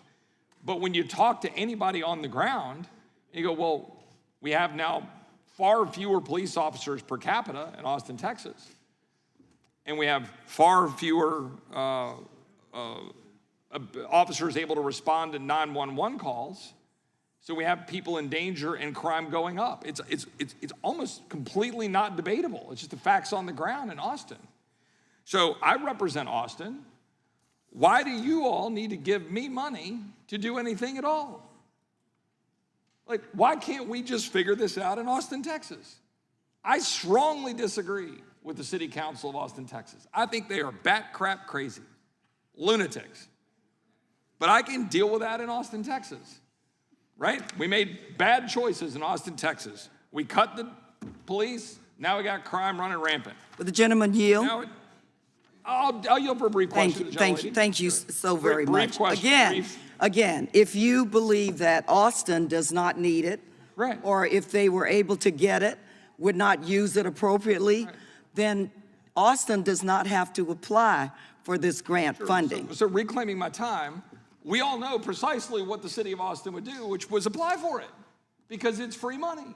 And then they'll take that free money and go use it for all manners of nefarious policies, bypassing the state budget process and the taxing authority of the state and the ability to make those decisions. And they will gladly take free money from the feds because it's free. But it's not free because there ain't no free lunch. It's not free. We're borrowing the hell out of it. And now we've got massive rampant inflation, massive interest rates, destruction of our financial stability, and we're creating another program to spend another $1 billion. And I would just stipulate that if the city of Austin is so stupid as to cut its police, then we should have that fight out in Texas. I yield back. Gentleman yields back. I recognize myself in opposition to the amendment. Mr. Roy contradicts himself in his own amendment. On the one hand, his amendment says that various cities cut their budgets.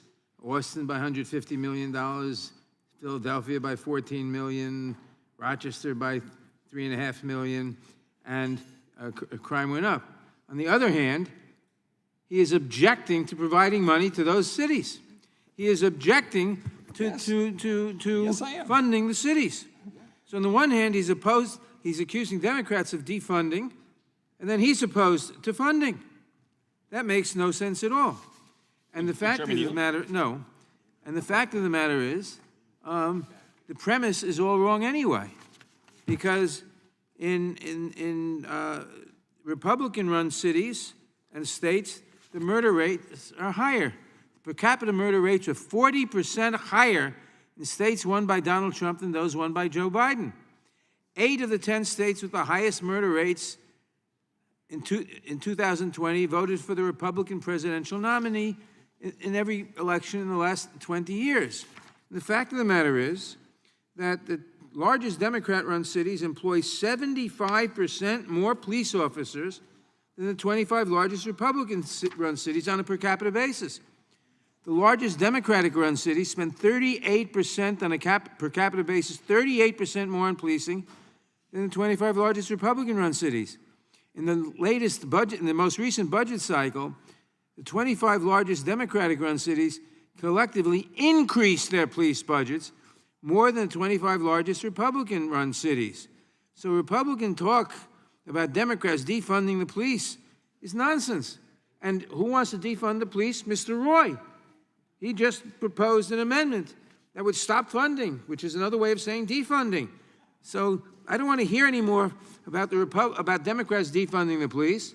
It's the Republicans, or at least Mr. Roy, who wants to defund the police. And the fact of the matter is that Democratic areas spend more per capita on police than Republican-run areas, and there's no denying those facts. I yield back. Mr. Chairman, I yield back. You yield for a question? I yield back. For what purpose does Mr. Buck seek recognition? To speak in favor of the amendment. Gentleman's recognized. I thank the gentleman. I thank the chair, gentleman and chair.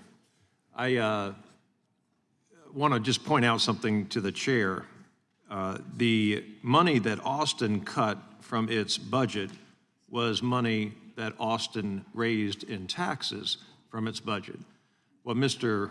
Roy is suggesting is that had they not cut that money from their budget, they would not have seen the increased murder rate that they saw, number one. And number two, he's not opposed to this bill because of defunding the police. He's opposed to this bill because it's another wasteful federal program. When the federal government decides to allocate $1 for a police activity, it steals 50 to 60 cents of that dollar for bureaucrats in Washington, D.C., and only sends 30 to 40 cents of that dollar to the jurisdictions that need the money. So it is wasteful for the federal government to decide to have a program that funds something in Austin as opposed to letting the people of Austin decide if they want to have that program. They should have had these programs in place, and that $150 million that they cut, that they used for other purposes, they could certainly use again and restore that money, and hopefully they have restored that money to their police department. But to have the federal government spending money because we don't have to balance a budget is completely different than asking a town or city like Austin and a state like Texas to make that kind of decision. But I actually wanted to ask for time for another purpose, and that is to ask my friend from Florida if there is in this bill an intention to use rapid DNA. And I don't know if you're... There is a portion in the bill that deals with expanding forensic capacity. Okay. And so the agency that applies would be able to decide how to best do that. Okay. That's rapid DNA, which we desperately have a need for, Thank of course, you. across this country. I wanted to make sure that we highlight the advantages of rapid DNA for those that don't know about it. No doubt. And it is being opposed by those lab technicians that are working in an archaic area as opposed to the rapid DNA, which is more reliable and much faster. We could work on and really close the backlog of analysis on rape kits if we used rapid DNA. We could go to a crime scene. It took me sometimes 6-8 months to get DNA back from the lab for a murder case. The recipient would have the ability to use that expanded capacity in the way that they see fit based on their needs. And what I'm hoping is that this bill or other legislation, or at least the message that can be sent from Congress to the courts and others to make sure that rapid DNA is qualified as evidence for murder trials, rape trials, other trials. I think it is so vital that we move into the next. This is the equivalent of a breathalyzer for DUI cases. If we can move forward with rapid DNA, and there are several firms that are using it. Right now, it's being used on our southern border to determine family ties to help prevent human trafficking. It is being used in so many areas because the DNA sample will come back in 1 hour and confirm a family relationship or no family As relationship. opposed to having to be sent across to a lab across the country and waiting for months and sometimes years. So Exactly. I agree. Exactly. So I hope that our federal government, regardless of this bill's success, will take rapid DNA seriously and move forward, because it will be a huge advantage and breakthrough in my mind for law enforcement. With that, I yield to my friend from Texas, Mr. Roy, if he desires the time. Well, I appreciate my friend from Colorado, and I would just ask of the chairman if he seems to have no issues with the fact, or even thinks that this somehow harms my argument and helps the argument of the chairman, if he'll just accept the amendment. I will certainly not accept the amendment. I spoke in opposition to the amendment. Well, the chairman seemed to believe that the issues were not at all with the facts that I was presenting, but rather he then went on a discourse of how that was somehow undermining my argument. So I don't see how it's harmful for the underlying bill to accept the facts that are from the record, from these three cities. I've spoken to that point already. I'm not going to repeat it. Well, I yield. no more time. Reclaim my time and yield back. Who else seeks recognition? For what purpose does the gentlelady Jackson from Lee. Texas seek recognition? To strike the last word, Mr. Chairman. Gentlelady's recognized. To strike the, I thank you so very much. Well, first of all, let me thank Congresswoman Demings. Thank her for her years of service and certainly that as chief of police. And thank her for engagement. And the reality of this legislation is so real. And thank you to Mr. Buck for having a clarifying discourse and discussion that really speaks to the issue. Rapid DNA is worthy of assessment, even with our friends who are doing it in a different way. Now, let me be very clear as a Texan. I dare to condemn and insult publicly the city's leadership all over the state and rural communities, who I know are doing the very best that they can in the backdrop of absolutely no help from the state of Texas government, if you will. And we need not go into some of the issues that parents are raising in Uvalde.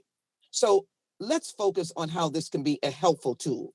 Let me inform my colleagues that the FBI data shows that the percentage of homicides cleared by an arrest or other means has declined significantly from 1965 to today. So that is through Richard Nixon, that is through Ronald Reagan, that is through George Bush. It has declined. There are reasons for it. There are unsolved homicides. Someone said this is not television, and you're absolutely right. American people realize that we are not solving cases in 1 hour. And so the validity of this is crucial. Why? Because the officers want this. They want to have better tools as detectives. I speak to them all the time. I work with local law enforcement all the time. Over the years, I work with federal law enforcement. They want to get the skills and the tools. And so this funding provides for the pathway to develop low clearance rates, to be able to answer the question. And I want to raise this with my friends. What do you say to the parents of a missing child? 100 billion, 1 billion for 10 years? What do you say to the rape victim and the assault victim and the rape victim that winds up dead? As a case that we're dealing with right now, where a father and family are mourning their young woman, and who have been with me and seen the pain of not getting right to this person that is a perpetrator. What do you say to those who have suffered property being taken away? Or what do you say to the victims of murder, meaning those family members who suffer? Or those who experience for no reason drive-by shootings and their little child winds up dead and they're still looking for the perpetrator. I want to be on the side of helping victims and their families to receive the support and the attention to these cases, and that there is no distinction in the neighborhood you come from and the socioeconomic background that you have, and that does happen. I am stunned that someone would castigate public servants like those in Austin. I don't know whether we agree or disagree with them, but I know they take an oath to serve their community, and their community can respond accordingly. But I do know that our job is to be able to continue to build the trust in our officers. Maybe something similar to the officer that was depicted on CNN who prayed for the father of someone that he had stopped for a speeding ticket. These are the kinds of officers that we know are out there trying to find the perpetrators, the evil people who have murdered people. Be very clear. This has been difficult since 1965. Check the FBI data. And so HI 5768 is going to provide critical funding to law enforcement agencies and prosecutors' offices across the country to hire, train, and retain dedicated detectives to investigate homicides, to answer the questions of families. That's one of the biggest issues because they're overworked, and it's not because they're less, but they're overworked, and we need to be able to have that they have the time to communicate. Homicides and non-fatal shooting, provide restorative support to victims and their families, develop programs and practices to improve clearance rates and victim services. How celebratory my local police department was when I was able to provide them with a grant to keep 9 victim assistance staff persons that we were able to do in the last funding cycle. I know when you hear police officers, they want to do their job. They know it's tough. And they want to be able to go to the family and say, we have found the perpetrator. He or she is onward to justice. I ask my colleagues to support this legislation. It is the right thing to do. Ask yourself the question about what would you do being a victim of murder. What I would do is pass this bill. I yield back. The gentlelady yields back. For what purpose does Mr. Bishop seek recognition? Strike the last word. Gentleman is recognized. So according to research, declining clearance rates are attributable to the fact that standards for arrest have risen since the 1960s. It's harder for police to be able to arrest people without successful challenge. A growing number of murders being perpetrated by individuals unknown to the victim, and a mistrust of law enforcement in some communities. The defund movement was broader than just defund. The purpose of defund rhetoric was to delegitimize police, to demonize them, to enhance community distrust of police. This bill, in addition to being transparent political cover for the disastrous politics of the Democratic Party, which Mr. Johnson laid out in devastating detail earlier in this markup. And that's particularly a problem for, with all due respect, the sponsor of the bill, given what she's trying to do politically. Would the gentleman yield? Not at this time, but in addition to the political cover, transparent motivation of the bill, it is a classic example of Washington liberal chasing your tail. So here's how it goes. Point 1 in time. Democrats in cities across the country demonize their police and drastically cut funding to their budgets. Point 2 in time. Murders go through the roof. Point 3 in time. Democrats propose funding from Washington to municipalities in order to clear more unsolved homicides. I don't know if anybody gets this but me, but there's a supply side and a demand side to this issue. There are 2 ways to address the inventory of uncleared homicides. You can clear more, or you can have fewer. The money that Democrats propose to send back to the cities only works on the demand side, if you will. It only sends back money after the problem has worsened because the municipal Democrats decided to cut their police. You've created a catastrophe. If there was any silver lining, and that's a stretch, to that political disaster. Would the gentleman yield? Not at this time. I'm in the middle of helping. Listen carefully. I couldn't tell. Listen carefully, because you're not getting it. Oh, no, I get it. I think you're not getting it. No, I get it entirely. You're trying to run from it now. I'll tell you about solving homicides. From it now. You're trying to run from it now because the chickens are coming home to roost politically. The only conceivable silver lining to cutting the budgets that these municipal Democrats did, resulting in the massive spike in homicides, was the saved money that you could use somewhere else. You want to take that money to Washington, send it back to them so that they can clear the homicide. They can solve the unsolved homicides. in cities that you've intensified the distrust of police, where they need victims and witnesses to cooperate. What a beautiful epitome of Washington, D.C. and the Democratic Party leadership. Here's the answer to the gentlelady from Texas who says, what do you say to the victim of these crimes, the families of the victims? The persons who need to give the answer to those persons, to those victims, and to those families are the people in these cities whom you aided and abetted, as indicated by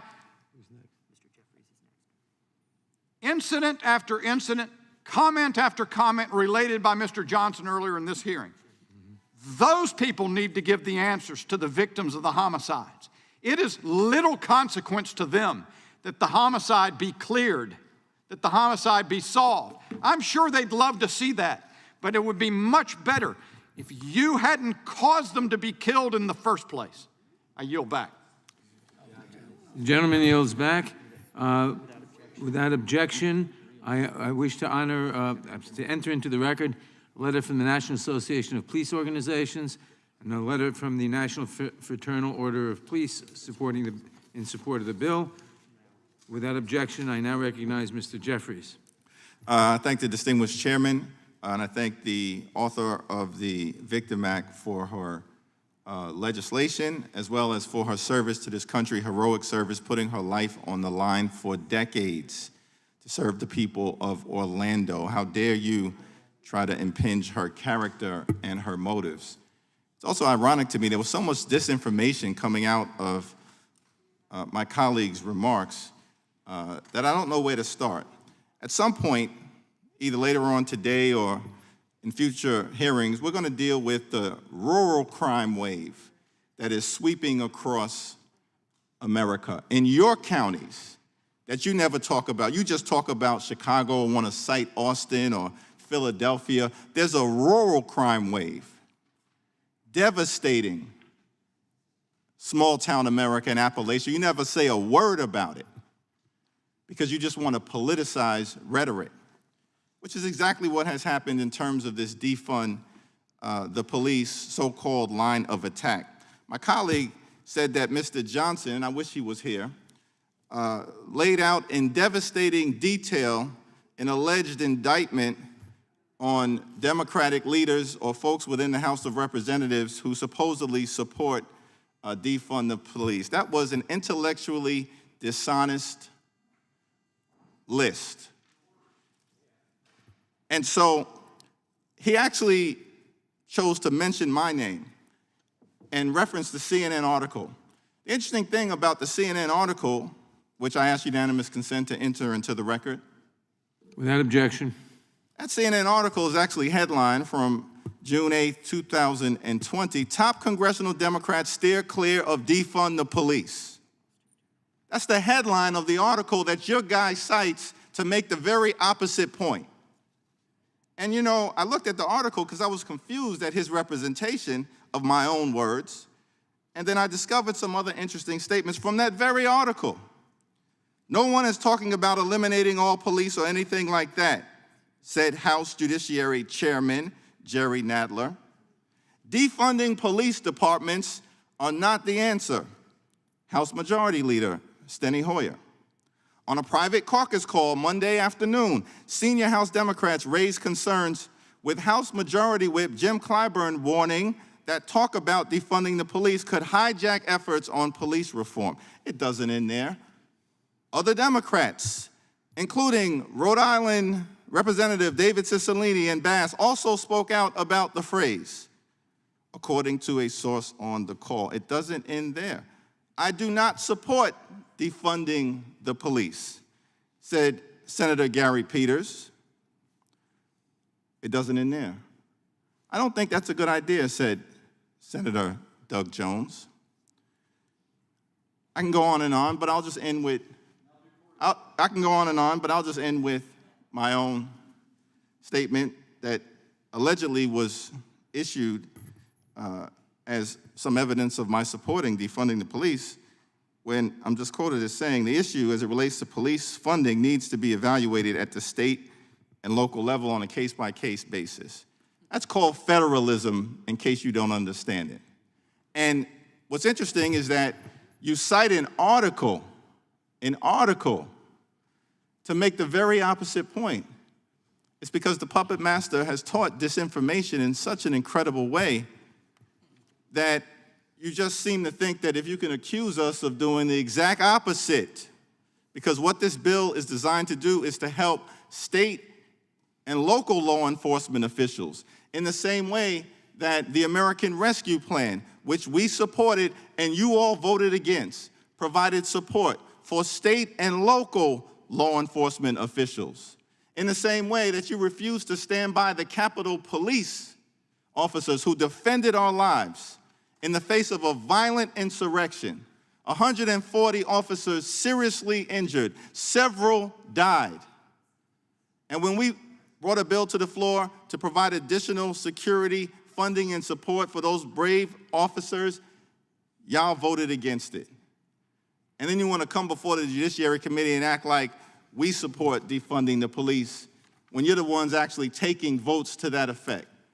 So we're just not going to sit here and deal with the intellectual dishonesty because, you know, your spin masters have said to you, well, if you keep accusing Democrats of defunding the police, that's going to help you out politically.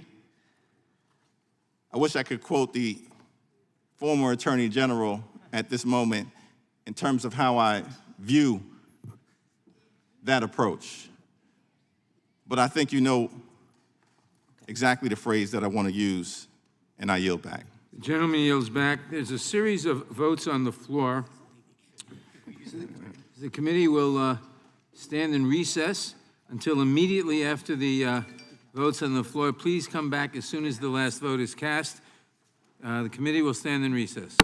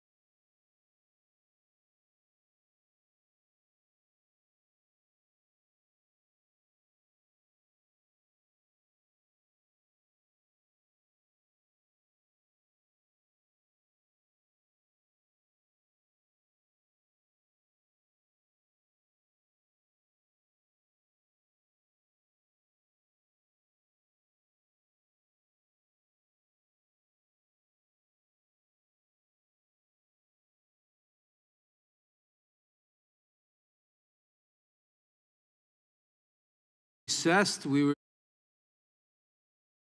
amendment. For what purpose does Mr. Jordan seek recognition? Thank you, Mr. Chairman. I would yield whatever time he needs to the gentleman from Texas who's offered the amendment.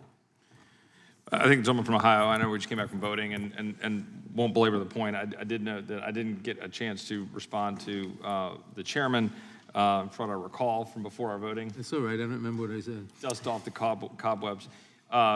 That, you know, my point here, and I just want to reiterate for the record, because the chairman was suggesting that it was somehow contradictory to be suggesting that I've got concerns with the fact that multiple jurisdictions, even if the chairman disagrees with the point and disagrees with the facts, it is my view that there are multiple jurisdictions, and the record reflects that there are multiple jurisdictions that have cut funding for police, and that has happened across the country, and that is led primarily, and has been led primarily by Democratic city councils, including Austin, Texas, which I represent. My point is simply, here we are, and I got no response from my colleagues on the other side of the aisle when I said, here's another $100 million a year, another $1 billion, where are we getting that money? And there was no response to that, right? Because there never is a response to that, ever. There's never a response in this town to that question. They'll just say, we'll get, tax the rich. Tax the rich. Like tax companies. If the gentleman will yield? Not at this point. I'll go Just back on to that point. I'll yield. It's exactly right.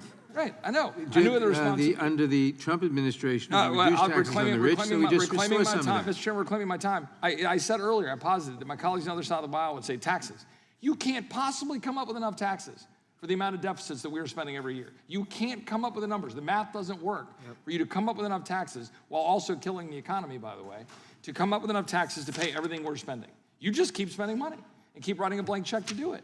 And then on the actual substance of what we're talking about, the chairman says, oh, you're defunding. Like your allegation is that because I oppose the bill from the gentle lady from Florida, that I'm defunding. Well, it's like the chairman comes up and says, well, you know, Mr. Roy, I need you to fund my, friend's car, my child's car. And I say, no. And you say, well, you're defunding my kid's car fund. I say, no, that's absurd. It's, the people in the states are perfectly capable of coming up with the funding to figure out what they need to do. There are federal policies I'm for as a former federal prosecutor, first assistant attorney general of Texas, going after criminals, whatever we can do when you need to share information. There are roles for the federal government to engage, but in this case, we're just simply doing another grant program. And so with that, I would yield back to the gentleman from Ohio if he has anything else to add. Well, I'd just say the gentleman's point's well taken. We not only don't have the money that we're going to give is to an entity that has proven they're totally political. So you got two reasons why this doesn't make sense to do, and why I think so many on our side have concerns. With that, Mr. Chairman, I would yield back. Gentleman yields back. Are there any further discussion on this amendment? For what purpose does the gentlelady from Georgia seek recognition? Thank you, Mr. Chairman. I move to strike the last word. Gentlelady is recognized. Thank you. First, I want to thank my friend and colleague, Representative Val Demings from Florida. I'm really happy to have been an original co-sponsor of the Victim Act, and I thank her so much for her diligence in doing something that's so meaningful and important and impactful at this time. We know that these past several weeks, our nation has felt the painful impact of gun violence in our country, on our communities, and on all of our families. And as this committee is well aware, we all know that I know the hurt and heartbreak that these families are now suffering, and the pain of losing a loved one long before they are really intended to leave this world. My son Jordan was taken from me by homicide. I am thankful that I was able to receive justice for my son's murder, but sadly, many families in America suffer the loss of a loved one without ever receiving any satisfaction of knowing who their killer was, or that they've been arrested, and that they've been convicted and locked away for killing their loved one, their son or their daughter, or any family member. And that's why I'm so proud to be an original co-sponsor of the Victim Act, H.R. 5768. The Victim Act does actually help to ensure that other families in America are assured justice for an unlawful killing of their loved one. And I just want to say that, I'm really kind of surprised by our colleagues on the other side of the aisle who are not supportive of this piece of legislation. We've heard a lot from you all during the course of the day, during the debate on the previous bill, that Democrats do not want to support law enforcement, We're not supporting our police forces, but here we are offering a bill that does provide increased funding for state and local police departments. And in fact, over $1 billion this does support. And this is over the course of 10 years. This is not just overnight. This is not in the next 2 years, the next 5 years. This is over 10 years. So if you really are for funding the police and our law enforcement across the country, I would urge you to vote yes on this legislation today. And this grant money just would be used to hire and to retain detectives to investigate these homicides and non-fatal shootings, as well as funding to hire and train personnel to process the evidence in these crimes. This bill also provides funding to support the emotional and mental health of shooting victims and family members of homicide victims, because there is, trust me, there is not enough funding for that. One cannot underestimate the mental toll that these kinds of losses take on those of us that are left behind. The Victim Act would ensure families and victims have access to timely mental health treatment, grief counseling, which is so sorely needed, funeral and burial expenses, lost wage assistance to ensure that they can take the time that they need to heal. The Victim Act is a necessary piece of legislation. It is supported by national law enforcement organizations. We've gone through over and over and over again today all of the law enforcement organizations that support these measures, and they're supported by members on both sides of the aisle. So once again, this is a bipartisan piece of legislation. I don't know how many times we have to say this. It is not specifically about politics. This is about helping law enforcement be able to do their job and to provide services and means for people like me that are victims and survivors to be able to feel like they have just a little bit of justice, that the system is working for them on behalf of them, and that this country is not so heartless that we would not do what is right to protect and serve them. And I will be voting yes on H.R. 5768, and I yield back the balance of my time. The gentlelady yields back for a purpose. Does Mr. Tiffany seek recognition? To strike the last word. Gentleman is recognized. Yeah, thank you, Mr. Chairman. I rise in support of the amendment before us here from the gentleman from Texas. I think this is a really important discussion we're having today as murder rates rise faster than inflation, or if you want to say gas prices. That's what's going on across America. And I don't know if the gentleman who was speaking just before we broke from New York, he was talking about crime in rural areas, and that is as much of a problem or it's as significant as it is, as prevalent as it is in the cities. I'd be interested if he has some data in regards to that. If he could share that, that would be a terrific thing if he happens to be with us. I would yield a minute to him to comment on that if he's available. Mr. Jeffries. I don't think he's with us, Mr. Chairman. I would just say, you come to my district, and would you feel safer if your car broke down in Chicago or in Shell Lake, Wisconsin? Mr. Tiffany, would you yield for just a moment? Mr. Jeffries is not here, but I do have some information that I could share on the rise of crime in rural areas. I yield to the gentlewoman from Florida. Thank you so very much. According to the Centers for Disease Control and Prevention, homicide rates in rural America rose 25% in 2020. That's according to the CDC. Thank you. Yeah, thank you very much for that information. And we'll look into that also because we'd really like to see it. And but let's talk about why crime is going up in rural areas also, or at least a big reason. That is because of the methamphetamine and fentanyl that's flowing across our southern border.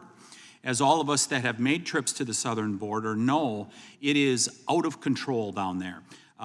The illegal immigration is out of control, the human trafficking is out of control, but especially the drugs coming across the border. All you got to do is go down and talk to the sheriffs, as I know I certainly have meeting with sheriffs both in Texas and in Arizona, they will tell you about how the drugs are going up exponentially, and I think Border Patrol and other agencies down there have documented it very well, the significant increase that we've seen in these deadly drugs that are coming across the border. And for those in America that may not be familiar yet, the fentanyl and methamphetamine is absolutely deadly, especially the fentanyl. This isn't the heroin. This isn't, high-grade marijuana, stuff like this. This stuff is deadly. And as the gentleman from Florida said a few weeks ago in this committee, he said, these are no longer overdoses in America. These are poisonings. And there is no part of this country that is exempt. And that is part of the reason why we're seeing this significant increase in murder rates and death rates across America, including in rural areas. I think about my home county, Oneida County, Wisconsin, just a recent story that appeared online where I believe it was the chief deputy from the Oneida County Sheriff's Department said, for the first time, there were more overdose deaths than traffic deaths in the county. And sheriffs across Wisconsin certainly have been telling me, sheriffs across the district, they share the same story regularly, how much damage is being done.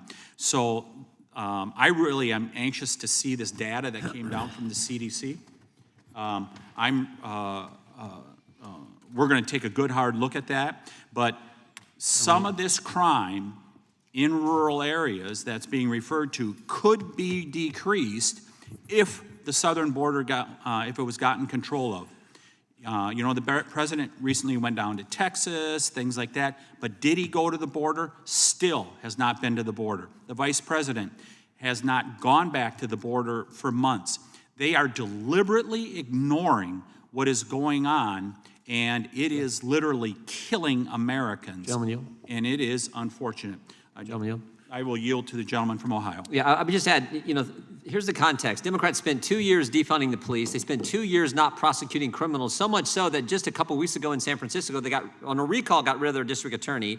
They spent 2 years calling rioters and looters peaceful protesters, and they raised money to bail people out of jail who were those rioters and protesters. And now they have a bill to give money to the Department of Justice, $100 million, I think, is in the bill. Money to give the Department of Justice, same Department of Justice that is so political. And all this amendment says is we want some data. Why wouldn't we accept this amendment? I yield back to the gentleman from Wisconsin. Gentleman's time has expired. For what purpose does the gentlelady from Pennsylvania seek recognition? I move to strike the last word. Gentlelady is recognized. Thank you, Mr. Chairman, for bringing up this important piece of legislation. Once again, I must start by opposing an amendment and correct misinformation about Philadelphia resulting from our Republican colleagues' inaccurate attempts to portray gun violence as a problem limited to Democratic jurisdictions, using cherry-picked and inaccurate information despite the fact that, as several members have noted, Republican-run cities and states continue to experience higher rates of homicide and gun violence than Democratic jurisdictions. But to the larger issue before us is an excellent bill supported by law enforcement designed to help solve gun crimes and reduce gun violence, to do exactly what our Republican colleagues say is the only solution to gun violence, to enforce the laws that are already on the books. But instead, it's just another day and another amendment from the Republican playbook. We're spending hours as our colleagues across the aisle offer meaningless amendments and endless blah, blah, blah, because they have no solutions. All they have is hot air, distractions, and delusions. They are full of sound and fury, but signifying nothing because they've got nothing. No solutions, no policy, just noise and chaos. And that's unacceptable, and it's disrespectful to the American people. In recent days, I've heard from hundreds of constituents who are demanding action. And what has really struck me is that the people participating in rallies and vigils in my district and across the country and reaching out are young and old, black and white, male and female, Republican, Independent, and Democratic, members of police forces and ordinary citizens, and both responsible gun owners and people who've never held a firearm. No one is immune from the daily firearm violence in our country any longer. It's causing people to change and limit their daily activities, and question their safety in their own homes, schools, etc. Whether mass shootings, suicides, robberies, or random gun violence in even the most bucolic suburban communities, we have to face this sprawling public health epidemic with multiple solutions. Last week, the House passed strong bipartisan gun violence prevention legislation that would protect our kids and save lives. And we've been waiting for the Senate passage of critical bills to close huge gaps in our background check system since March of last year. We know it's essential to continue working to tackle the underlying issues driving this epidemic of violence, but we also know that solving more shooting cases and supporting victims and their loved ones can help get guns out of the hands of those who shouldn't have them and stem violence in our communities. I want to thank my friend Congresswoman Demings for introducing the Victim Act, which would target resources for these very measures, and I'm proud to be a co-sponsor. This bill would provide grants to support hiring, training, and retention of detectives and victim services personnel to investigate shootings and help victims. These grants would also fund training, equipment, and personnel needed to process and analyze evidence in gun crimes. In Philadelphia, our police department launched a unit earlier this year dedicated to this very task, investigating unsolved shootings. The funding proposed in this act can support that work. In addition to the full funding provided by local government, there's been no reduction in police funding in Philadelphia. The Victim Act is an important piece of the puzzle to crack down on gun violence in all our communities, and I urge my colleagues to support this bill and pass it out of committee today. And I hear them giggling on the other side because they think they have something that says differently about Philadelphia's budget. They don't. If they can read a budget, they'll see it's fine. So thank you, and I yield back. The gentlelady yields back. For our purposes, the gentleman from Kentucky seek recognition. I yield my time to Mr. Tiffany from Wisconsin. Gentleman is recognized. Thank you to the gentleman. I'll try to be brief here. And respectfully, I would say to my colleague right next to me, to my right, that I was not giggling. Because it's not funny what's going on in Philadelphia. I have a daughter that spent a year in Philadelphia about 5-6 years ago, went to college there for a year and had a wonderful experience. But I really feel bad for the people in Philadelphia. Here's headlines from Channel 3, CBS Philly. Pennsylvania House initiates process to impeach DA Larry Krasner. So you talk about there's this investigative unit that's going and doing its work in Philadelphia, and that's a great thing. But when you got a district attorney that won't prosecute those crimes or prosecute them appropriately or lets people out on low or no bail, it doesn't matter what your law enforcement does. They are stuck in a horrible spot. You are in a really bad spot in Philadelphia with the district attorney you have, just like the district attorney we have in Milwaukee, Wisconsin, where he said that, well, these people are just collateral damage on his way to having low and no bail, and will people be harmed? Guaranteed. That's exactly what he said back in 2007, and we end up with people dead as a result of being weak on crime. You've got a huge problem here, and that's why I support this amendment that's being put forward by the gentleman from Texas, because he's saying if you're not going to use this to get criminals, especially violent criminals, off from the streets, why should we be offering federal money to those jurisdictions? Isn't that correct, gentleman from Texas? Isn't that what it does? It says if you're not going to prosecute these people, that there's a real problem. I'll yield to the gentleman from Texas. Thank you, gentleman from Kentucky. The purpose of the amendment is to just make crystal clear, as the gentleman points out, that there are significant problems in jurisdictions across the country where police departments have been cut. Here we are trying to run to the rescue, using the federal government to spend money that we don't have, to borrow money and to print money, to create a program. However well intended it is, one of my very close friends in Texas solved the murder of his sister 35 years after it happened. He's a Texas Ranger. I was proud to work with him in the Office of the Attorney General. I absolutely believe in having the funding necessary to go solve crimes and to have the homicide detectives that necessary. But here again, the federal government's running, quote, to the rescue, spending $1 billion over 10 years without any consequence, it's definitely a consequence, but without any responsibility. And this is just pointing out what's happened at the local jurisdictions. I yield back to the friend from Kentucky. I yield to the gentleman from Ohio. I just reiterate, it is a fact. It's not made up. It's a fact. For 2 years, all kinds of cities defunded their police.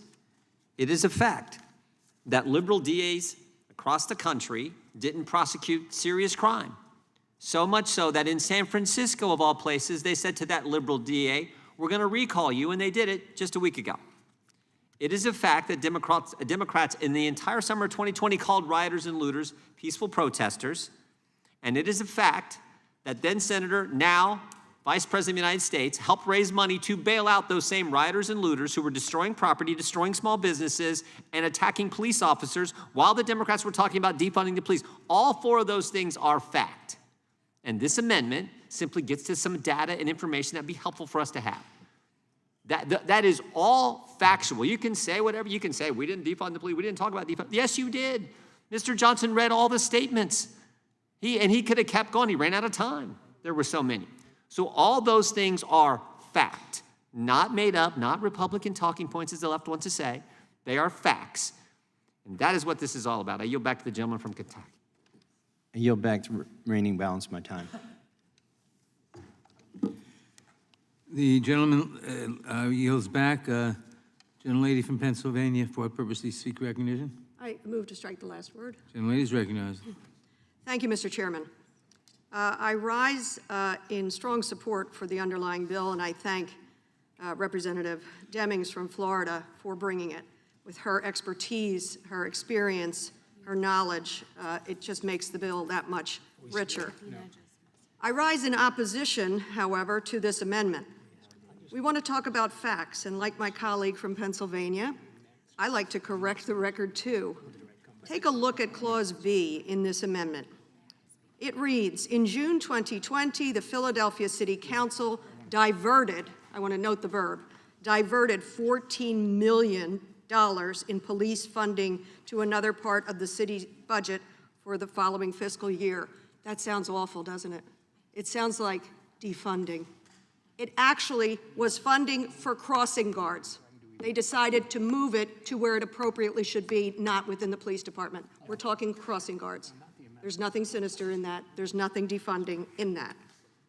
What has happened, unfortunately, is that our city streets and now our rural streets have been flooded with guns due to Republican policies and the Republicans' weddedness to the NRA and their profit motive. Our streets are flooded. And yet, with those facts in hand, the Republicans, while they want to defund this bill, and they want to defund policing and police work, important police work, they sat on their hands as we did the markup around ghost guns, around straw purchasing, around gun trafficking, which our city struggles with. They want to do nothing about it. They want to just say thoughts and prayers. It's evil what happens. How about we actually have a responsibility to get guns out of the hands of evil doers? Other things they argue, don't rush, let's study. How many more people have to die? What studies do you need when we've had school shooting after school shooting where children are decapitated and cannot be identified? Parents drop their children off in the morning only to stand in a hellscape line in the evening offering their DNA to identify their unidentifiable children. How much more studying do you need to do? So I'm not for defunding. I'm for right funding. And I really want to call upon my colleagues on the other side of the aisle. I know it's very effective, this argument you're making. Fear-mongering is awfully powerfully effective, but it's disingenuous and it's simply not true. You are scaring citizens of every single district for political gain. The Philadelphia Police Department has some of the strongest funding. I think the last budget was $789 million. I don't know if that's right funding, but it's surely not defunding. Why don't you help us? Why don't you say we got to get at trafficking, we got to get at straw purchasers? Why don't you say you want to fund police officers? Take a look at the folks on the other side of the aisle. Did they rally around the Capitol Police Officer Supplemental Bill? No. After the attack that the Capitol Police suffered, losing 4, 5, 6 members, 140 seriously injured, Did they say, oh my gosh, we have an obligation? Of course we have to offer supplemental funding to protect our police officers who protect us, stand in the way of saving our lives. Do they rush to do that? They cavalierly vote no. What a cynical vote. The American Rescue Plan, how about that? Our state and local municipalities were saying, please help us. We have suffered such losses during COVID. Please help us employ, refund our police departments. How many Republicans voted for the American Rescue Plan? You're right, none. That vote no is a vote to defund our police, your police. Finally, I want to enter into the record, Mr. Chairman, a fact sheet. It's a statement from the White House just last month. It reads, President Biden issues calls for state and local leaders to dedicate more American Rescue Plan funding to make our communities safer and deploy these dollars quickly. Without objection. Thank you, Mr. Chairman. I'll read just a little bit from this.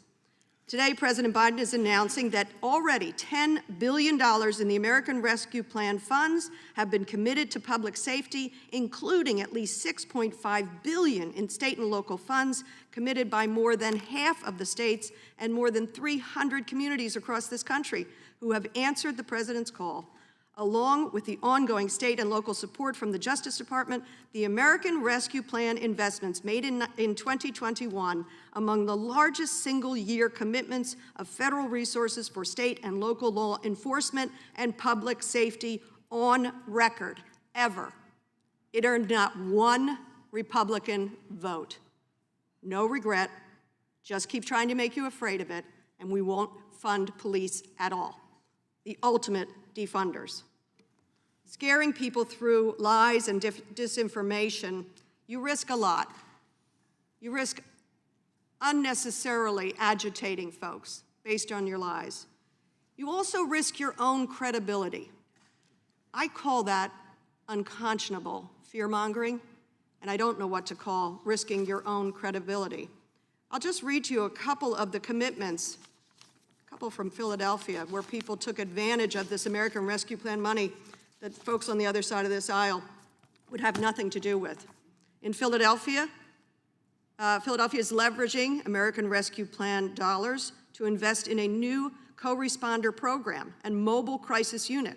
A police officer's partners with mental health professionals to de-escalate mental health calls. In Pennsylvania, investing $23 million in grants for 25 projects focused on local strategies to stop gun and group violence, with an additional $15 million ARP committed. The grants provide funding to local... Time of the gentlelady. I apologize, Mr. Chairman. I yield back. The gentlelady yields back. For what purpose does the gentleman from Ohio seek recognition? Move to strike the last word, Mr. Chairman. Gentleman is recognized. Thank you, Mr. Chairman, and I rise in support of the gentleman from Texas amendment. And the Democrats have been trying to run away from their effort to defund the police time and time again. Numerous times in this committee markup here today, we've knocked those down time and again, but we just heard another effort to act like a vote against the so-called American Rescue Act was a vote to defund the police, which is absolutely ridiculous. That bill was one of the principal reasons, the overspending, about $2 trillion, the reason that we're seeing $5 gas prices in my district in Ohio, $7 district gas prices in California, for example. Republicans have consistently voted to support the police in this country, and everybody knows that. The Democrats can keep saying it, and they keep denying their fingerprints all over legislation that has really hurt police departments across the country. And I'll tell you one example of that, and I'm not sure how much, because I had some Foreign Affairs Committee issues that I had to deal with for a while, so I had to be absent here for a little bit. But I'm back. And relative to the hearing that we had and the Democrats' effort to offer legislation to react to the George Floyd killing, which was horrific and inexcusable, one of their key elements in their legislation was to get rid of something called qualified immunity. What's that? Well, basically what that means is that police officers could be sued personally for their interactions when arresting, for example, a criminal. Police, by the very nature of that job, come into physical contact with people periodically. It just happens, a DUI arrest, a shoplifting arrest, all kinds of domestic relations. And they know at this point they're protected for the most part by qualified immunity because as long as they are following their instructions, what they learned at the police academy, they aren't doing something willful or wanton, very reckless, for example, then they're basically protected. But if you get rid of qualified immunity, police officers could be sued personally. Their kids' college fund, they could go after that. They could go after their pensions. They could go in after the equity in their house, for example.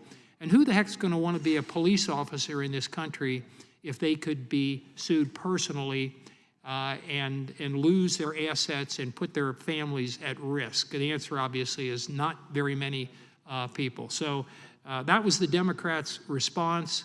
They've tried to poo-poo that and cover it up and even deny that, but that's exactly what they were for, and that would be disastrous for policing across the country. And I'd now like to yield my remaining time to the gentleman from Texas, Mr. Roy. I thank the gentleman from Ohio. I'd ask the chairman if I can insert into the record an article titled "From Defund to Refund: Why Democrats Are Shifting Their Tone on Policing 2 years After George Floyd's Murder," on May 27th, 2022 in the Philadelphia Inquirer. Without objection. In this article, this sort of let me Google that for you concept, Philadelphia is poised to approve a $24 million budget increase to its police department, and its legislative leadership is backed a plan to add hundreds more officers to the force. The Democratic nominee for governor, who is currently the state's chief law enforcement officer, wants to give, quote, hero pay bonuses to cops. And you go down and you talk through the next section, evolving public opinion. Most Democrats are simultaneously embracing accountability for police alongside a message of more training, more funding, more boots on the ground. Quote, when I talk to people in my district, they are taking me to task, said Philadelphia City Council member Cheryl Parker, who has proposed a public safety plan that includes adding 300 officers to the force. They say, where are the beat officers and the bike patrol? They're gone. And what are you doing to make sure they're back? We all know what happened. We all know exactly what happened. And we all know why my Democratic colleagues are now trying to run towards actually filling the gap. Now they want to use the federal government to do that, and that is simply the question that we are raising. With that, I will yield back. Gentleman yields back. Who seeks recognition? Whose time was it? It was Mr. I recognize myself. Mr. Chairman, I seek recognition. For what purpose does the gentleman from Rhode Island seek recognition? I move to strike the last word. Gentleman is recognized. Will the gentleman yield to me for a moment? Yes, of course. I simply want to remind the gentleman from Ohio, Mr. Shabbat, that his understanding of qualified immunity seems mistaken, and I would refer him back to the hearing that we held on the subject earlier this year. I yield back to the gentleman from Rhode Island. Thank you, Mr. Chairman. I yield the balance of my time to the gentlelady from Florida, Ms. Demings. I thank the gentleman for yielding. You know, it's interesting to watch my colleagues on the other side of the aisle, their faces when they believe that they have really scored political points as we sit here and talk about solving homicides, bringing justice for victims, and supporting families. My colleague from North Carolina earlier talked about prevention. Well, praise the Lord for that, because you're right. Prevention should be first. It should always be first. And we sat here 2 weeks ago for almost 9 hours. Yeah, I'm talking about, tell him Mr. Roy so he'll know. We sat here almost 9 hours 2 weeks ago talking about solutions to gun violence. And so to watch your faces with the smirks and the smiles, I don't see anything funny, because the blood is still in the air from 19 children who were mutilated in their classroom and 2 teachers trying to protect them. The blood is still in the air from Tops Groceries. Innocent people who were gunned down just trying to grocery shop, and you all sat there with smirks on your face because you've scored political points. Well, good for you. Let's see how far that carries you. Mr. Chairman, I'd like to enter into the record an article entitled "Rural America Reels from Violent Crime. People Lost Their Ever-Loving Minds," an article from the Wall Street Journal. Without objection. Thank you so very, very much. You know, it was interesting, too. I think we spent 2 or 3 hours on Madam, will you yield? 2 or 3 hours on the Active Shooter Alert Act. And, you know, I'm sitting here as an almost 30-year law enforcement officer, and it's just baffling to me, the games that people in powerful positions play. Well, I think the tragedy is that we have to have an Active Shooter Alert Act because you all have failed to do anything or even attempt to do anything about active shooters. So the least that we can do as one of the most powerful bodies around here is to at least tell people, alert them to run for cover. And then, oh, the police. How many times have we heard, oh, you are the one supporting the police, yet you have letter after letter after letter from some of the largest, most powerful police organizations in the nation. And suddenly, you don't want to hear a dang on thing that the police have to say about what they need, what their needs are. Yeah, you support the police as long as they are doing what you want them to do. But when they tell you what they need, suddenly, you don't want to hear what the police have to say. The bottom line, we can talk about Philadelphia, we can talk about rural America, where there is an increase, guys, in districts that you represent. We can talk about drag Chicago out of the sky again and talk about that. But the bottom line is half of the homicides in this country go unsolved. And why on earth wouldn't every member of this body want to support detectives, expand capacity, retain detectives, support victims, and prosecute the guilty? So we can, we can stay here all night and offer amendment after amendment that is meaningless to the issue at hand. But the bottom line is we need to find out a way to help solve homicides and support the law enforcement agencies who say they need our help. Mr. Chairman, I yield back. The gentleman's time has expired. For what purpose does the gentleman from Arizona seek recognition? Move to strike the last word. Gentleman is recognized. Thank you, Mr. Chairman. I just have to, I was trying to stay aloof on this debate, but I was baffled by some of the rhetoric which I heard from the last few speakers across the aisle. I'm just going to point out some simple facts. Number one is that this amendment is a finding amendment. It goes in the findings section. I don't think is there anybody here, I mean, seriously, is there anybody here that doubts this quote? Defunding law enforcement can have deadly consequences for residents of jurisdictions that do so, close quote. I don't think there's anybody that would deny that. Is there? I'm surprised. The second one was that, oh, when you voted against the American Rescue Plan, you voted to defund police. Oops. Not even the Washington Post believes that. They gave that 3 Pinocchios. It was 3. And they went through and they explained why. When I heard someone say, oh, you're fear-mongering, and that individual projected, because that individual started talking about children being massacred in the morning and parents having to stand in line to give DNA tests. Gee, that sounds, I don't know, like what? Fear-mongering. That's what that sounds like. And we just heard the last speaker say, there's still blood in the air. That's fear-mongering. That's fear mongering. And I think I have the floor, Mr. Chairman. Are we gonna entertain this kind of interruption all the time? Is that a way? Gentleman may proceed. Thank you. The majority of Americans agree that if you arm guards or teachers, personnel at schools, their children will be safer. That is from 2 polls done post-Uvalde. 2 polls confirm that. So there are ways that the Republicans have offered to try to solve these issues. They're just not the ways you want to solve them.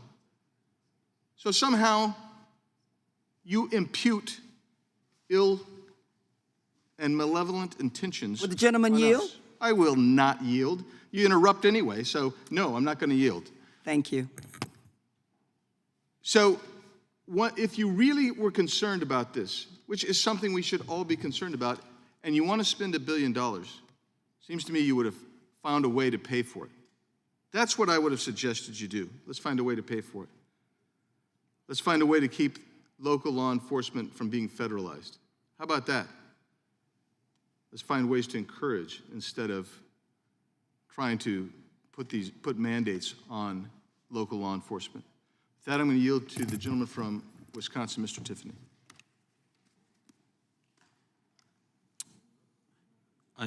I'll be real brief. To build on the remarks from a couple minutes ago, the term was used was cynical. And what's cynical is that we can pretend that all of a sudden we're going to get law enforcement back. I don't know if you go out and communicate with your local law enforcement. I do occasionally. And their efforts to be able to rebuild their law enforcement forces is going to be extremely difficult. They're having very difficult time recruiting. They heard clearly. They heard clearly the defund the police movement, that police are evil, and they've been hearing it for a decade. Would the gentleman yield? It isn't just a couple years. No, it's not my time. And they have been hearing that, and now it's made it extremely difficult for them to recruit. This is a long-term problem that has been created, and we better start sending a different message. And we keep hearing about the police, for example, in Philadelphia. The problem you've got in Philadelphia is your district attorney. He won't charge violent crimes. He lets people off on low or no bail. It's going on across the country. Hopefully San Francisco has sent a message as a result of the recall in the last week that this has got to stop. And why would you be a policeman? Why would you be a policeman if you've got a district attorney in one of these big cities like Philadelphia that won't even charge crimes? You wonder why they've went into hiding. The whole thing needs to change, and it's going to take time to make it happen. I yield to the gentleman from Arizona, or back to the gentleman from Arizona. I'm out of time. Thank you, Mr. Gentleman's time has expired. For what purpose does Mr. McClintock seek recognition? To speak under the 5-minute rule. Gentleman is recognized. Thank you. Mr. Chairman, my problem with the bill is that it uses the one community's federal taxes to pay for another community's local police department. The police function is quintessentially local. Sir Robert Peel was known as the father of modern policing. That was the foundation of his entire philosophy. The police are the community are the police. It is quintessentially local. Every community is different. It's got different needs, and its police departments need to be focused locally. Would the gentleman yield? Locally. Would the gentleman yield? No, and run locally.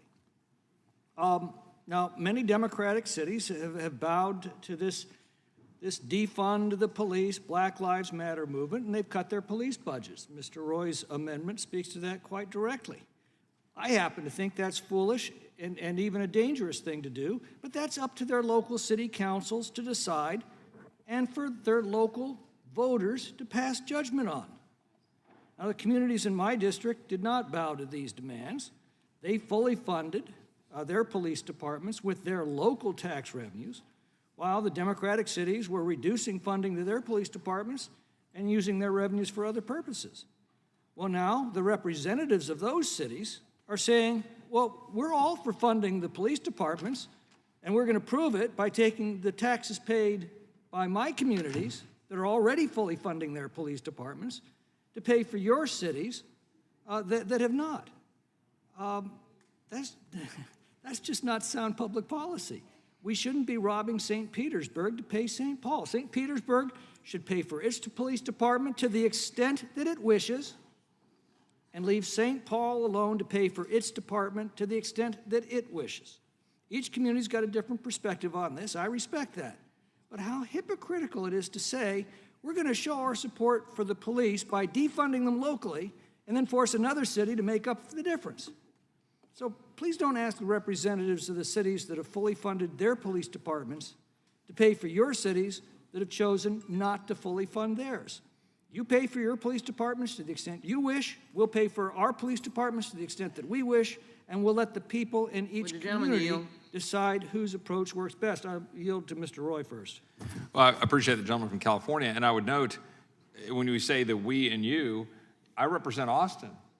And I stated earlier, I think Austin foolishly cut its police budget. But I do not believe that the good people of California or the good people of Florida or any other jurisdiction should be subsidizing the people of Austin for their foolish mistake. Does the gentleman from California agree? That's exactly right. We call it federalism, we call it local control, and it works. And now, if the gentleman, I still have 2 minutes left, was the chairman? Will the gentleman yield? It was Congresswoman Jackson Lee that asked. I thought the chairman had asked to yield. I was just going to ask, under the philosophy as you describe it, it sounds like the Articles of Confederation. Why bother having a federal government? The point of a federal government is to tax people where they can pay and to spend the money where it's needed, Right, even from one state to another. Reclaiming my time, for truly national purposes, to provide for the common defense of the nation, to promote the general welfare of the nation, but not to rob one community to pay for another, not to rob one state to pay for another. That's called federalism. It's the very foundation of the architecture of this American republic. And we need to get back to it. The farther we drift from it, seems to be the worse we do. I yield back.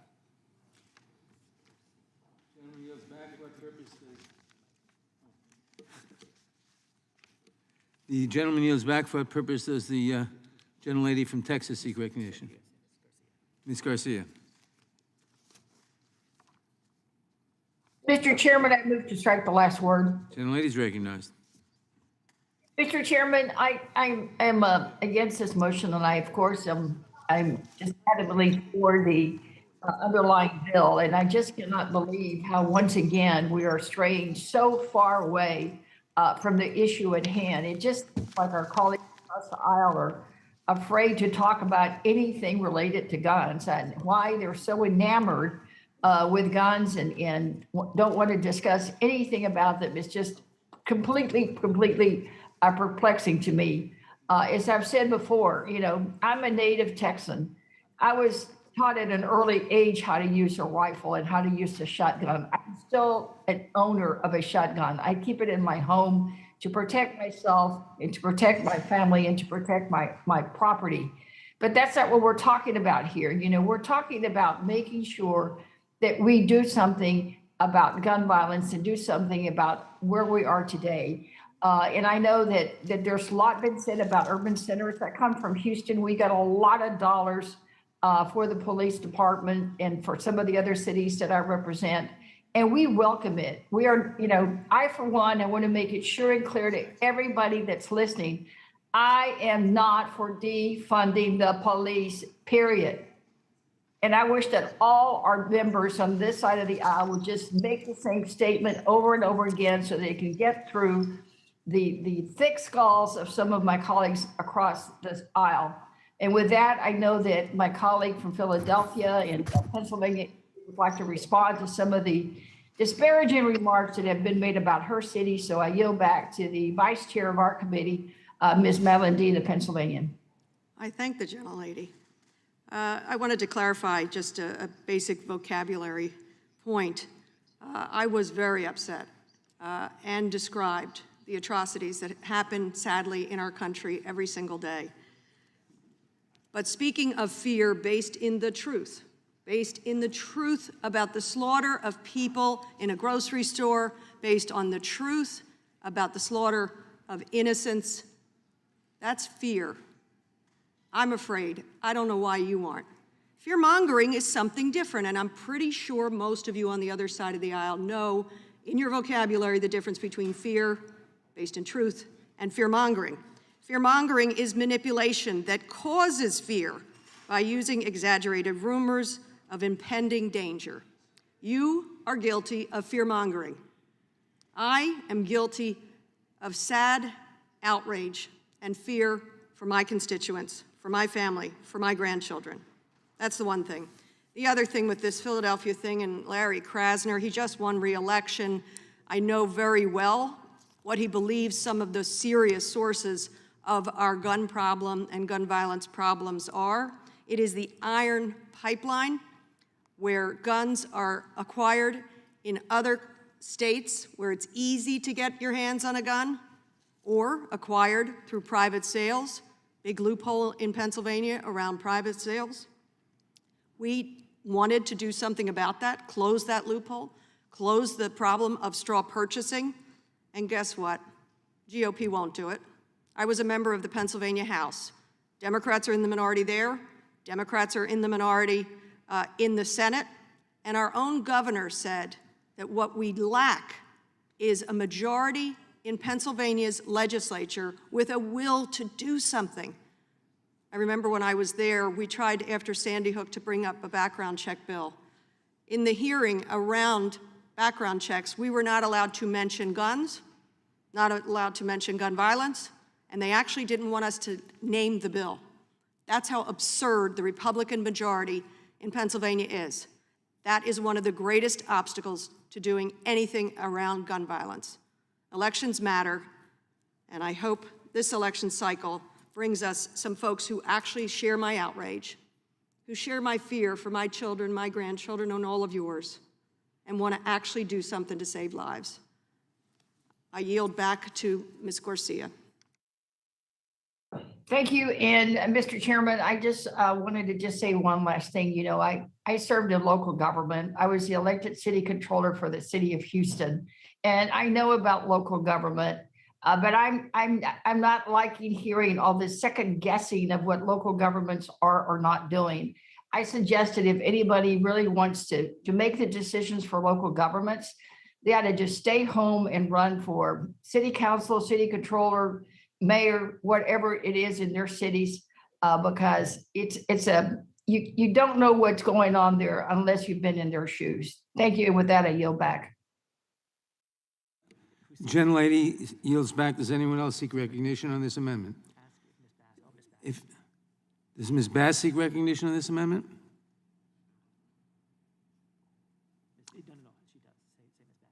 Ms. Bass? Ms. Bass, I think you have to turn on your mic. Never mind. If no one else seeks recognition, the question occurs on the amendment. All in favor say aye. Opposed, no. No. In the opinion of the chair, the noes have it. Roll call vote is requested. The clerk will call the roll. Mr. Nadler? No. Mr. Nadler votes no. Ms. Lofgren?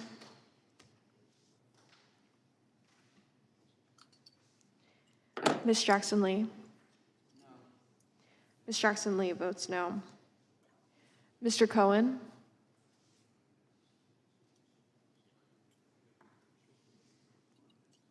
Mr. Johnson of Georgia?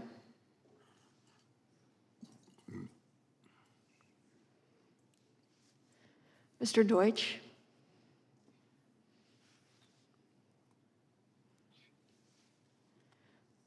Ms. Bass? Bass votes no.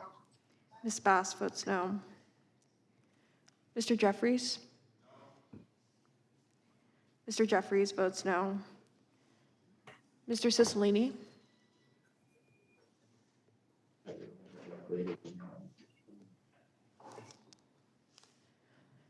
Mr. Swalwell?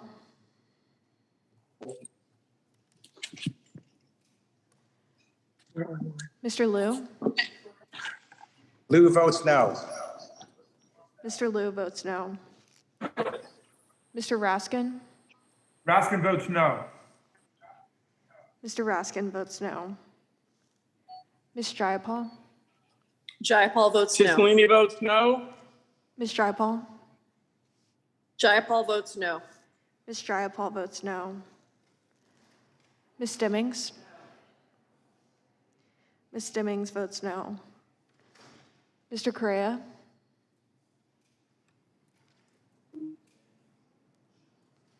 Ms. Scanlon? No. Ms. Scanlon votes no. Ms. Garcia? Garcia votes no. Ms. Garcia votes no. Mr. Neguse? Mr. Neguse? Neguse votes no.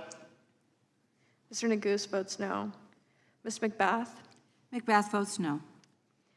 Ms. McBath votes no. Mr. Stanton? No. Mr. Stanton votes no. Ms. Dean? Ms. Dean votes no. Ms. Escobar? No. Ms. Escobar votes no.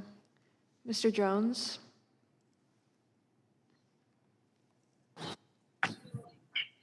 Ms. Ross? Ross votes no. Ms. Ross votes no. Ms. Bush? Bush votes no. Ms. Bush votes no. Mr. Jordan? Mr. Jordan votes yes. Mr. Shabbat? Aye. Mr. Shabbat votes aye. Mr. Gomert?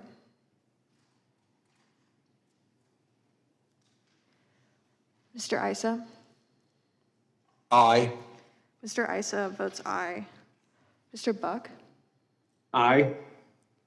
Mr. Buck, you'll have to turn your camera on. Aye. Mr. Buck? Can you see me? Yes. Aye. Mr. Buck votes aye. Mr. Gates?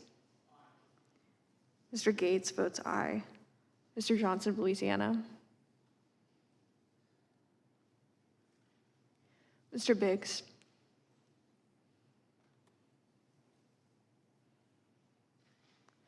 Mr. McClintock? Mr. McClintock votes aye. Mr. Stubbe? Yes. Mr. Stubbe votes yes. Mr. Tiffany? Mr. Tiffany votes aye. Mr. Massey? Aye. Mr. Massey votes aye. Mr. Roy? Aye. Mr. Roy votes aye. Mr. Bishop? Aye. Mr. Bishop votes aye. Ms. Fishbach? Aye. Ms. Fishbach votes aye. Ms. Sparts?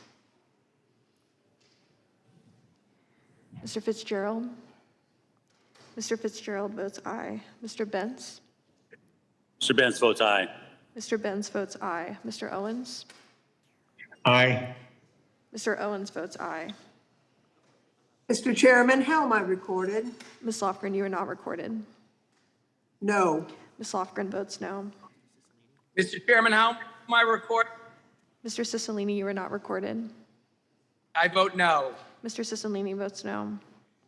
Mr. Chairman, how am I recorded? Mr. Johnson, you are not recorded. I vote no. Mr. Johnson of Georgia votes no. Mr. Cohen votes no. Mr. Cohen votes no. Is everyone? Mr. Deutsch votes no. Mr. Deutsch votes no. Are there anyone, other members who wish to be recorded who haven't been recorded? Clerk will report the result.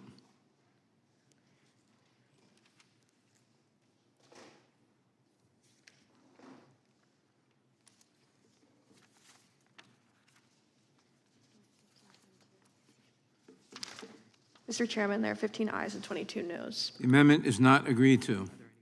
Are there any further amendments to the amendment in the nature of a substitute? Mr. Chairman. For the purpose, the gentleman of Ohio seek recognition. Mr. Chairman, I have an amendment at the desk. Clerk will report the amendment.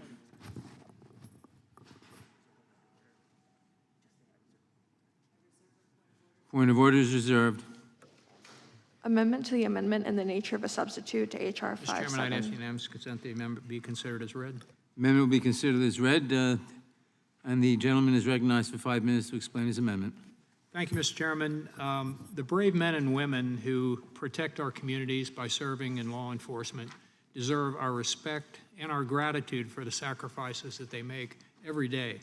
They also deserve and oftentimes need our assistance. By providing additional federal resources, the underlying legislation should help law enforcement solve more homicide and non-fatal shooting cases. But why stop there? After all, homicides and non-fatal shootings are not the least solved violent cases that local police departments face. Actually, more than 50% of homicides are cleared, meaning a suspect has been arrested or identified and usually charged with the crime. But the percentages of cleared cases for rape and robbery are far lower, hovering at only around 30%, depending on the year. Moreover, there are far more victims of rape and robbery in this country every year than there are homicides. In 2020, for example, according to FBI statistics, there were 21,570 homicides in the United States, a number which is obviously far too high. But the number of rapes and robberies committed in this country in any given year is measured in the hundreds of thousands, not tens of thousands. And so, Mr. Chairman, this amendment is fairly simple. It would add rape and robbery to the list of crimes eligible for the grant money created by the underlying legislation. After all, don't those victims deserve the same types of resources dedicated to solving the crimes that they suffered? So I would urge my colleagues on both sides of the aisle to support this safety-oriented, common-sense amendment. And I yield back. Does the gentlelady insist on a point of order? You do. Why? Okay, the gentlelady withdraws her point of order.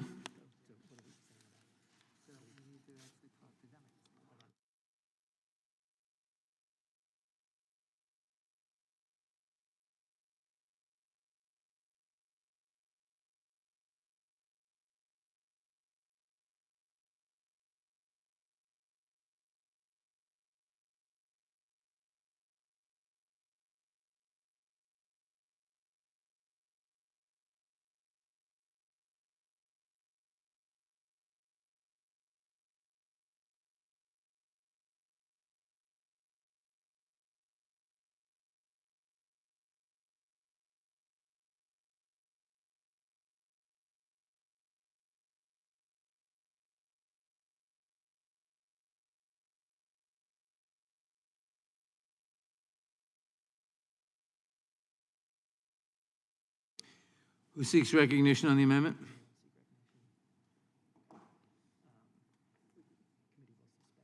Committee will suspend.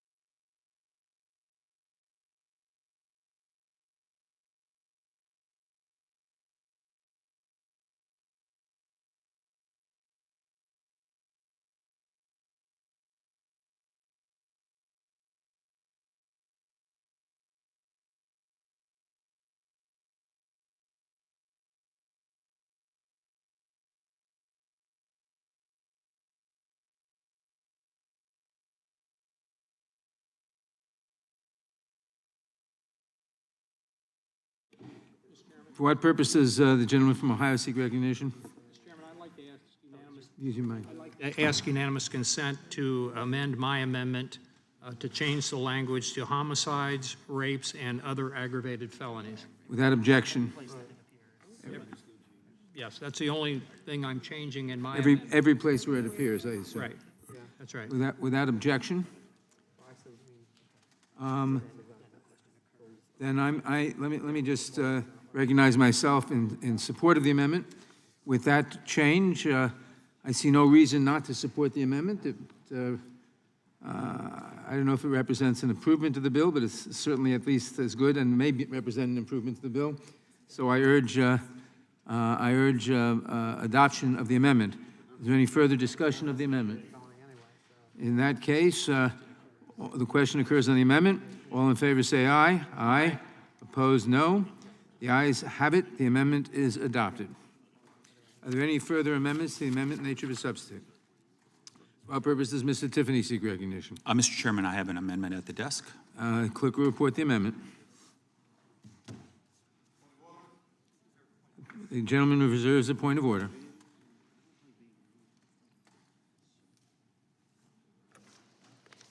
Amendment to the amendment in the nature of a substitute to H.R. 5768, offered by Mr. Tiffany of Wisconsin, page 6. Without objection, the amendment will be considered as read. The gentleman is recognized for 5 minutes to explain his amendment. Thank you, Mr. Chairman. So while I disagree with federalizing law enforcement further, I think this is a very bad path that we're going down. But if we're going to insist on passing this bill here today, we should not reward those communities who defunded the police, those that provided a safe harbor for crime. And if you've not reduced your law enforcement budget in the last 5 years, you can qualify, but otherwise you will not be able to do it. And just to the underlying bill, I mean, I think it would be wiser if we just took money from the American Rescue Plan and provide unspent, or perhaps use unspent COVID money to be able to pay for some of the things that they would like to do with law enforcement, rather than racking up additional debt. Because every time we add another dollar of new debt, the Biden inflation train chugs down the tracks even faster, and it's going to be a disaster when it crashes here, and the American people know it. What we're doing is shoveling more fuel into the tinderbox of that Biden inflation train as it careens down the tracks, and we know that it's going to crash at some point and really cause great harm to the American people. So there's a better way to go about this, but what this amendment does is it just says, let's make sure that we're not rewarding those who chose to defund the police. I yield back. The gentleman yields back.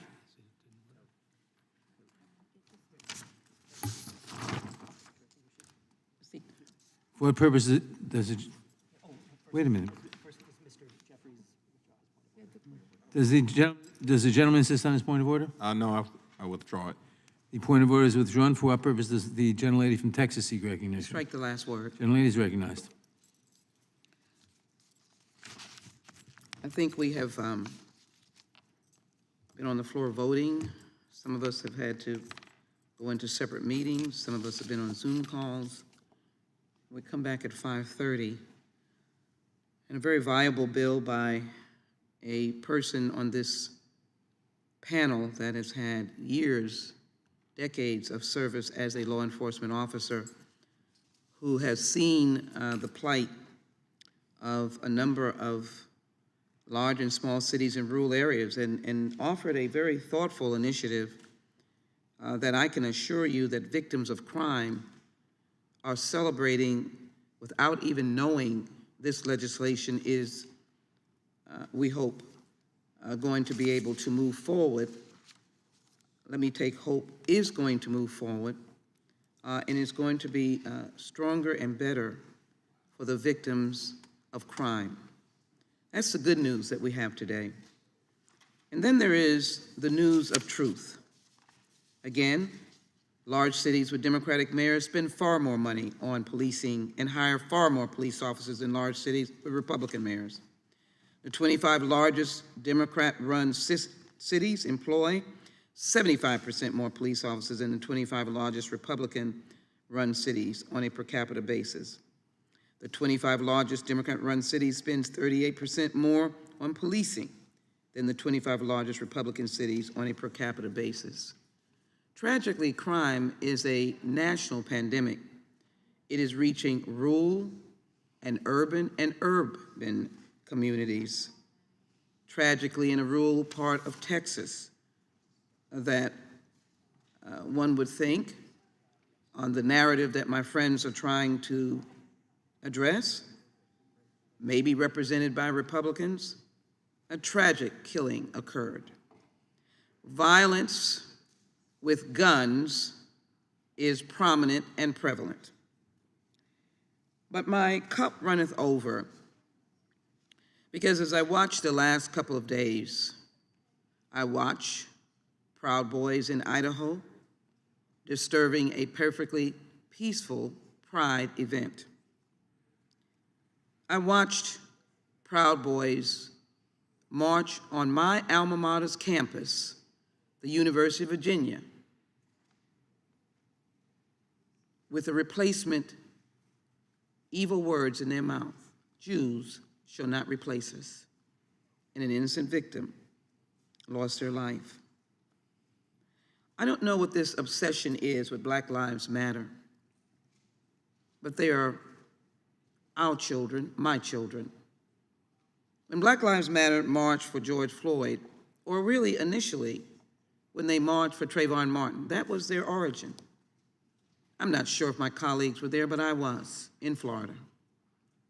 And what I saw was a potpourri of Americans, Floridians, who, under the understanding of what Black people had in the past years had gone through, were marching to embrace Trayvon's family, broken-hearted, and to march to find a pathway forward for Trayvon. I was there in the small city and asked the question why to the county commissioners, why this perpetrator had not even been arrested. And so every time we try to go forward in a positive way, this nonsensical theme really made for campaign posters rather than serious legislative work. And it is not factual about the dichotomy between urban and Democratic cities and Republican cities, because there are elements in all cities. Republican cities are usually in places where there are no gun safety laws, and so guns are rampant. They're rampant, and they spill over into cities that have the ability to ensure that they have strong laws. And I count New York, Illinois, I count California, and cities and states in between. So this additional effort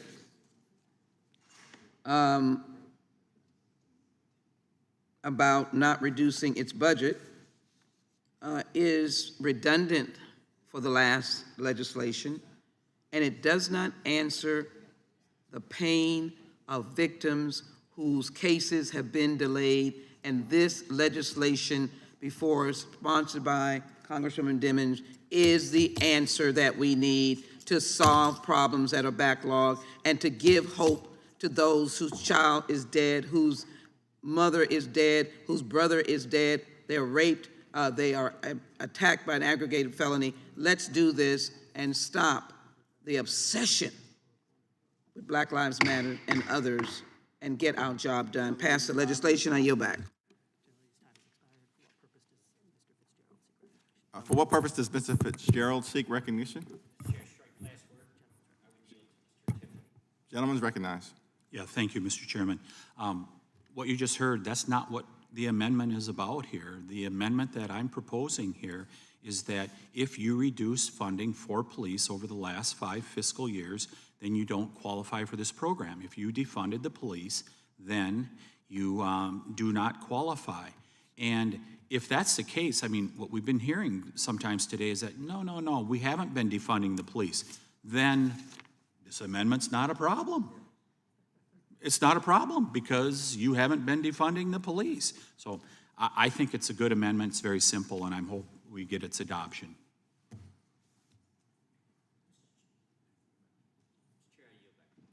Thank you. Gentleman yields back. For what purpose does Ms. Bass seek recognition? Move to strike the last word. Gentlelady is recognized. Thank you, Mr. Chairman. I've heard a lot of talk today about defunding the police and rising crime. I've even heard my name evoked as though I supported defund the police and have now maybe changed my position. And I think that it is actually pretty pathetic on the other side that they would continue to essentially lie. I mean, it's really even hard for me to say that it's a distortion. I, as one of the lead sponsors of the George Floyd Justice and Policing Act, will remind my colleagues on the other side of the aisle that the George Floyd bill provided hundreds of millions of dollars for the police.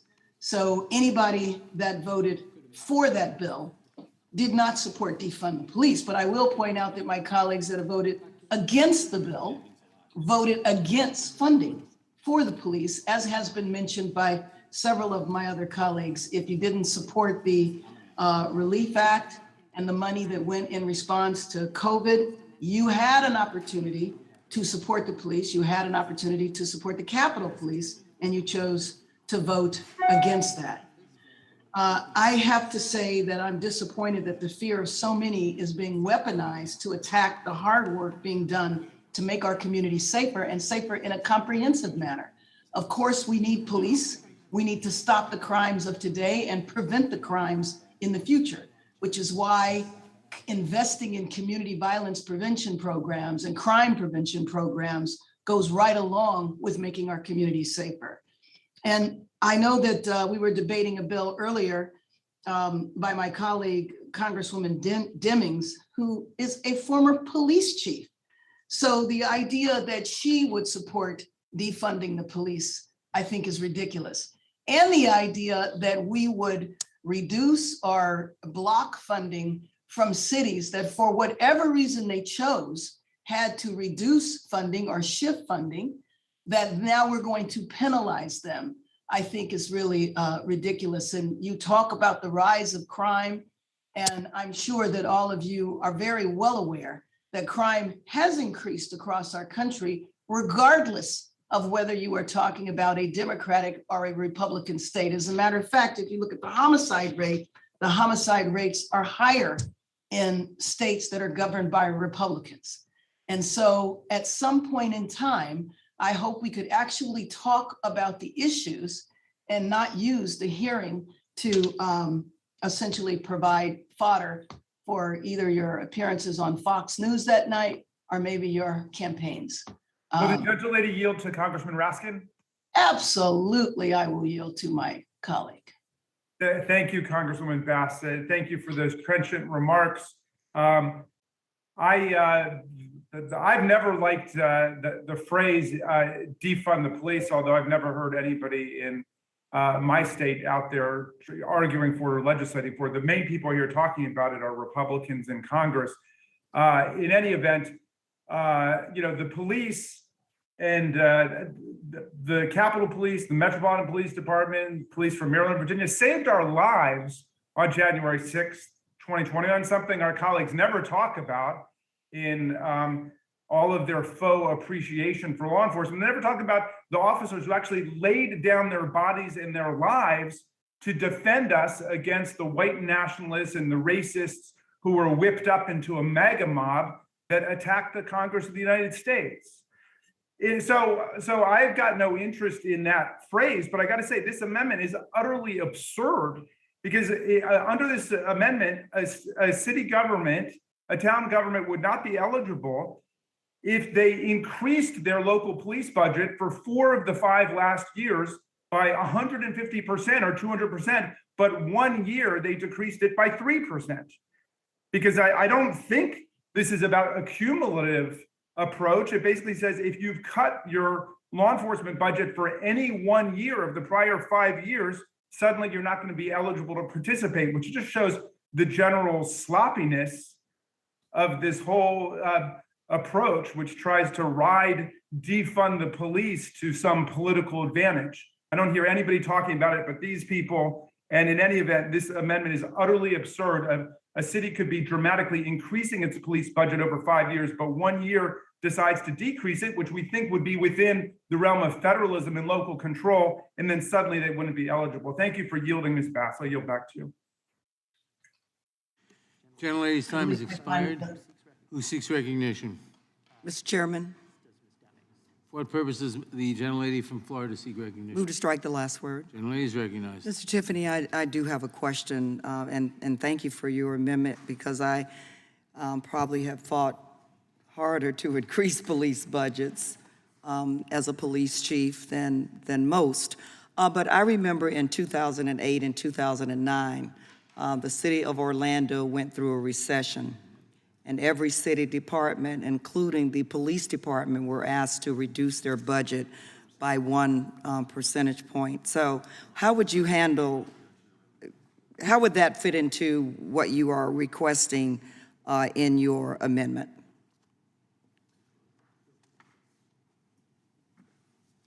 I think if you take a look at the last line in the amendment, previous 5 fiscal years without a corresponding reduction in revenue. So a police department would not be held responsible, if you will, if that reduction was totally unforeseen to that police chief or that administration. It could be a natural disaster, it could be a recession, it could be, I just want to make sure that under those circumstances, the persons or the agencies would be protected. You are correct in Thank that you. characterization.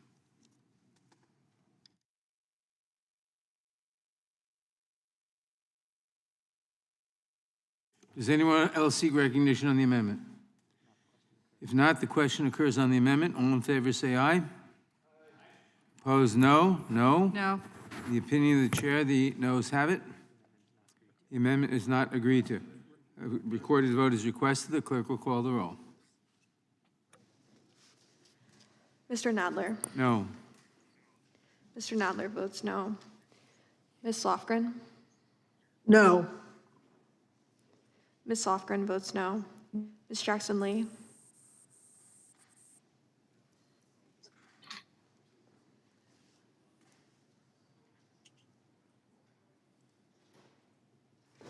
Ms. Jackson Lee. Ms. Jackson Lee votes no. Mr. Cohen.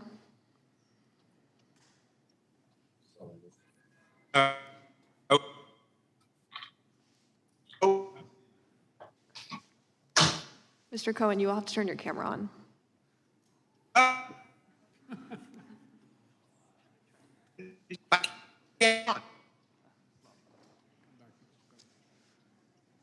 get a high-pitched voice. Mr. Johnson of Georgia. No. Mr. Johnson of Georgia votes no. Mr. Deutsch.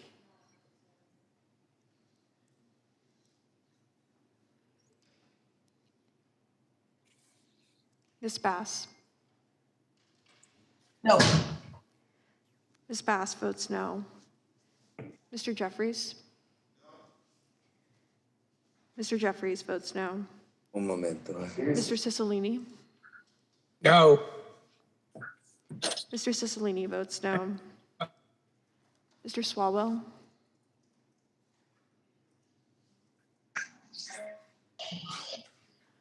Mr. Liu. No. Mr. Liu votes no. Mr. Raskin. No. Mr. Raskin votes no. Ms. Jayapal. No. Ms. Jayapal votes no. Ms. Stimmings. Ms. Stimmings votes no. Mr. Correa? No. Mr. Correa votes no. Ms. Scanlon? No. Ms. Scanlon votes no. Ms. Garcia?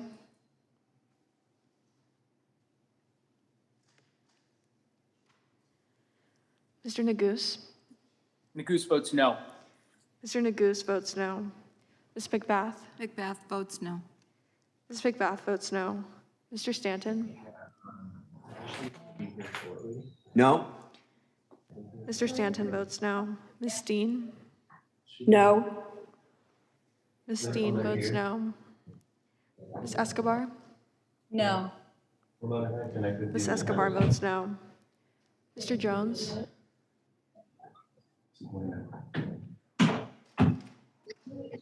Ms. Ross? Ross votes no. Ms. Ross votes no. Ms. Bush? Bush votes no. Ms. Bush votes no. Mr. Jordan? Mr. Shabbat? Mr. Shabbat votes aye. Mr. Gomer? Mr. Isa?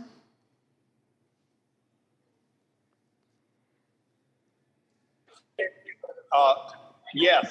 Mr. Isa votes yes. Yes. Mr. Buck? Aye. Mr. Buck votes aye. Mr. Gates? Mr. Gates votes aye. Mr. Johnson of Louisiana?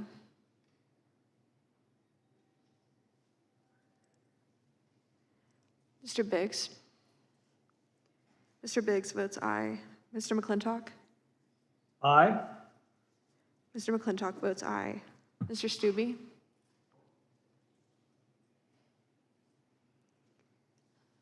Mr. Tiffany?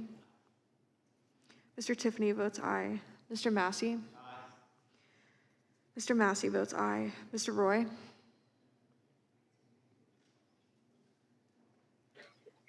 Mr. Bishop? Aye. Mr. Bishop votes aye. Ms. Fishbach? Aye. Ms. Fishbach votes aye. Ms. Sparts? Mr. Fitzgerald? Mr. Fitzgerald votes aye. Mr. Benz? Mr. Benz votes aye. Mr. Benz votes aye. Mr. Owens? Owens, aye. Mr. Owens votes aye. Has Swalwell recorded? Mr. Swalwell, you are not recorded. No. Mr. Swalwell votes no. Mr. Chairman, how am I recorded? Ms. Garcia, you are not recorded. Garcia votes no. Ms. Garcia votes no. Deutsch votes no. Mr. Deutsch votes no. Has Mr. Roy been recorded? Mr. Roy is not recorded. I'll vote aye. Thank you, Mr. Chairman. Mr. Roy votes aye. Stubbe votes yes. Mr. Stube votes yes.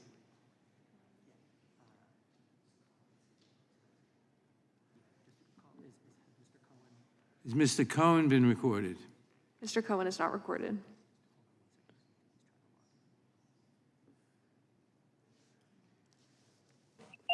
Mr. Cohen votes no for the sixth time. Mr. Cohen, you'll have to turn your camera on. My camera is on. Mr. Cohen votes no. Mr. Johnson of Louisiana, of That one, Ron. Georgia? He's already- Are there any other members who wish to be recorded who haven't been recorded? Clerk will report.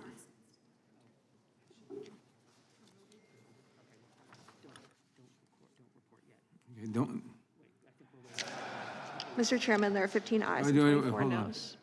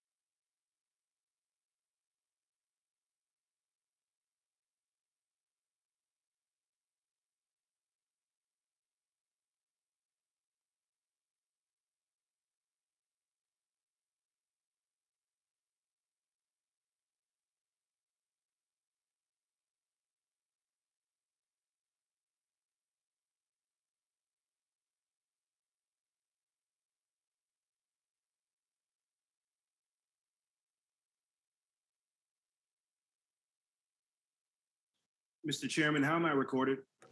Mr. Jones, you are not recorded. How did the chair vote?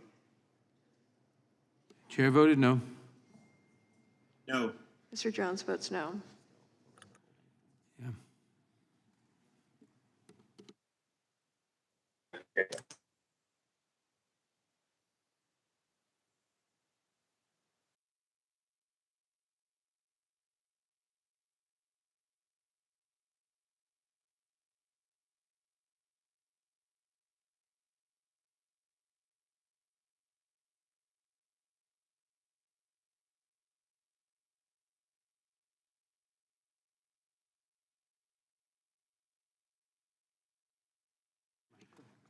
The clerk will report.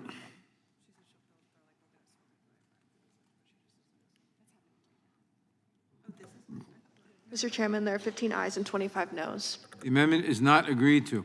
Are there any further amendments to the amendment in the nature of a substitute? Hearing none, in that case, the question occurs on the amendment in the nature of a substitute as amended. This will be followed immediately by a vote on final passage of the bill. All those in favor respond by saying aye. Aye. Opposed, no. In the opinion of the chair, the ayes have it. The amendment in the nature of a substitute is agreed to. Reporting quorum being present, the question is on the motion to report the bill H.R. 5768 as amended favorably to the House. Those in favor respond by saying aye. Aye. Opposed, no. The ayes have it, and the bill is ordered reported favorably. Recorded vote has been requested. The clerk will call the roll.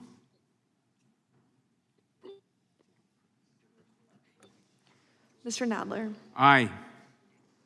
Mr. Nadler votes aye. Ms. Lofgren. Aye. Ms. Lofgren votes aye. Ms. Jackson Lee. Ms. Jackson Lee votes aye. Mr. Cohen. No. Mr. Cohen votes no. No, excuse me, aye. This is the final thing. Mr. Cohen votes aye. Mr. Johnson of Georgia. Aye. Mr. Johnson of Georgia votes aye. Mr. Deutsch. Aye. Mr. Deutsch votes aye. Ms. Bass.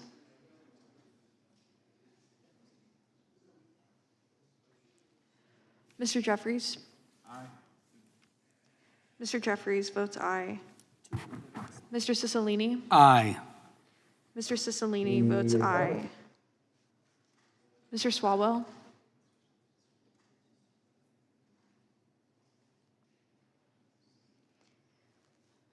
Mr. Liu.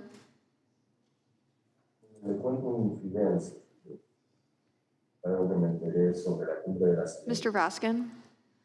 Aye. Mr. Raskin votes aye. Ms. Jayapal. Jayapal votes aye. Ms. Jayapal votes aye. Ms. Dimmings. Aye. Ms. Dimmings votes aye. Mr. Correa.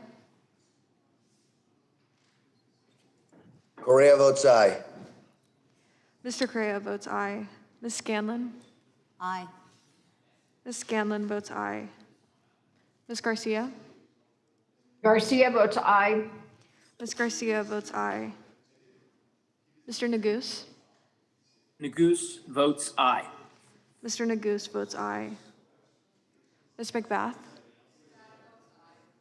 Ms. McBath votes aye. Mr. Stanton. Stanton votes aye.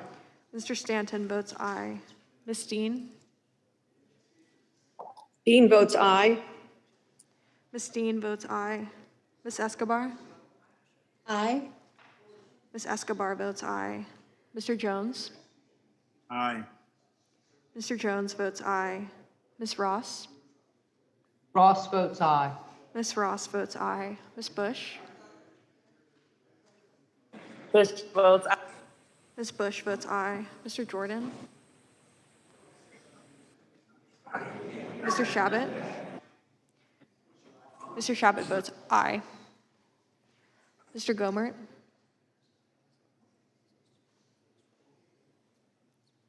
Mr. Isa.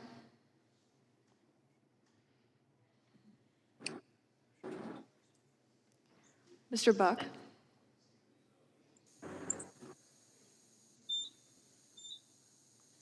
Mr. Gates,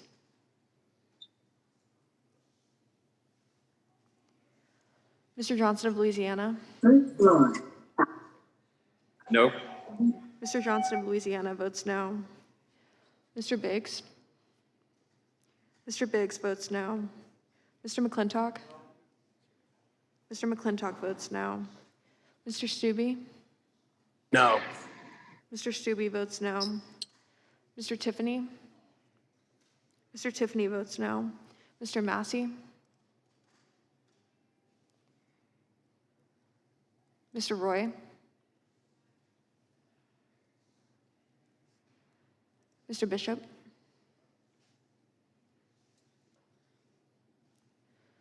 Ms. Fishbach, No. Ms. Fishbach votes no. Ms. Sparts, Sparks, no. Ms. Sparts votes no. Mr. Fitzgerald, Mr. Fitzgerald votes no. Mr. Benz, Mr. Benz votes no. Mr. Benz votes no. Mr. Owens, Owens, no. Mr. Owens votes no. Mr. Chair, how am I recorded? Mr. Liu, you are not recorded. I vote aye. Mr. Liu votes aye. How am I? Mr. Gates votes no. Ms. Bass, you are not recorded. Congressman, Bass votes aye. Ms. Bass votes aye.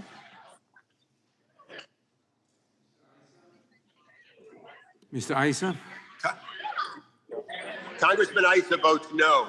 Mr. Issa votes no.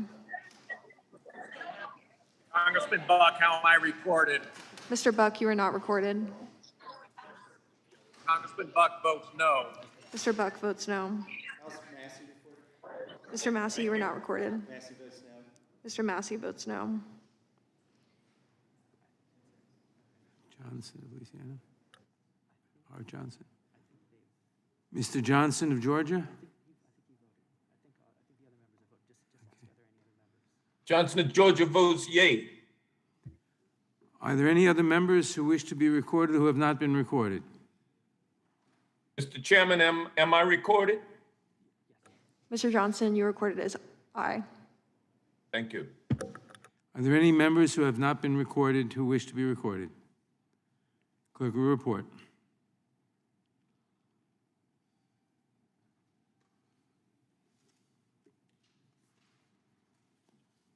Mr. Chairman, there are 25 ayes and 14 noes. The ayes have it, and the bill is amended as ordered reported favorably to the House. Members will have 2 days to submit views. Without objection, the bill will be reported as a single amendment in nature of a substitute incorporating all adopted amendments, and staff is authorized to make technical and conforming changes. Pursuant to notice, I now call up H.R. 7181, the Human Trafficking Prevention Act of 2022, for purposes of markup, and move that the committee report the bill favorably to the House.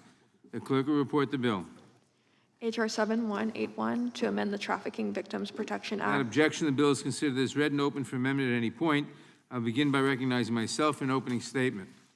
H.R. 7181, the Human Trafficking Prevention Act of 2022, is bipartisan legislation that would help identify, protect, and provide essential services to victims of human trafficking by requiring that the contact information for the National Human Trafficking Hotline be posted in the restrooms of all U.S. airplanes, trains, buses, and transportation centers so that any trafficking victim or anyone who sees a person who appears to be a victim of trafficking knows who to call for help. Human trafficking is a multi-billion-dollar criminal industry that denies freedom to 24.9 million people around the world. Traffickers exploit their victims by forcing them, through violence, fear, and manipulation, to provide labor, services, or commercial sex acts. Human trafficking is distinct from the separate crime of human smuggling, as it is often an entirely domestic crime. In contrast, human smugglers engage in the crime of bringing people across international borders through deliberate evasion of immigration laws, often for financial benefit. While human trafficking and human smuggling are distinct crimes, people who are smuggled are vulnerable to becoming victims of human trafficking and other serious offenses. Human trafficking is a heinous crime that poses a grave danger not just to the health and safety of the individual victims, many of whom are children, but but also to public health and safety, national security, economic development, and prosperity. And it is on the rise. According to the U.S. National Trafficking Victims Hotline, 11,000 instances of suspected trafficking were reported to the hotline in 2020 alone. But this is just a fraction of the instances of trafficking that occur every day in our country, as human trafficking is a highly underreported crime. This is because traffickers go out of their way to isolate their victims and prevent them from seeking help out of fear that their victims will escape if given the opportunity. Traffickers also rely on our nation's infrastructure system to transport their victims from town to town, city to city, and state to state. When the victims are alone in a restroom on this forced journey, it is likely their only opportunity to reach out for help. But they need to know who to call or even text. We can't ask them to figure that out on their own when their lives are on the line. This bill would provide a critical resource by requiring that the contact information for the National Victims Trafficking Hotline be posted in the very places where victims are most likely to see it and be able to use it, the restrooms of our nation's planes, trains, buses, and transportation terminals. The hotline provides toll-free phone lines and SMS text lines that are available 24 hours a day, 365 days a year. It plays a vital role in combating trafficking by helping law enforcement identify and rescue victims, and by connecting those victims to the support services that they desperately need in order to rebuild their lives. The hotline provides an invaluable resource to trafficking victims and law enforcement, and we need to do everything possible to ensure it reaches its intended audience, the victims of human trafficking. This bill would do just that. If we can ensure the freedom of just one trafficking victim by providing them with this critical information, we should take that opportunity. And through this legislation, we are likely to reach far more than just one victim. I thank Representative Jeffries for his leadership, along with his bipartisan co-sponsors, Representatives Bass, Issa, and Mace, for introducing this targeted piece of legislation and for all their work on behalf of trafficking victims. I urge all my colleagues to support this bill. I now recognize Mr. Shabbat for the minority ranking statement. Thank you, Mr. Chairman. Human trafficking is a terrible and tragic evil. We must do all we can in Congress to fight trafficking and help victims. This legislation would change the law to direct the Secretary of Transportation to post the contact information of the National Human Trafficking Hotline in locations where victims may be able to see them and seek help. Will all members mute their microphones, please? As has been well documented, human traffickers often use the transportation industry for both recruiting and operations. In 2020, the latest year for which data is available, over 10,000 incidents of human trafficking were reported in the United States. National Human Trafficking Hotline and 16,658 victims of trafficking were identified. Our hope is this legislation would help to raise awareness about human trafficking and assist victims in seeking help by posting hotline information in places where they may see it. It's bipartisan legislation. Many of the Republicans on this committee have also co-sponsored this amendment, and I might note many members of this committee are also members of other committees. I happen to be on the Foreign Affairs Committee, and we've been working on legislation to battle this horrific crime, really, for many years now, and I think this is good legislation, and hope we can pass it. I yield back. The gentleman yields back. Without objection, all other opening statements will be included in the record. Are there any amendments to H.R. 7181? For what purpose does Mr. Jeffries seek recognition? Move to strike the last word. Gentleman is recognized. Thank you, Mr. Chairman. I also thank the ranking member in place, Representative Shabbat, for their support of this legislation. The Human Trafficking Prevention Act of 2022 is bipartisan, common sense legislation that will require the posting of the contact information of the National Human Trafficking Hotline to the restrooms of all U.S. airports, airplanes, trains, train stations, buses, bus stations, and transportation venues, so that any victim or someone who notices a potential victim of human trafficking knows how to help and who they can reach out to obtain assistance. Human trafficking is the business of stealing freedom for the profit of others. In some cases, traffickers trick, defraud, or physically force victims into selling sex. In other instances, victims are lied to, assaulted, threatened, or manipulated into working under inhumane, illegal, or otherwise unconscionable conditions. It is a multi-billion-dollar criminal industry that denies freedom to almost 25 million people throughout the world. The National Human Trafficking Hotline is a toll-free service connecting victims and survivors of trafficking to critical support and resources.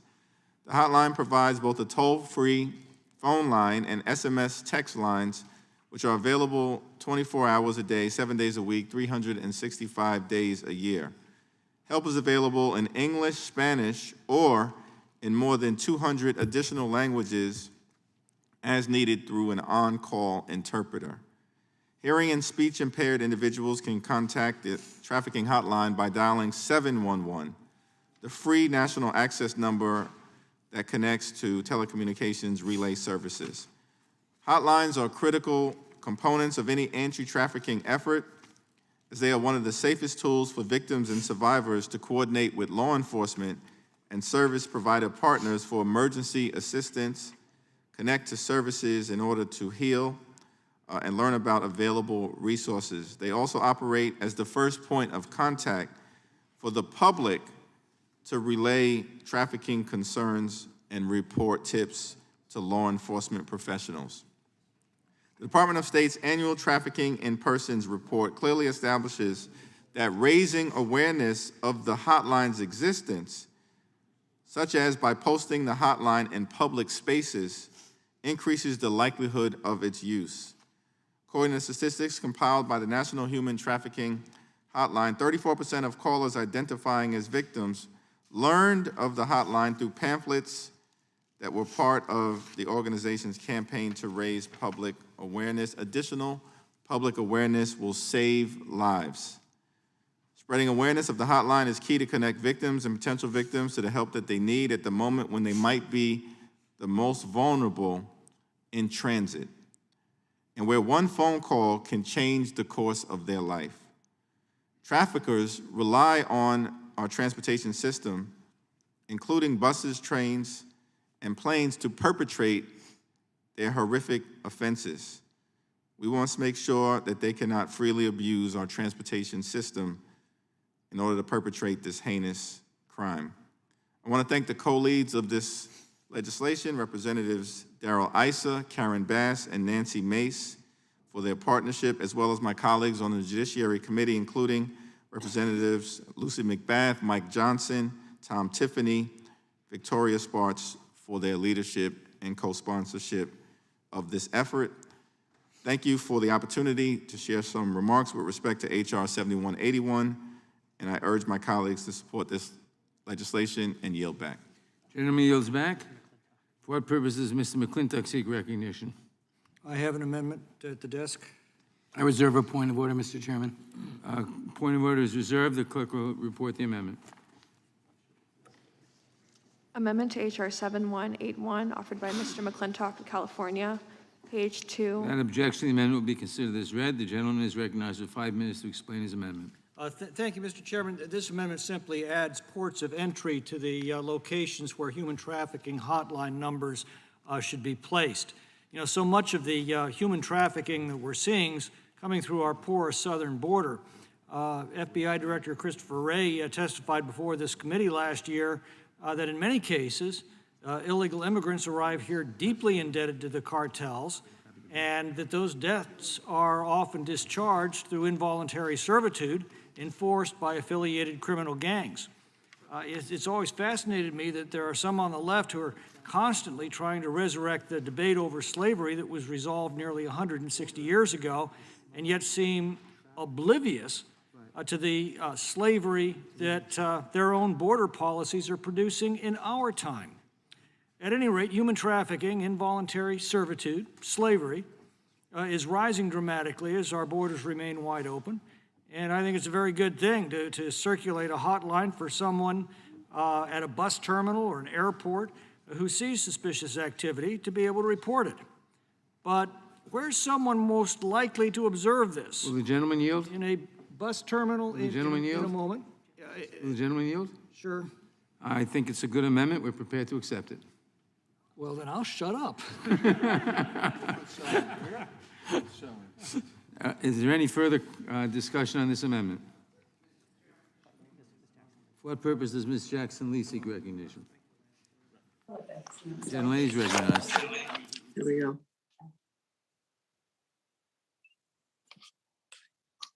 Tomorrow is your.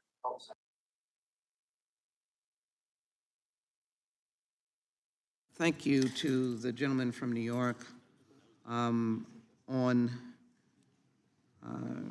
putting forward a solution to an issue that has really plagued America and plagued the international community. We held a subcommittee hearing oversight on federal efforts to combat human trafficking. Smuggling people across international borders is an equally troubling crime, but distinct from human trafficking. Smugglers must be prosecuted, and the exploitation of their victims must not go unpunished. While I believe human trafficking happens only in other countries, the victimization of adults, youth, and children for the purpose of performing labor, commercial sex acts, and other services happens on an enormous scale in rural, urban, and suburban communities across the United States. Many believe human trafficking only happens in other countries, but it is here in the United States. In 2020, more than 11,000 instances of potential human trafficking were reported to the National Human Trafficking Hotline. So I rise to support the gentleman's legislation because I've seen the effects of human trafficking in real life in Texas. In Texas, there are reportedly 313,000 victims of human trafficking at any given time, including 79,000 children and youth who are victims of sex trafficking and 234,000 adults who are victims of labor trafficking. Victims of human trafficking tend to be concealed, living in fear and isolated, in some cases physically, and in other cases emotionally. They might stay for a variety of reasons, including lack of basic necessities. In our hearing, we heard of the approach to students, even on high school campuses. Some may be afraid for their safety, while others may not recognize that they're under the control. They're wooed by friends, and even after they're rescued or escaped, there is always a possibility that they may be re-victimized, because human trafficking is one of the most lucrative aspects of crime, even more so than drugs. The National Human Trafficking Hotline is an essential component of the fight to end human trafficking. It provides help, safety, and hope to victims and survivors by connecting them to the support and services they need. It's a simple tool and line that can be in places where counselors, officers, family may not be able to be. Victims in crisis can receive assistance with safety planning, emotional support, and or immediate connections to emergency services, while survivors can get help with rebuilding their lives. The hotline also receives tips about potential situations of human trafficking and facilitates reporting these tips to the appropriate authorities. So we must make every effort to ensure victims and survivors of human trafficking are connected to services that can lead them to safety and help them to begin to restore their lives. And that begins with reaching them where they are and letting them know who they are. So this legislation will require the contact information from the hotline be posted in the restrooms of transportation centers where we know many trafficking victims pass, to inform victims and those who witness suspected trafficking situations. And despite the clandestine nature of human trafficking, we learned from the survivor experts who testified before our subcommittee that opportunities do exist to reach victims, and we should use them. And so I thank Representative Jeffries, Bass, Issa, and Mace for this strategic and practical measure. I hope my colleagues will support it, and I look forward to us moving forward on the additional anti-trafficking legislation in my bill, the Stop Human Trafficking in School Zones Act, that would add teeth to prevention strategies by increasing the penalty for committing the offense of trafficking in near and around schools. It's bipartisan legislation, as this legislation is. Let's do something to stop the intimidation and fear and loss of life even to our young children, our young women, young men, and really the victims of trafficking. It's a scourge on all of us should be stopped, and this legislation as an important component to stopping human trafficking. I ask my colleagues to support H.R. 7181. Gentlelady yields back. Is there any further comment on the amendment? For what purposes, Mr. Biggs seek recognition? Mr. Chairman, I move to strike the last word. Gentleman is recognized. Thank you. You know, I appreciate you taking this amendment because I actually had written down before I knew there was going to be an amendment this very idea. But I just have to point out just a couple of things that would, I think, make this bill more better. That's not what I mean to say, but a better bill. So, because if we're really going to address this and call it the Human Trafficking Prevention Act of 2022, doing something more besides sticking up posters in restrooms is called for. So, Arizona's been doing this. You can't go to the airport or anything like that and go to the restroom without seeing these types of posters all over the state already. But by sticking this on the border, you begin to move towards solving the border, but until you enforce border security laws, you're going to have rampant human trafficking and human smuggling. This is a serious thing that goes on daily on our border. And I just want to disabuse ourselves that by calling something the Human Trafficking Prevention Act of 2022, sticking up more posters in bathrooms, that we're solving the problem. We're not. There are laws in place that must be enforced, that CBP, ICE, local law enforcement, they are being prevented from enforcing them. I hope these are going to be up in the CBP and ICE processing centers, because if you wanted to see where the biggest congregation of victims of human trafficking is, it's in those CBP and ICE processing centers. That's where they are. That's where they are. I would say that this also looks to me like this was written by somebody east of the Mississippi.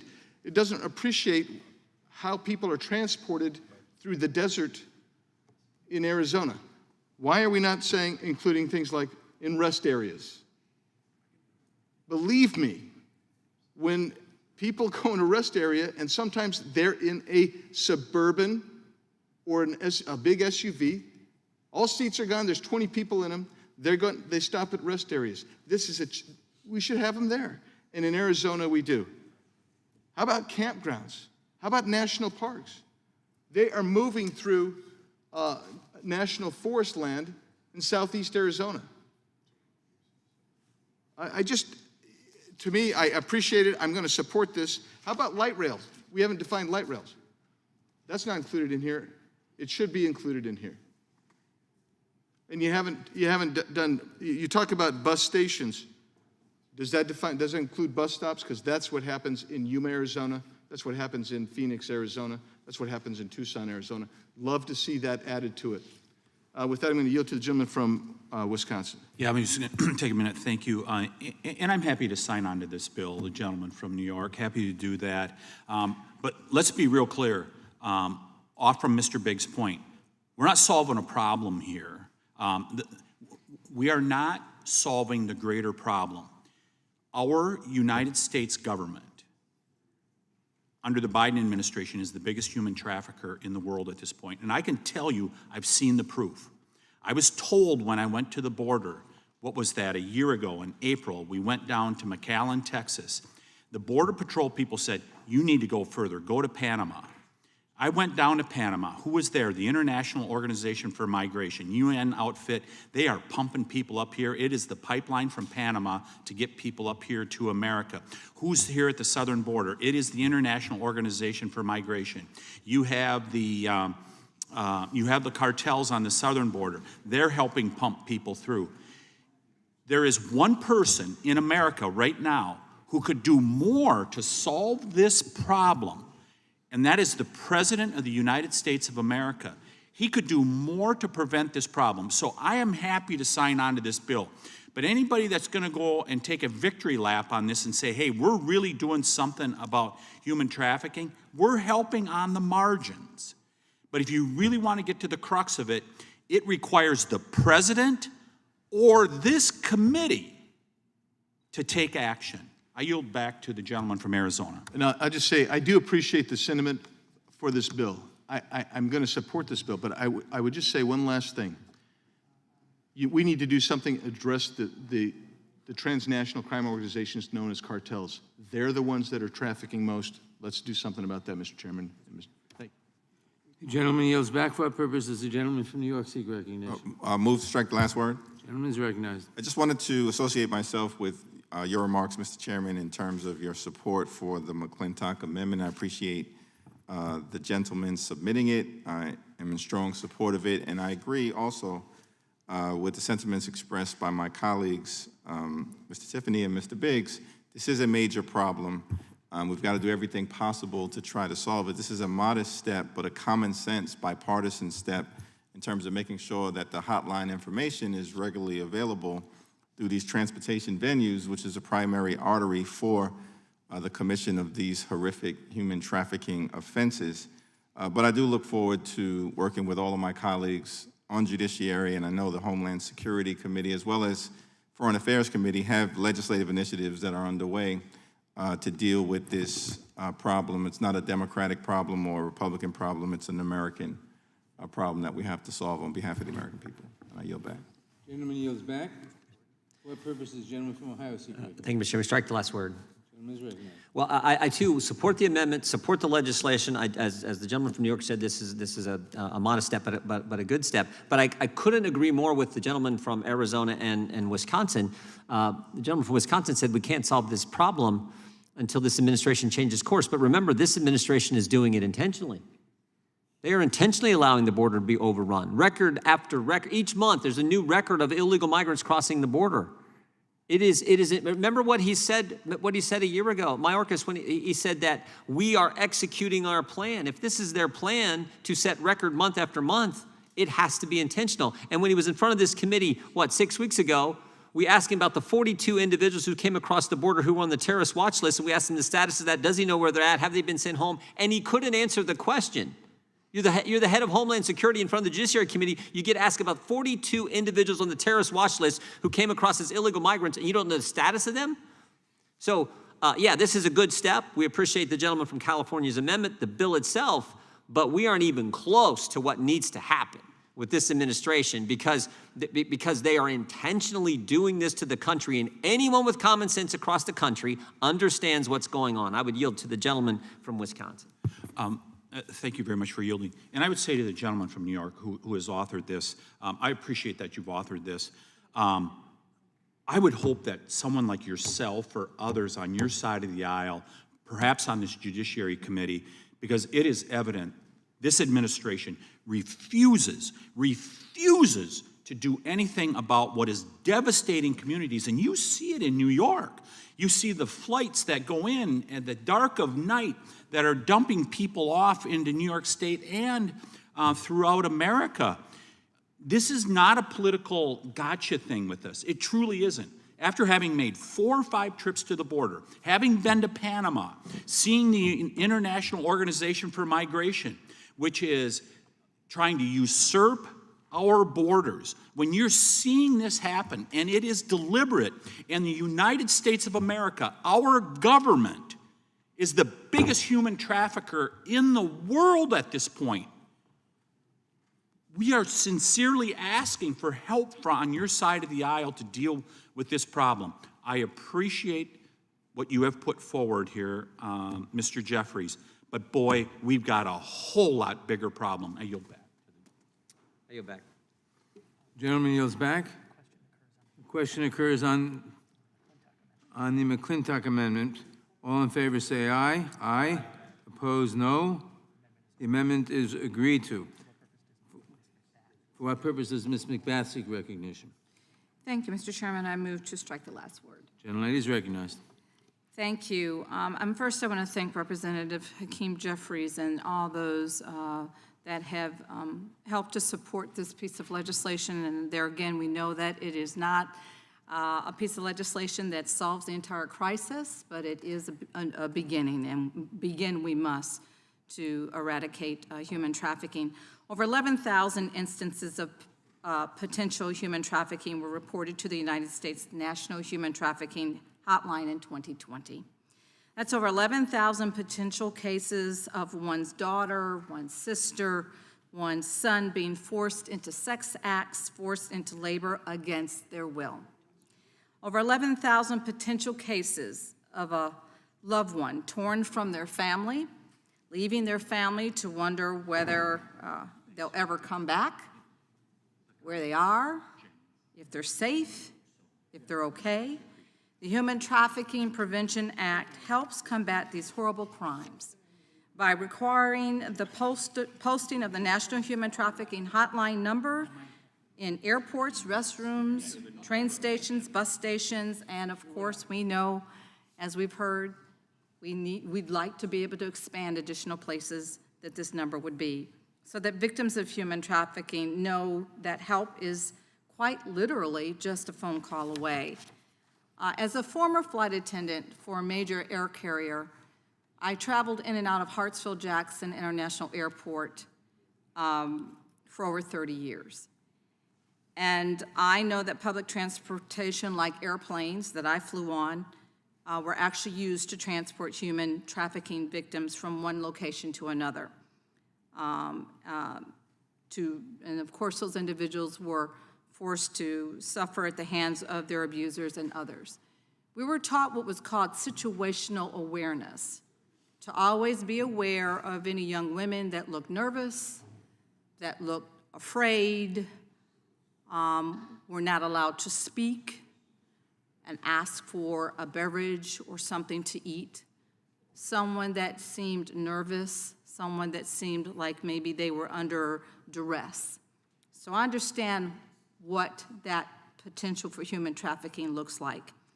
When I cared for my passengers on flights between various U.S. cities, I made sure that I was constantly on alert for any of these kinds of signs, potential signs of human trafficking. And of course, we had to be ready to call law enforcement at any point in time that we deemed that there was such a situation. So this legislation really does put some of the power of stopping these kinds of heinous acts in the hands of the victims, because they are most definitely the individuals that need to be empowered to protect themselves from being trafficked. The Human Trafficking Prevention Act provides resources to victims with the support of the National Human Trafficking Hotline. I am proud to be a co-sponsor of this legislation, this bipartisan bill, because I can assure you, in the time that I flew as a flight attendant for a major carrier, in hindsight, I can honestly tell you, I've seen the faces of young women that were under duress, that were afraid. I've seen the faces of young women that I truly believe had been trafficked. And I cannot imagine what it must have been like for them to be in those circumstances and felt completely unable to do anything about their plight or do anything about their situation. So anything that we can do at this moment, and of course there's always more that we can do, that we must do, but this piece of legislation is a start. And I am sure that each and every young woman, young man, anyone that has been trafficked will really appreciate us doing everything that we can in our power to protect them and keep them safe. And I yield back the balance of my time. Gentlelady yields back. Who seeks recognition? For what purpose does the gentleman from Ohio seek recognition? Move to strike last word, Mr. Chairman. Gentleman is recognized. Thank you, Mr. Chairman. I think everybody on this side basically is in favor of the legislation. We support it, but as has been said, we're talking here about putting up signs. And that'll have some impact, but not much.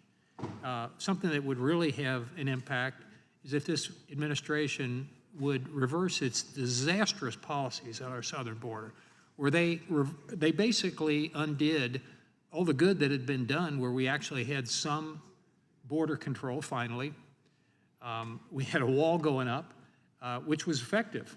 You know, the left loved to dissed the wall, but it actually worked.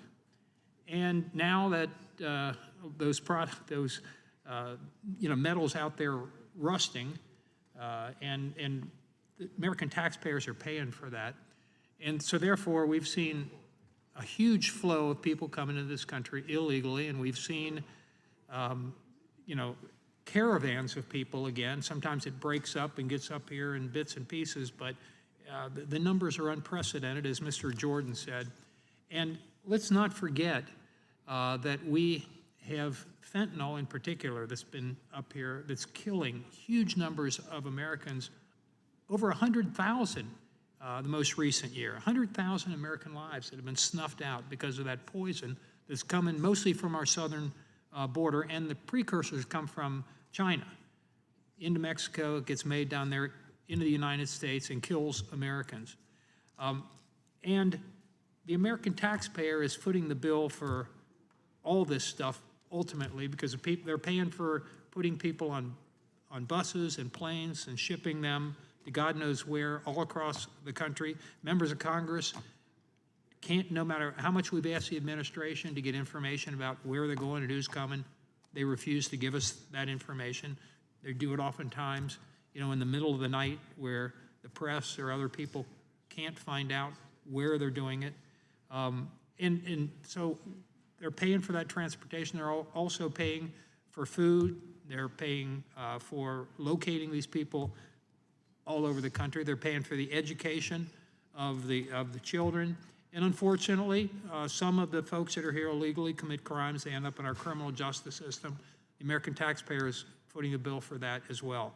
So yes, we should support this legislation. I'm going to vote for it. But it doesn't do much. What we ought to do is get control of the border, and this administration is absolutely responsible for this, just as they're responsible for reversing just about every other major policy of the previous administration, like having energy independence finally. They've reversed that, shut down the Keystone Pipeline, discourage American production of energy, and now we've got gas prices spiking in this country that's just killing people. And so it's just frustrating what this administration, what they've done to the country, and people are sick of it. Although I am going to support this amendment. I yield back. Gentleman yields back. For what purposes Ms. Ross seek recognition? Mr. Chairman, I move to strike the last word. Gentlelady is recognized. Thank you, Mr. Chairman, and thank you to the bipartisan co-sponsors of this important bill. Human trafficking is one of the worst human rights abuses today, and it occurs sometimes in plain sight. It's antithetical to the American ideal of freedom for all people. While many people associate human trafficking primarily with sex trafficking, this grave human rights abuse can take many forms. The International Labor Organization estimates that over 60% of trafficking victims globally are in forced labor. For example, the Department of Justice found just last year that a nail salon owner in Charlotte, North Carolina, had kept one of her nail technicians in forced labor. This nail technician was physically abused, threatened, and held under a debt contract of $180,000. Migrants without knowledge of their rights are particularly vulnerable to these trafficking abuses. In a 2019 National Institute of Justice funded study of migrant farm workers in my state of North Carolina, a shocking 18% reported incidents that could constitute labor trafficking. Approaches to combating human trafficking must be victim-centered. Best practices empower victims with resources and options for getting out of their condition of exploitation. Posting human trafficking hotlines in locations where people travel is a simple, low-cost step toward enabling trafficking victims to find help and escape situations of abuse. I urge my colleagues to support this important bill, and I yield back. Gentlelady yields back. Is there any, for what purpose does the gentleman from Rhode Island seek recognition? Mr. Chairman, I move to strike the last word. Gentleman is recognized. Mr. Chairman, I want to thank you for bringing this important bipartisan bill to markup today and thank Chairman Jeffries for his extraordinary leadership in this effort. We've come a long way in the last decade in terms of making people aware that human trafficking, one of the worst human rights violations imaginable, exists, and not just overseas, but here too in the United States of America. How many times have we heard stories of someone who says something like, you know, I thought I saw a young person or young girl who I thought was trafficked. All the signs were there that I've heard of, but I didn't know what to do. Well, this is what you can do. You can call the National Human Trafficking Hotline. This hotline is available 24/7 in more than 200 languages to assist victims of trafficking and connect them to resources and to take down tips of human trafficking. In 2020, the hotline processed more than 11,000 reports. This is incredible work and has undoubtedly supported thousands of victims as they escape a life of slavery. But 11,000 is unfortunately only a fraction of the human trafficking cases in this country. This bill, the Human Trafficking Prevention Act, will ensure that the human trafficking hotline number is widely posted in U.S. airplanes, airports, trains, train stations, buses, and bus stations so that any victim of or anyone who suspects human trafficking knows where to turn for help, guidance, and intervention. People want to help. We just have to be certain they have the tools and the knowledge how to do so.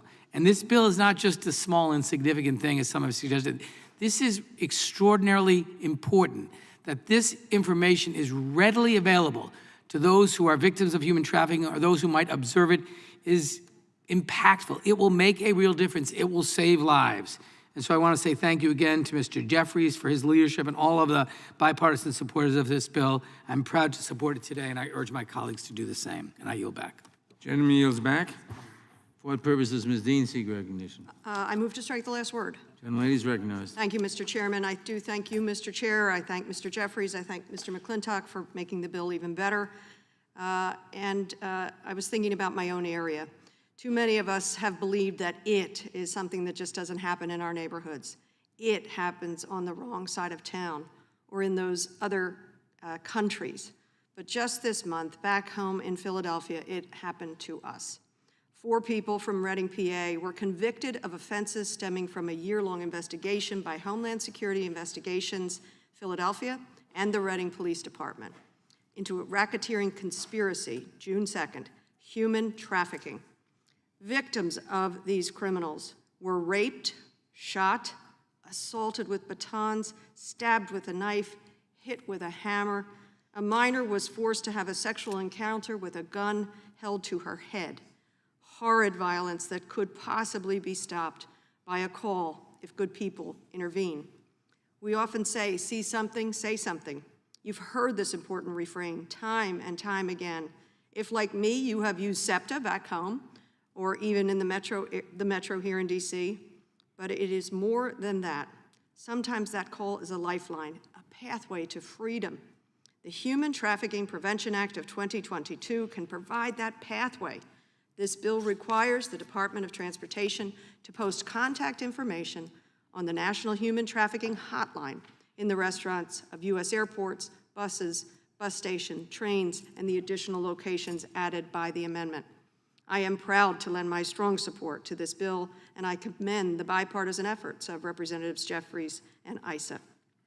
In the most recent year, we have data, 10,583 human trafficking cases were reported, thousands of lives saved from a phone call. I strongly urge support of this common sense measure, and I yield back the remainder of my time. Thank you, Mr. Chairman. Gentlelady yields back. For what purpose does the gentlelady from Texas seek recognition? Mr. Chairman, I move to strike the last word. Gentlelady is recognized. Thank you so much, Mr. Chairman. And I'd like to thank Mr. Jeffries for his leadership. I'd like to thank the colleagues on the other side of the aisle who have supported this and will support this bill. I think it's really important to recognize the human cost of human trafficking. And my colleagues have all done an excellent job of outlining the horrors of it. What I do want to say is that while, yes, this is just one step in what is needed to do in order to combat human trafficking, I think it's really important to recognize the work of the Biden administration, because my colleagues, unfortunately, my Republican colleagues, just refuse to acknowledge their responsibility and obligation as legislators, and want to continue to just point the finger at the president for the mass migration that has been occurring over the last decade, actually a decade and beyond. But the Biden administration recently has launched what has been heralded as an unprecedented operation to disrupt human smuggling networks. And they're doing this by deploying hundreds of personnel throughout Latin America, making a significant multi-million-dollar investment in this effort. And I want to applaud Secretary Mayorkas and the president for doing this. This is something that the prior president didn't do, and frankly, prior administrations have not done. So I think it's really important to recognize that it has to be a whole of government approach. It has to be not just the president, but it's on Congress as well. Now, a couple of my other Republican colleagues, actually a number of them on this committee, want to continue to focus on the border. And I welcome that focus in that conversation, and would really, I really wish we had some serious legislators and people interested in serious governance on the other side of the aisle in this committee, because if we want to address some of the challenges that we're seeing at the US-Mexico border, really the best way for us to address this challenge is for us to legislate. What we've seen over the last 30 years is a failure of Congress to modernize its immigration laws. And in fact, we've seen legal immigration avenues shrink. Some avenues have been eliminated altogether. And so no one should be surprised, certainly not any serious legislator should be surprised, knowing that as you shrink legal avenues, of course, that will create more irregular avenues. When you create more irregular avenues, then you incentivize things like human smuggling. So we in Congress have a role to play in finding solutions to these great challenges. It takes a real and serious legislator who's interested in governing to do that. The easy way out is just to point the finger at others, to blame, and not take any responsibility for your own role. So with that, Mr. Chairman, I want to say I'm eager to vote on this, to support this. And if anyone on the other side of the aisle wants to address irregular migration and would like to look at opening up legal pathways, I'd be delighted to have them join our effort. Thank you so much. I yield back. The gentlelady yields back. If no one else seeks recognition, the question occurs on the amendment. No. Oh, question occurs on the bill as amended. Reporting quorum being present, the question is on the motion to report the bill H.R. 7181 is amended favorably to the House. Those in favor say aye. Aye. Opposed, no. Aye. The ayes have it, and the bill is ordered reported favorably to the House. Members will have 2 days to submit views. The bill will be reported as a single amendment in nature of a substitute incorporating all adopted amendments. And without objection, staff is authorized to make technical and conforming changes.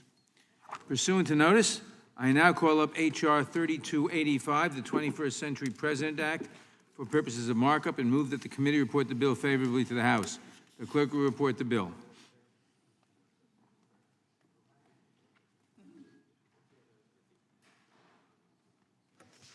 H.R. 3285 to amend gender terms in federal law relating to Without the objection, the president. bill is considered as read and open for amendment at any point. I will begin by recognizing myself for an opening statement.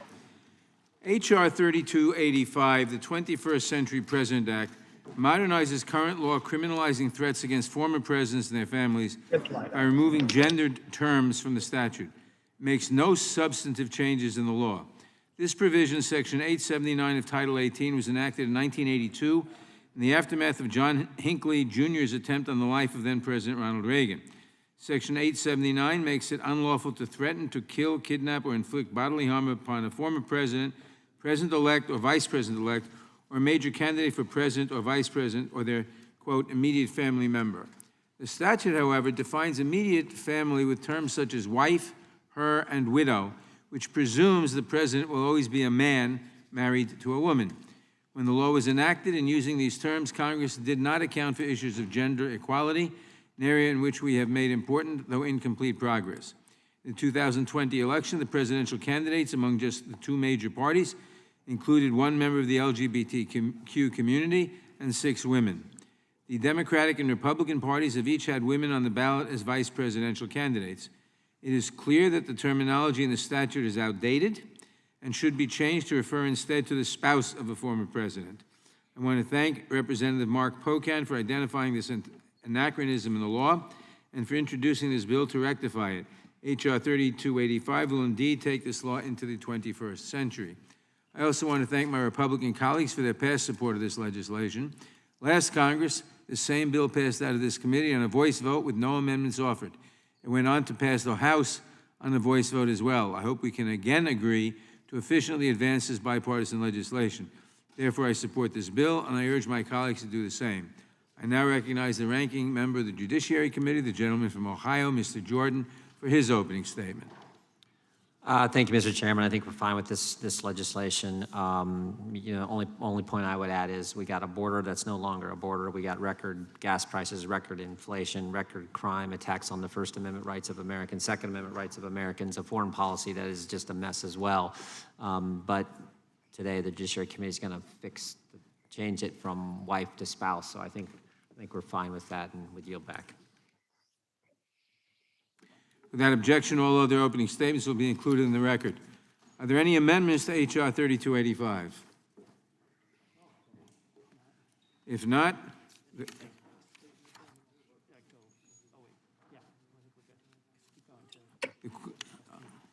question, reporting quorum being present, the question is on the motion to report the bill, H.R. 3285, favorably to the House. Those in favor say aye. Aye. Opposed, no. Opposed, no. The ayes have it, and the bill is ordered reported favorably to the House. Members will have 2 days to submit views. Period.